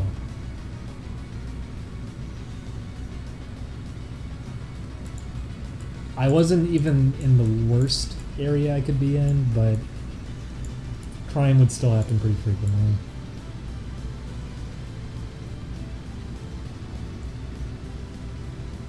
Holy shit, I just noticed John hasn't uploaded for 5 months. Has it been 5 months?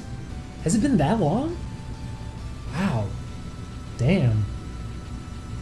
Yeesh.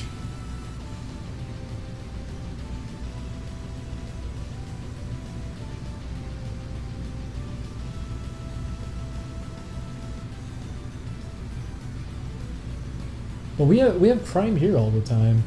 In fact, I would say we have more. We've run into more here than I ran into when I was living in Chicago. Because you would see drug dealers around Chicago pretty often, but I remember a lot of the ones I ran into weren't even as shady as the ones I see out here. Here you actually feel like you're being threatened when they come up to you.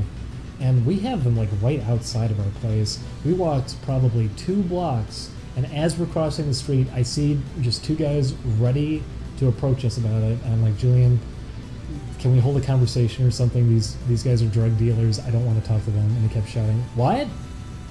What about these guys?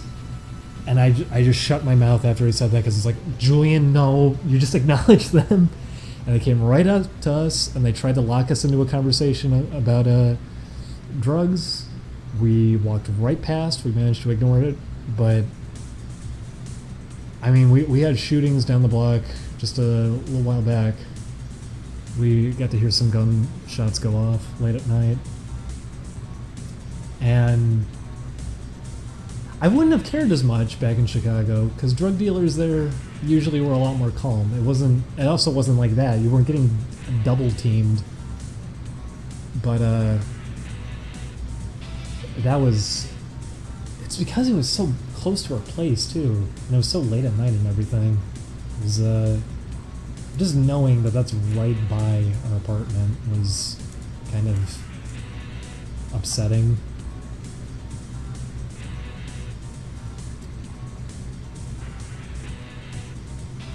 But none of that's new to me. Like it's why I recognize that was drug dealers to begin with. Like I'm familiar with all that. I've been around it. I understand.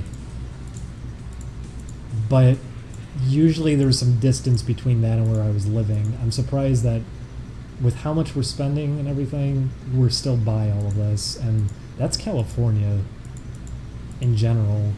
Unless you're living in a fancy pants mansion or something, you're up on the hills or something. You're gonna be seeing that everywhere. It's like that everywhere because homeless people and everything too. They target those areas in specific. So the nicer of a place you're at, if it's not the nicest place, you're gonna be having a lot of them coming by. Little Tokyo was fucking swamped a few weeks back. There were just homeless people everywhere, and they were assaulting people. It gets really out of hand here.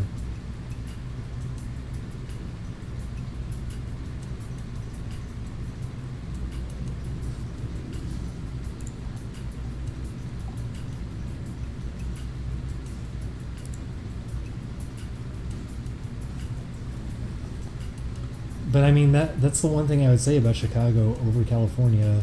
A lot of people at least realized it was shitty out there and everything. And I was actually fine with giving like homeless people their money too. California, it feels weird doing it if you ever do it because they're so nasty and lash out so hard here. Chris got shoved into somebody else because he didn't end up giving a guy any money. And Matt got asked and he said, no, I don't have any change on me, sorry. And the guy says, fuck you, that kind of thing. I never had that happen in Chicago. I would have expected it, but I can't think of it happening. I haven't even been here for a year, and I'm seeing that kind of behavior just so often. It's kind of crazy. Oh yeah, Baltimore's fucking awful. I was there a while back. I remember when I was in Baltimore, I don't know if that's exactly what happened, but I remembered seeing a homeless guy on the corner during the day, and later during the day when I came back, there was an ambulance there lifting him and putting him on a stretcher. I'm not sure what happened, but shit would happen all the time there too. Yeah, Baltimore was pretty bad.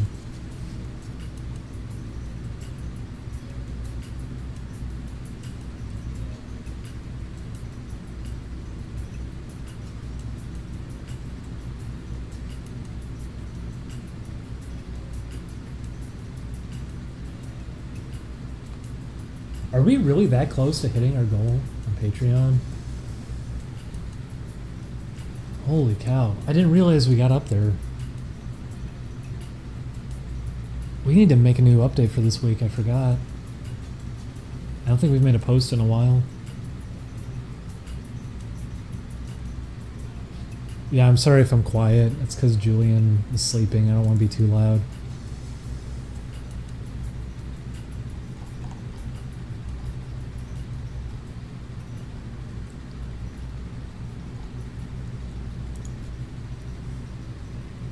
But here, I'll sum up discussions we had. John and Destiny, I don't really care. I think the whole thing was stupid on both ends. California has very nasty people and is overpriced, and there's nothing very good about living out here. It's just the reputation, just kind of like New York. I wouldn't recommend moving out here. What else? Samurai Jack, I loved the beginning of the season and was very, very happy for it, but I feel like it's kind of on a decline right now, and I'm hoping it picks up.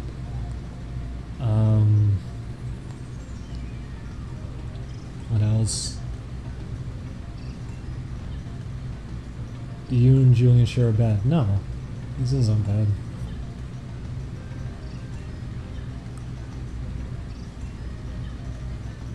Wish I didn't miss Digimon. Just wait until Tuesday. Undertale, I like things about how I like the battle system. I wish it was fleshed out more.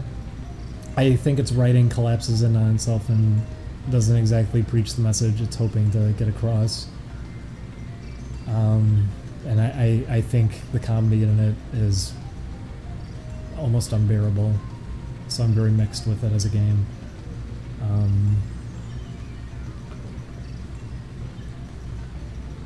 Some of the art in it's actually really good, though. I need to bring that up every time. As hard as I can be about that game, Undertale, not only is the soundtrack really good, but the art that Temmie did for it, what are the other artists? There is some really high quality stuff in there, and it's a shame it's blended in with some really poor looking art that I think Toby Fox is just doing on his own. But there's some good stuff there. I would not say I disliked Undertale, but my enjoyment is very heavily ruined by the writing, I think.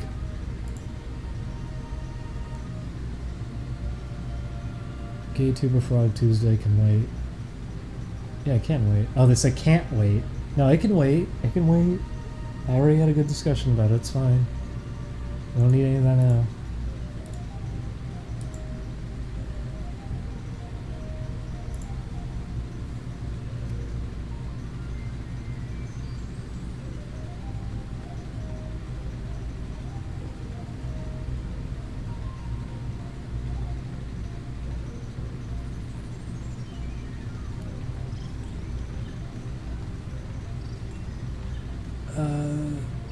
What do you think of Yumi Nikki? I like Yumi Nikki a lot. I'm kind of sad that so many people started doing like fan sequels and imitations of it and everything and kind of missed the point of it. But Yumi Nikki was enjoyable. I enjoy things like that, just kind of navigating around surreal landscapes. Hylix I really enjoyed.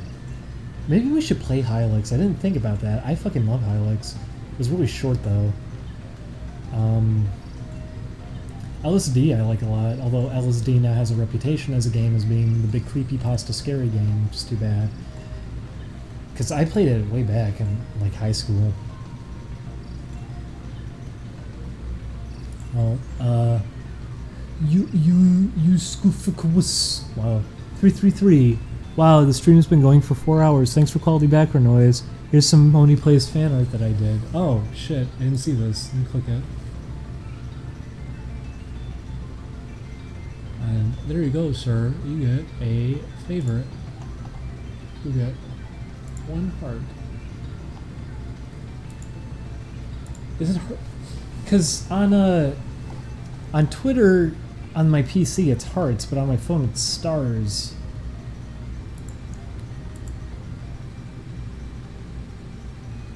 Yeah, I'm talking about LSD, the game. I'm not talking about actual LSD. That's probably why so many people played it and made it into the spooky, scary, haha funny game, is because it's called LSD.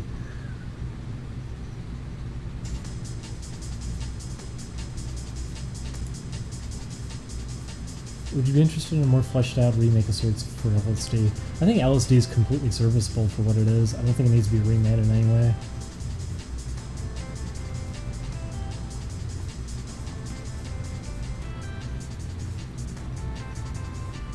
Are you saying drugs aren't funny? If you want funny, you should watch a bunch of old anti-drug episodes of cartoon shows, because I've mentioned this in previous streams, but me and Julian, we watched like 4 anti-drug episodes back to back to back of different 80s cartoons, and Julian at the end of it even said, like, you know, I didn't really want to do marijuana anymore, but after watching all this, I want to do drugs again. And even me, as someone who doesn't give a shit about any of that, really, I'm fine without it. Even I was a little bit like, you know, if you did that, maybe I would, and then I was just like, wait, yeah, you know what, you're right. Isn't that kind of weird? And we thought about it, and it's like, yeah, I mean, it's obvious that that's what ends up happening when you make kids aware of drugs, is now they know how to get them. But, it's why the DARE program failed. They took it out of schools in Illinois, I remember, because it failed so hard. By making kids aware of drugs, they're going to probably go and buy drugs, especially because you're telling them not to do it and then telling them where to get them. And that was what I remember too about the DARE program, is they had that as hypothetical situations that you had to do for assignments. Oh, Sammy goes to a party, and as he walks through the alleyway on 21st Street, he gets approached by a man whose name is Tom Robertson, you might be able to recognize him. It looks like this, and he's selling these at a rate of this. If you pick up he sells edibles. 2 cookies will cost you about $22, which is pricing wise compared to other like they would just spell the whole thing out to you. It's like what the fuck is this? Why is this so elaborate? Why are you going into all of this? It wasn't to that extent, obviously, but they would spell it out, like where to find this shit, what it would do to you, what to look out for and everything, where you could find it, who to look out for, and it was like, what the... Just don't even tell kids about it. They wouldn't do it if they didn't fucking know about it. Spelling it out like that's gonna make them want to do it.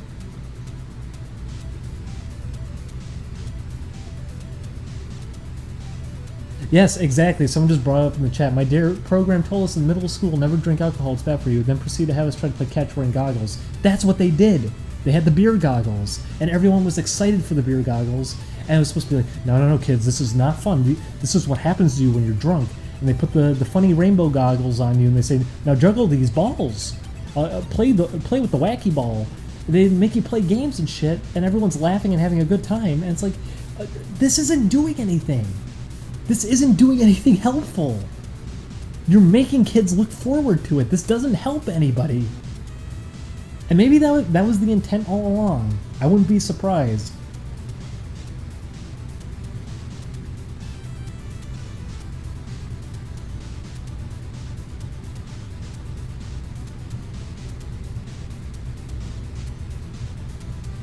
And then the major assignment for the DARE program was that you got a crossword puzzle with words in it like drugs, weed, marijuana, and by the end of the year you had to turn in, you had to find at least 40 of the words on the crossword.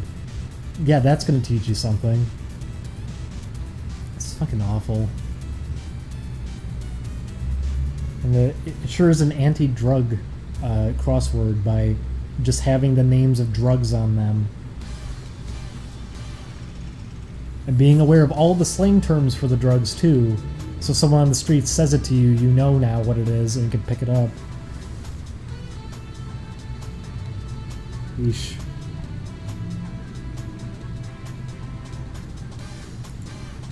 Maybe they still do DARE in some people's states, though. I remember in Illinois they stopped doing it because it was such a failure.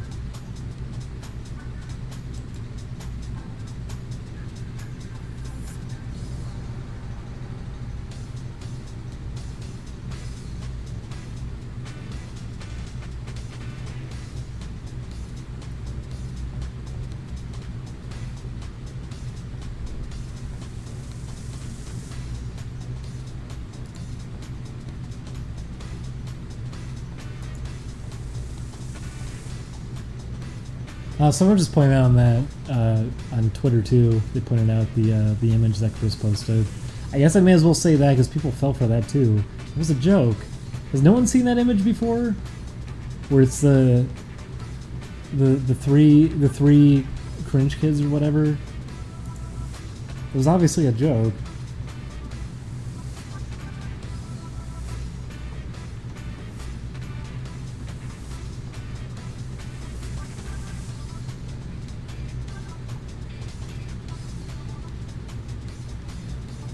Is this about doing crocodiles?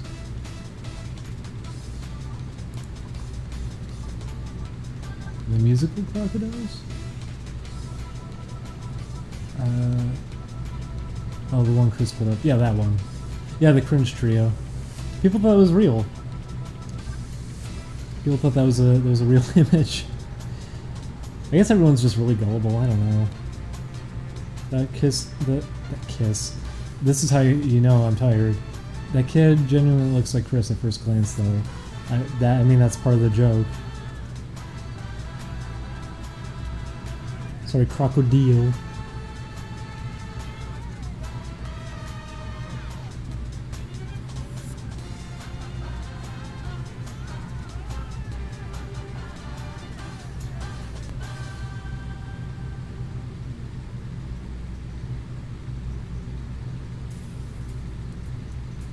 Not as gullible as Matt. No, more gullible than Matt, honestly. The glass eye thing. Matt even went along with that joke.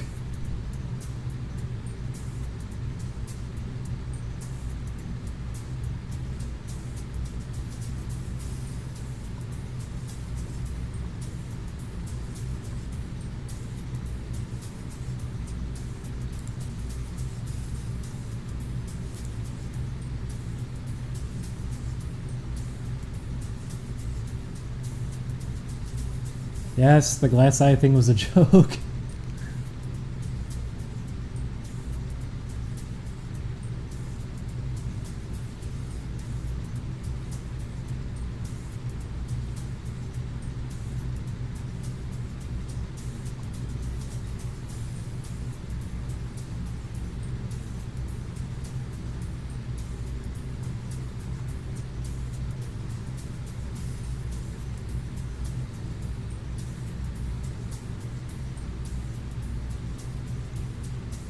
You guys structured that one. Yeah, I was actually really proud of Julian. He handled himself really well in that one.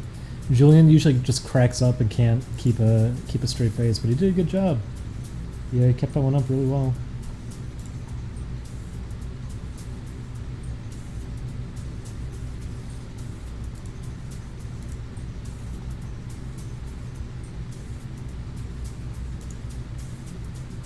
That's right.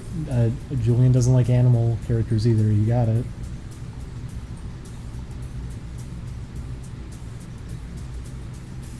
And I don't like tuba frogs. It's all a joke, everybody.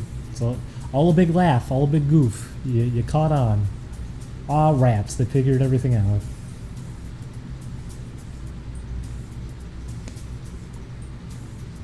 I kind of wish there was a Fat Albert point-and-click adventure game. I'd really like to play that. Why doesn't Julian have a Twitter? We said it repeatedly. It's because he doesn't like social media, and I don't blame him. after some of the shit that's been going on when I've been using Twitter, I don't blame him at all. I'm at least very much. I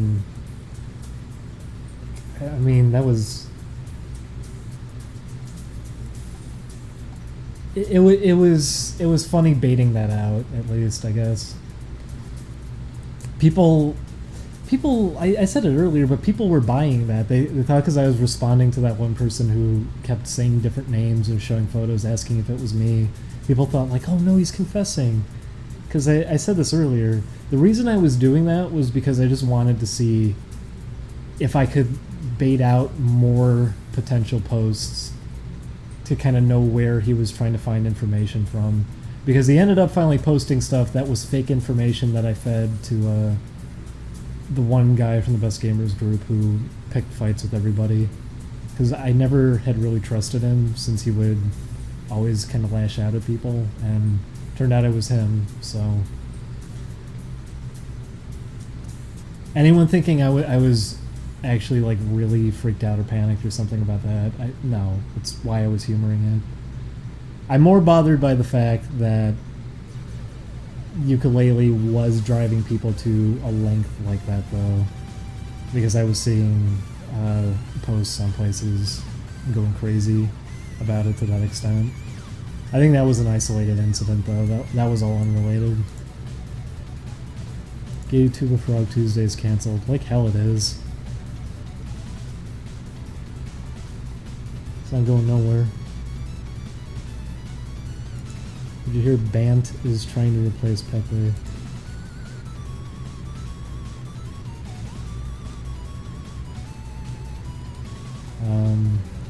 What's Bant again? That's the Random Board International that they just added. I don't see a point to that. I don't know why they added that.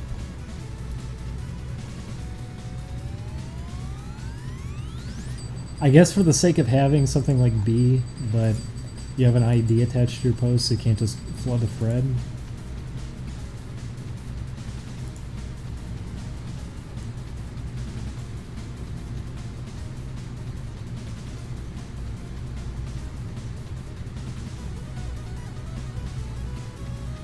It's so sad the creator had to kill off Pep. Did he do that?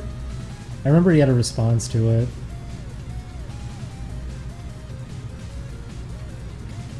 Honestly, at the same time, it's stupid people attributed that to a political thing, saying like, oh, he's the alt-right mascot. No, it became the mascot because you were all stupid enough to not recognize it was a dumb internet meme that people were using.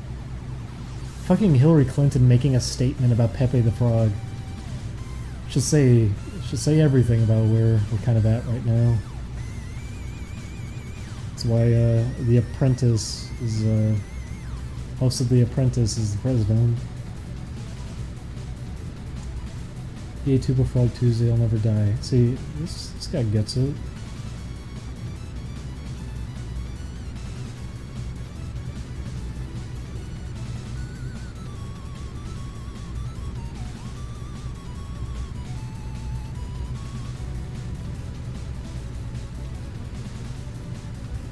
Yay, Tuba Frog Tuesday was a mistake. That's true too. That's true too.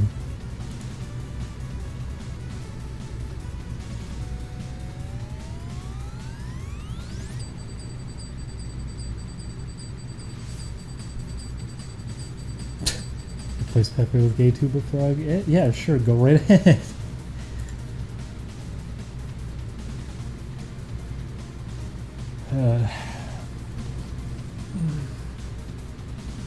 Like an actual funeral and all.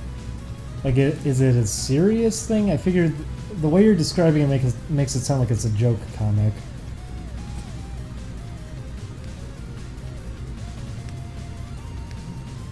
Have you seen any good movies lately? Not lately. I'd like to go see a new movie.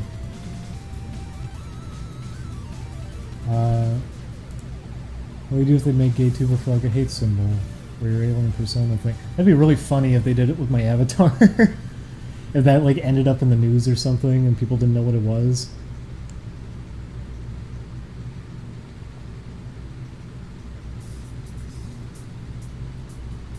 Why tuba? Because it complements a fat dope really well. Go see Guardians of the Galaxy. That's the only thing really playing right now. The theater we even went to only had one movie screening, and it was Guardians. I don't really want to see it too much. I'm not that interested.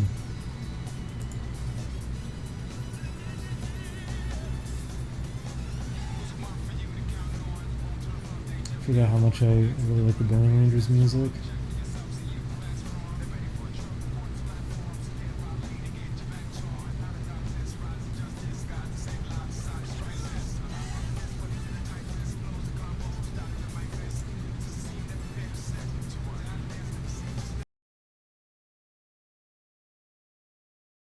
See that episode.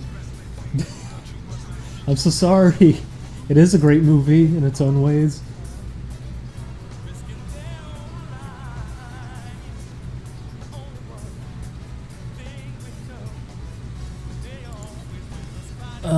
Suddenly Birds. Oh, I remember you. Oh, come on. Did they really label it that as a headline? Pepe Frog Creator kills white supremacist icon. It's a fucking dumb internet meme. It's a dumb comic.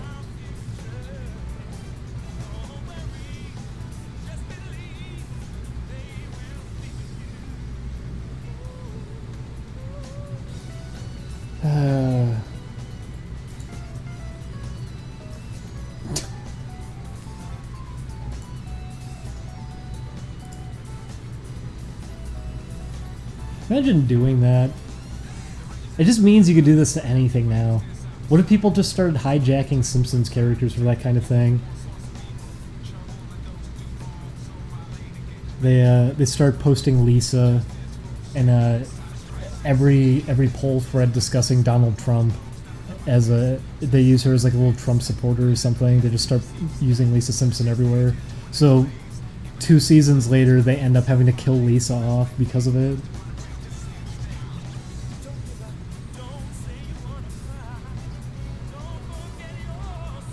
It'd be funny if they did that. People are stupid.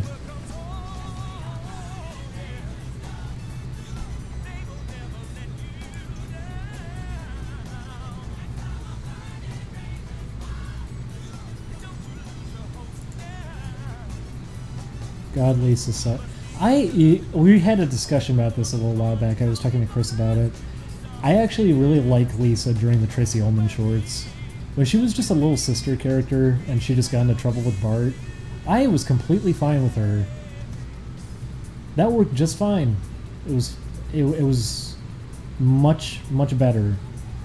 I don't know why they suddenly shifted her to what she became. I guess because you need a voice of reason, but that's what Marge is. She's the child voice of reason. But they even had a better balance with it during Tracy Ullman, because sometimes she would be. Have The Simpsons made a "You're Tearing Me Apart" Lisa reference yet? I hope not. Did you see the biting satire of Pokemon Go?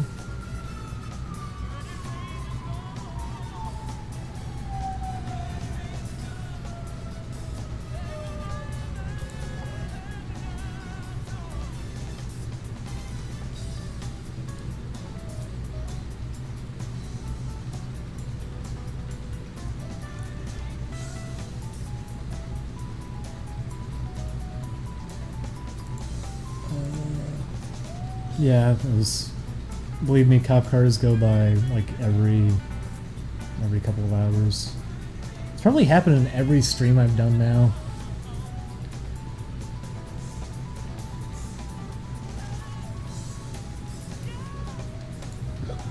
Oh, I mean, no, don't stop. I mean, donated $21.82. RPJX donated $4 and said, "Hey, thanks for the content you and the gang put out. Look forward to every video you guys put out and the games you work on. Your streams are amazing too.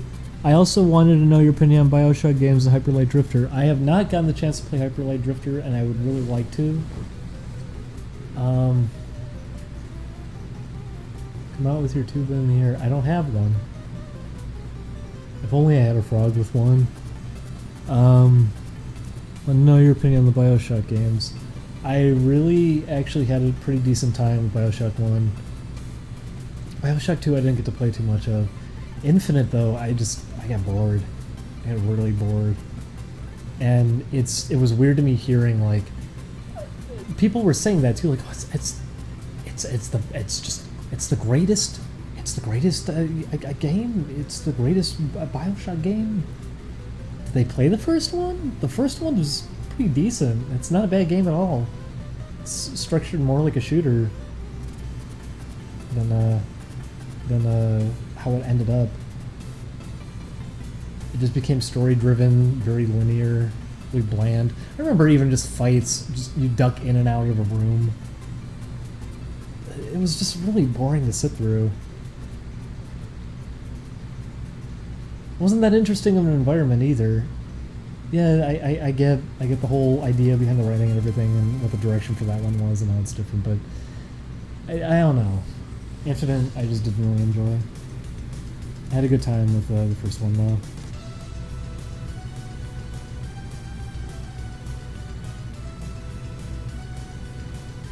But I bet 2 is probably better than 1. I didn't get to play too much of it. I would imagine 2 fixed up a lot.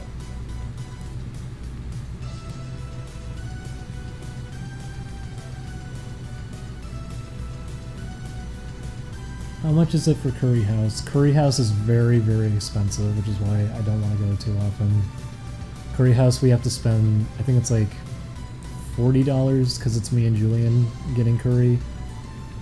So that's the food, and then it's usually about, is it $25 to head there and back? It's expensive. It's an expensive trip. It's a once in a while thing, not a frequent thing. Ever tried homemade curry? Yeah, we made some very, very good curry a while back. I posted a photo of it on Twitter. It was our second attempt making it. We fried the chicken ourselves. Turned out great. It was really, really good. I would do it again if it weren't so much work, just to make some food for yourself. In terms of that, it's really expensive too. Like, it's expensive getting everything you need to make curry just right.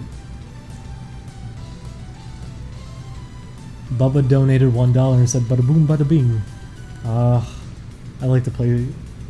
I'd really like to do Bubba Fest again. Little Herschel donated $50 said thanks for the laughs even on the hard days. Thank you, little Herschel.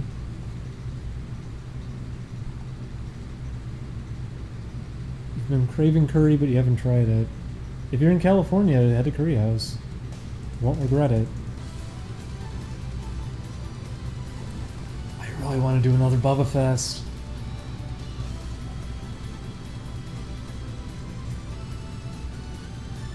Bubba and Oni plays. That feels criminal to do that. It feels like hijacking.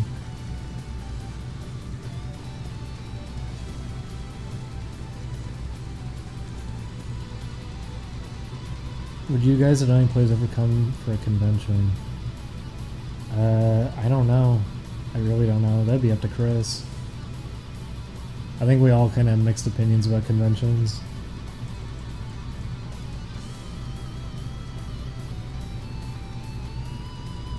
What does it taste like, honestly? I imagine it'd be like spicy paste. No, that's not an apt description of it at all. Curry can taste very different depending on who's making it, what kind of curry it is. The curry at Curry House, though, what's a good way of describing it? It's like a mix, it tastes like a mix of kind of tomato, mushroom, a bit of a fruity touch to it too, like a, say a little bit of like a little apple tinge on it. It's very, you can get it very spicy, which is the best, I would say. And so the sauce itself is very tasty. Like, it's really, really, really tasty. Even though it's like brown, I'm sure a lot of people will imagine it tastes like mud or something, like something gross, but it doesn't. It actually has a lot of flavor to it. It's got a little bit of sweetness to it. It's a nice flavor. It's got a good texture, so you want to get it like on everything. So it's that with just fried chicken breast if you're getting chicken katsu, or you can get pork cutlets. You can choose what kind of katsu you want. It's very, very good. The deluxe chicken breast katsu in specific at Curry House is my favorite because they wrap the rice up in egg. And then on top of that, they mix in lots of vegetables with the rice. So you got mushrooms, you got peas and everything. It's really, really good. Have you ever eaten a ghost pepper? I want to. I really want to. I really like spicy food. I love spicy food. I remember when they were still doing hot pepper gaming at the office, Matt was telling me like you could probably eat any of these peppers and be fine. I would have wanted to try it. Pork katsu greater than chicken katsu. Prove me wrong, Antifa.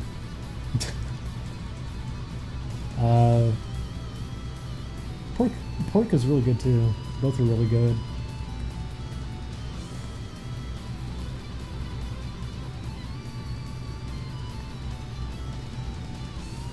Your insides are gonna hurt. I mean, I've eaten spicy food that get to that point. I upset my stomach all the time because I have really spicy food. I'd like to try spicier because I usually am not too satisfied. Because when you get used to spicy food, that's just kind of it. You don't really taste the spice anymore, so you need to go hotter. But stuff like that is nothing at this point because I'm always eating spicy food. I always just drench everything I'm eating in it too. Like I'll put horseradish sauce and everything on top of whatever I eat. Sriracha, which none of that's too spicy. When we go out for Japanese, I'm usually just eating the wasabi on its own.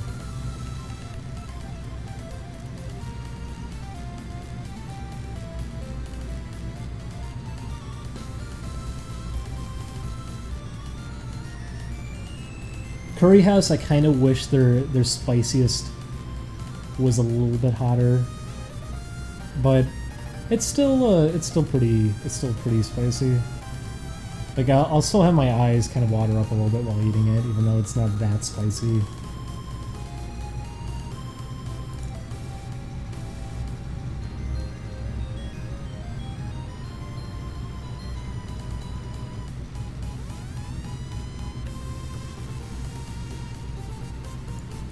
Tabasco sauce does nothing for me. It always feels really weak.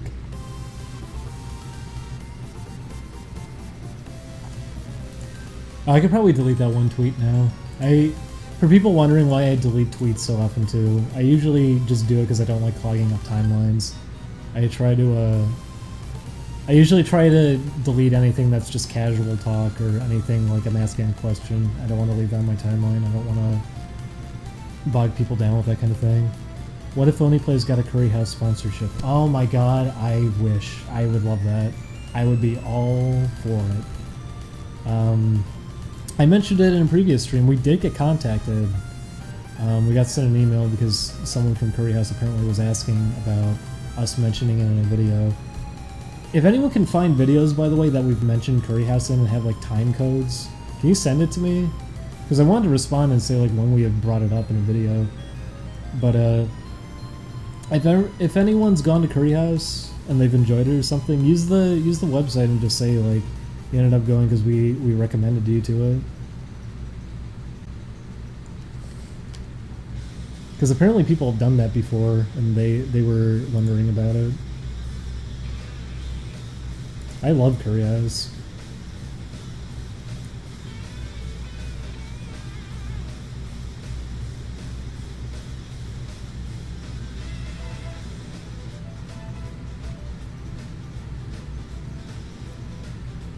I hope they open more of them. Cause they're so you gonna show for Curry? I mean, I don't care. I think it's really good. Not that many people go there. I don't really care. On that one, I really don't care. If it was something else, I would care. Curry House, I really don't care. I really, really like Curry House.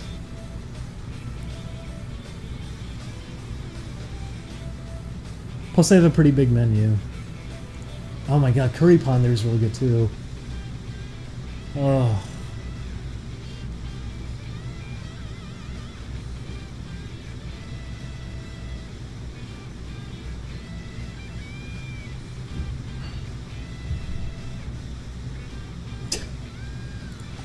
You get free curry for a year, but you have to rest your balls in hot vindaloo. How hot? It's not scorching hot, right? It's just like hot enough that you'd be giving it to someone to eat. I can see that being therapeutic. I'd do it. Free curry for a year? That's not bad. Yes, I am. I'm getting very hungry. I'd really like some Curry House right now. Oh my god. We haven't gone in a while. I'd really like some.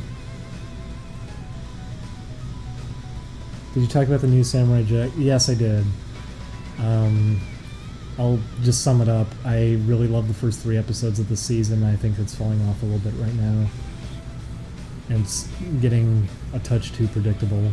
I'm hoping it fixes itself a little bit.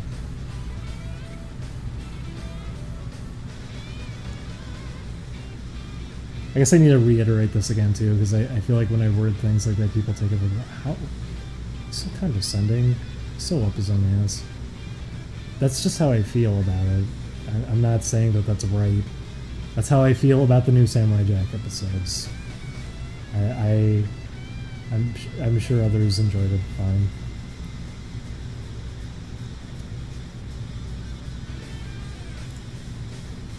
Oh, Suddenly Birds. Suddenly Birds donate 1818. I do not like the uneven donation number. Here's more. What is the donation counter even at? I didn't look. Okay.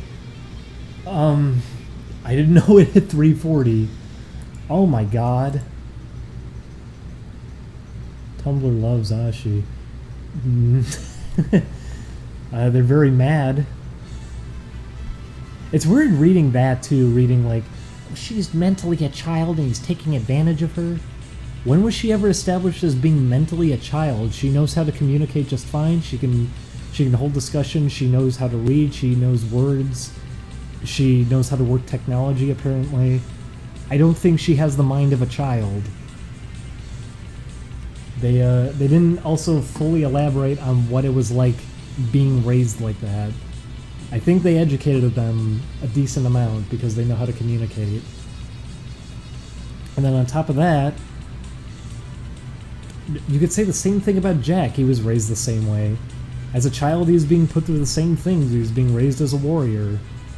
And because of that, during the actual series itself, he didn't socialize much.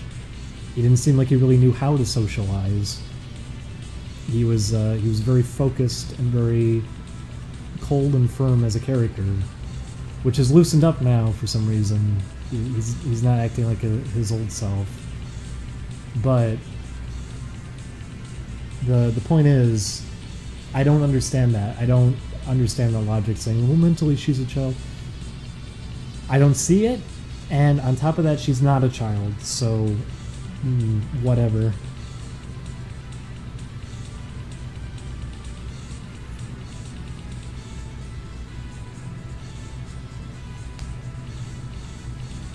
He's pretty much the same as a chick. Yeah, exactly. They both had while not as harsh, Jack had a similar upbringing in the fact that as a small child, he was just going around being trained to become a warrior. And she was birthed to become a warrior. So it was obviously more rough for her, but the point is both of them had kind of a similar situation as they're younger, and they both are about as social as adults. I don't think she has the mind of a child. I don't think Jack has the mind of a child. You can make the same argument for him.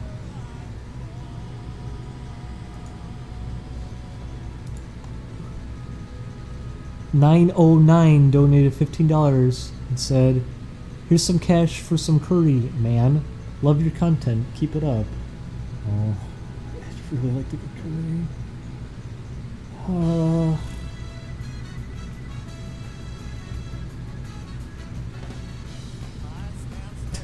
Remember the episode Samurai Jack where a lizard turns him into a chicken? I do remember that. The walrus in the last episode is my favorite. He was just Zoidberg.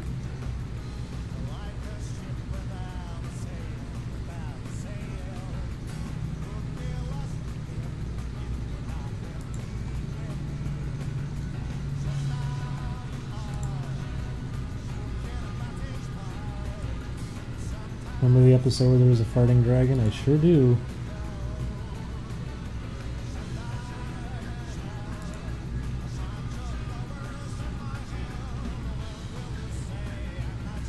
How'd you like Zach's new Samurai Jack animation?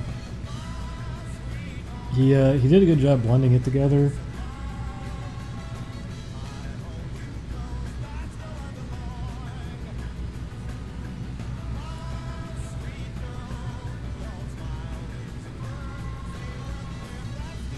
Made a Space Ace joke. They sure did.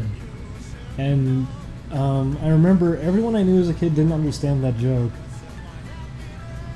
I knew that one because, unfortunately, I did get to play the original Dragon's Lair as a kid. I didn't play Space Ace in arcades, but I got to play the shitty Super Nintendo port of it as a kid, so I was familiar with it. I at least knew what it was based off of.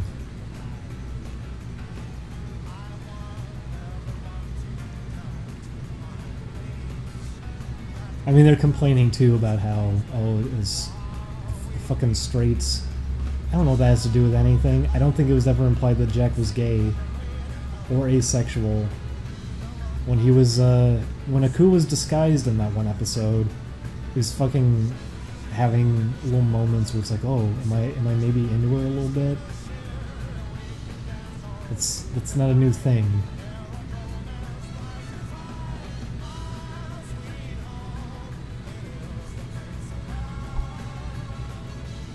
Is everyone saying holy moly? Where's my mouse? Oh my god, okay, that's why everyone's saying that. Admiral Sexington, why'd you do that? Admiral Sexington donated $40 and said, just came back from a meal. You should get your ass to Curry House. Love your stuff. And quick question, you played any of the new XCOM games? I want to hear your thoughts. I actually want to, because I was hearing really good things about the XCOM game that came out a while back. I really liked the original XCOM. It was a very fun little strategy game, and it was very difficult too. But I enjoyed it a lot. It was a fun concept, and apparently they're exploring it like they structured it like how the old games kind of function. So it seems like it could be pretty fun. I'd give it a try at some point.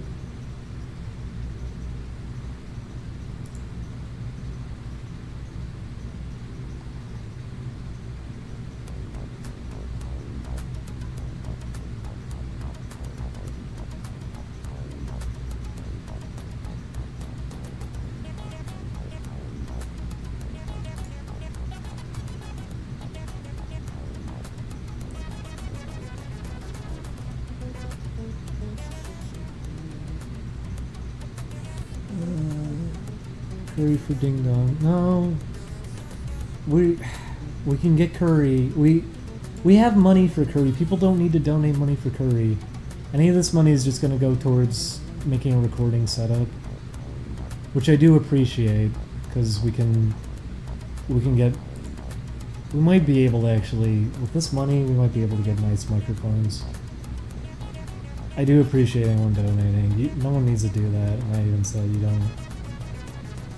You need to get Windows 10 so you can see emojis. Oh, well, I guess I gotta get Windows 10.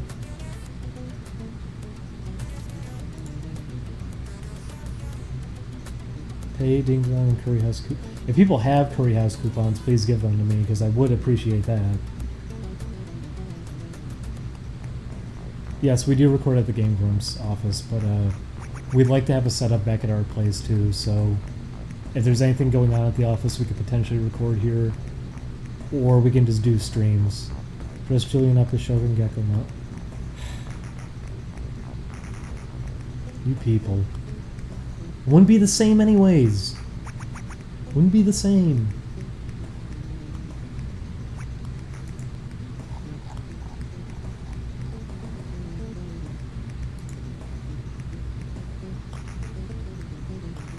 Are you guys moving from the grumps? No, we're not.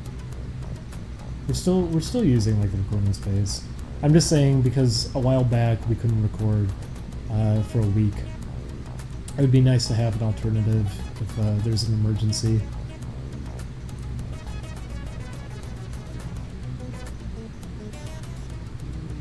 Problem with that is we don't have games here.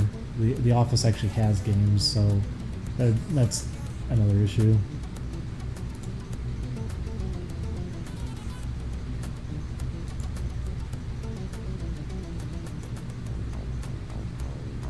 You get Windows 10 to use a new Intel processor. I heard about that.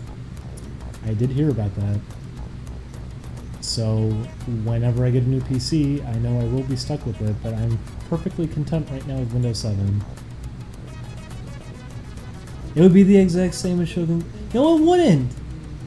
Okay, first of all, his horns work. Second, he's big, he's a giant. Third, they don't sound the same. Wouldn't be the same at all. Be completely different.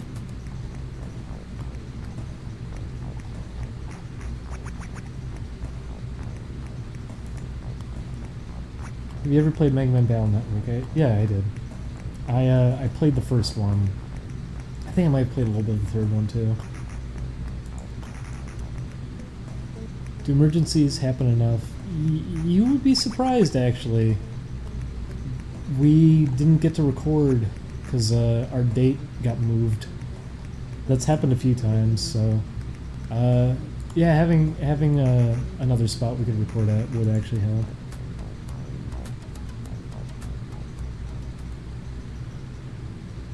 Julian's shorter than I am.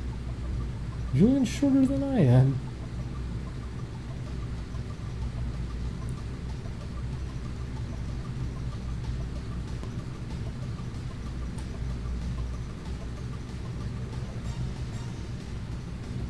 What are your feelings on the new? Why does he have the belly button with the bandage on it? Because it looks goofy. They do that all the time. I'm fine with it. What are your feelings with the new Aku voice? It's funny because the Kingdom Hearts episode went up when we were talking about Samurai Jack, and that was just as the second episode aired. So people were getting mad because they're like, You fucking idiots! The show has great ratings right now. We didn't know that it just started airing, and I wasn't hearing from anyone except for artists that I knew, and Julian wasn't hearing it from any of his friends. So, it wasn't very clear. But I remember I said in that episode, I think his voice was fine. The later these episodes have been going now, I can take that back and say now, yeah, it doesn't seem like he's really trying for that voice anymore, which is a little bit of a shame. Even Julian was trying to do more of that, because he did that during the Ouya. He did an impression of Aku that actually wasn't too far off. It was off because it's Julian's voice, but just certain things you need to mime when you're doing his voice, mannerisms, how he pronounces certain words and puts emphasis on it. All of that's gone now.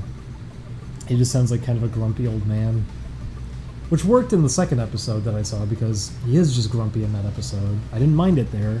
That's why I was like, oh, the voice is fine. But I can start to see in these newer episodes that there's an issue.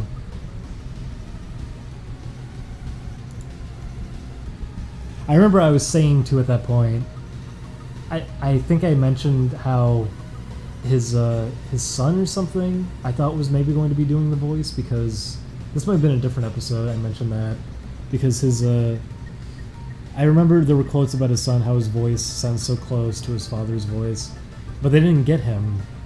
It's just some random voice actor doing Aku's voice right now, I think.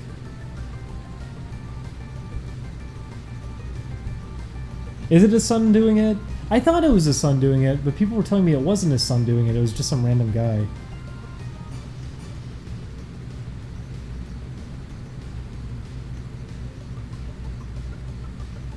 Because that's what I remember hearing, was that his son was going to be filling the role, and that his was his mother. Somebody said, like, one of his family members directly said it's as if he never left us, because his impression.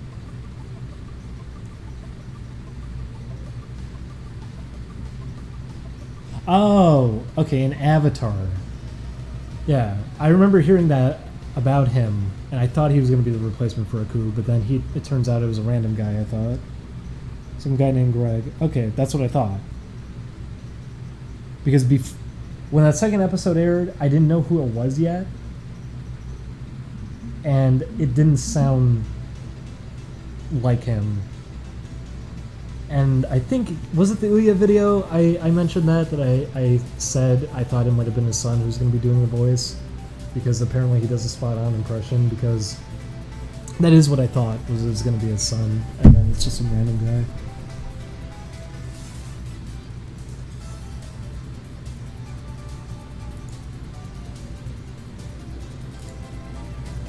What happened if he took his band-aid off? I don't know. Belly button would probably poke out even further if you took it off. I don't know.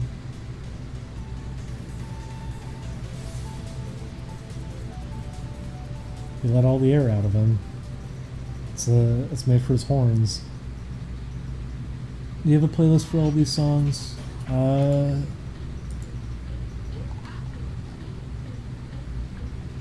You can just do the Best Gamers had a music playlist that has some of these songs.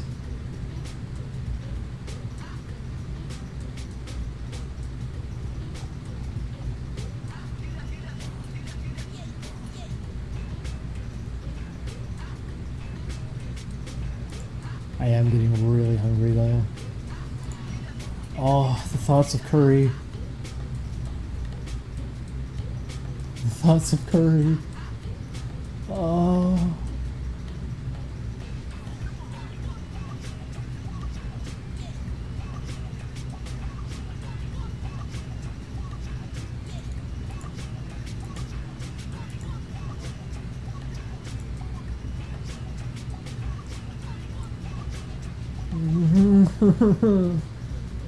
Curry House isn't open yet. I can't just go.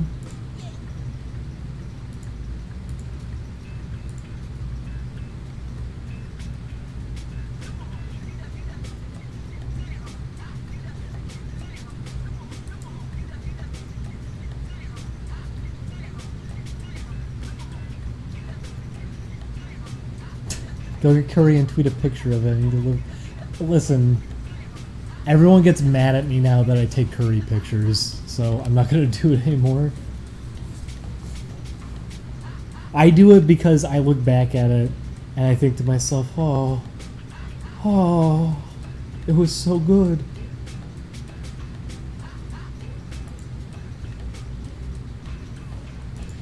We made curry before. It's just too expensive and too much work.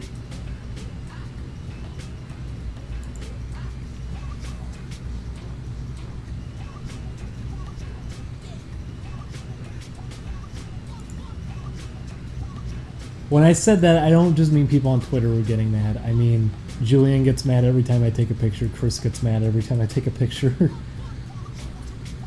I feel like a buffoon doing it. I cherish the memory.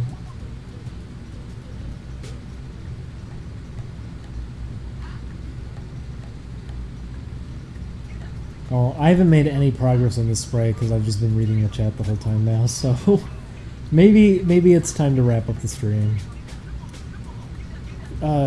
Thanks everybody for watching.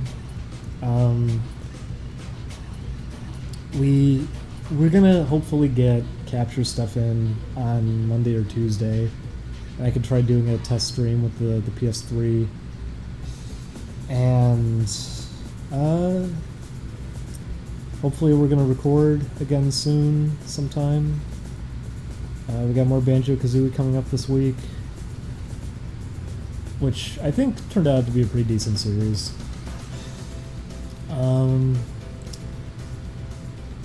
Also, Tuesday is the big day, so if anyone's gonna make a horrible monstrosity, you know, it's coming up again. So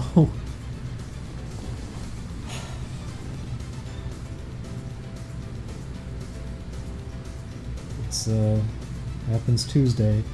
Well, that's Gay to the Frog Tuesday. And I already saw someone was typing that they're drawing something horrific for it.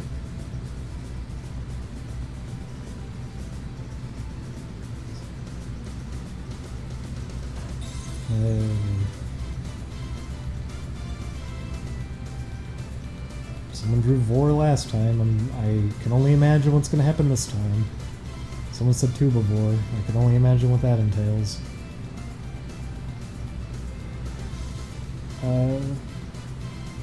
Did it hit 400? I wasn't even looking. Shit, did it really?